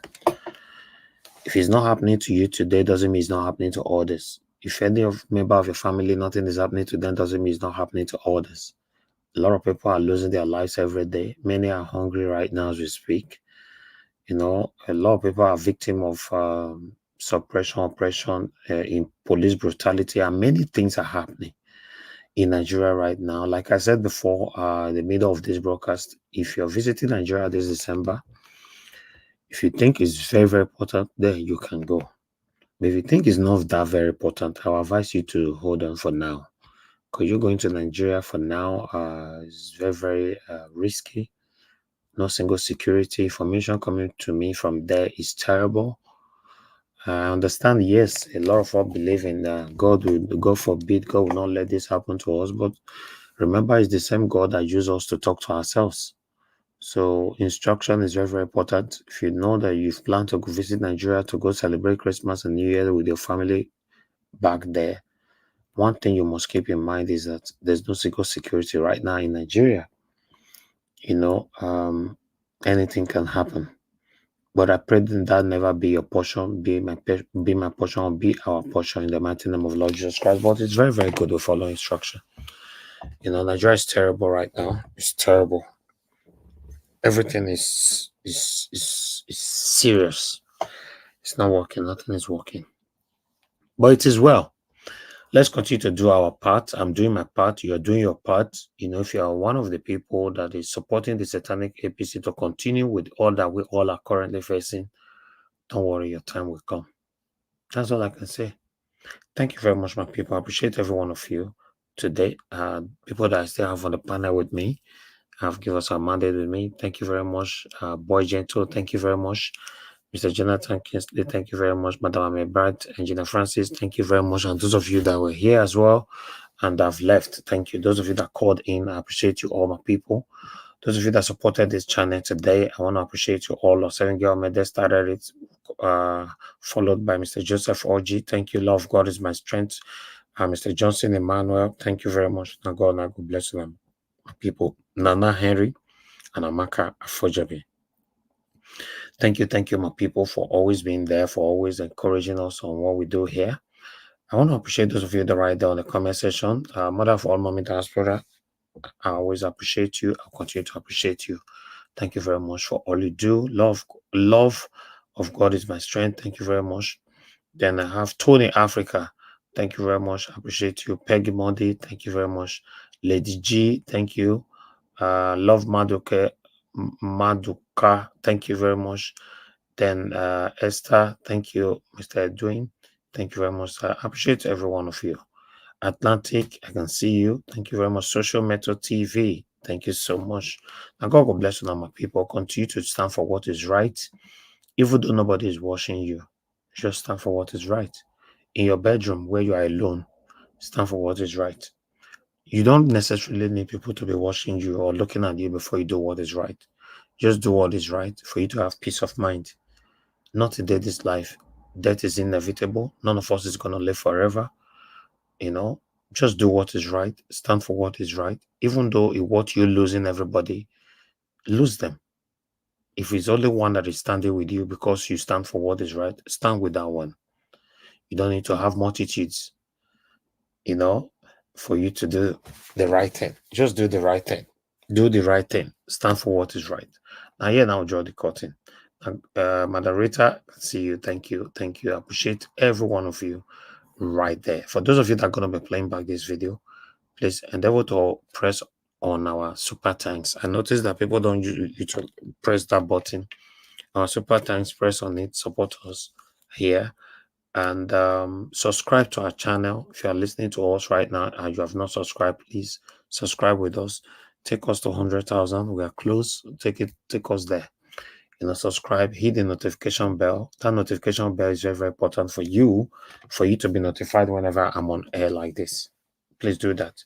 Our join button, membership button is right there. Join. Click on it. Join our membership program. To be one of the people that is supporting Nigeria Watch here. Then, what else again? Like our videos and share our videos as well. I posted the link earlier on for our Twitter account, which everybody now knows as X, but that Twitter will follow in the next 10 years. That Twitter now will come off from out. You know, please follow us on Twitter. We are building our Twitter account. We didn't really start that Twitter account till early this year. I think in April or so, or March. I don't know. I think April or March. That's when we opened that Twitter account. So I've been on social media for more than a decade, but I never take Twitter serious. One day, I never take it serious. I only just go there to read and all that, and then move on.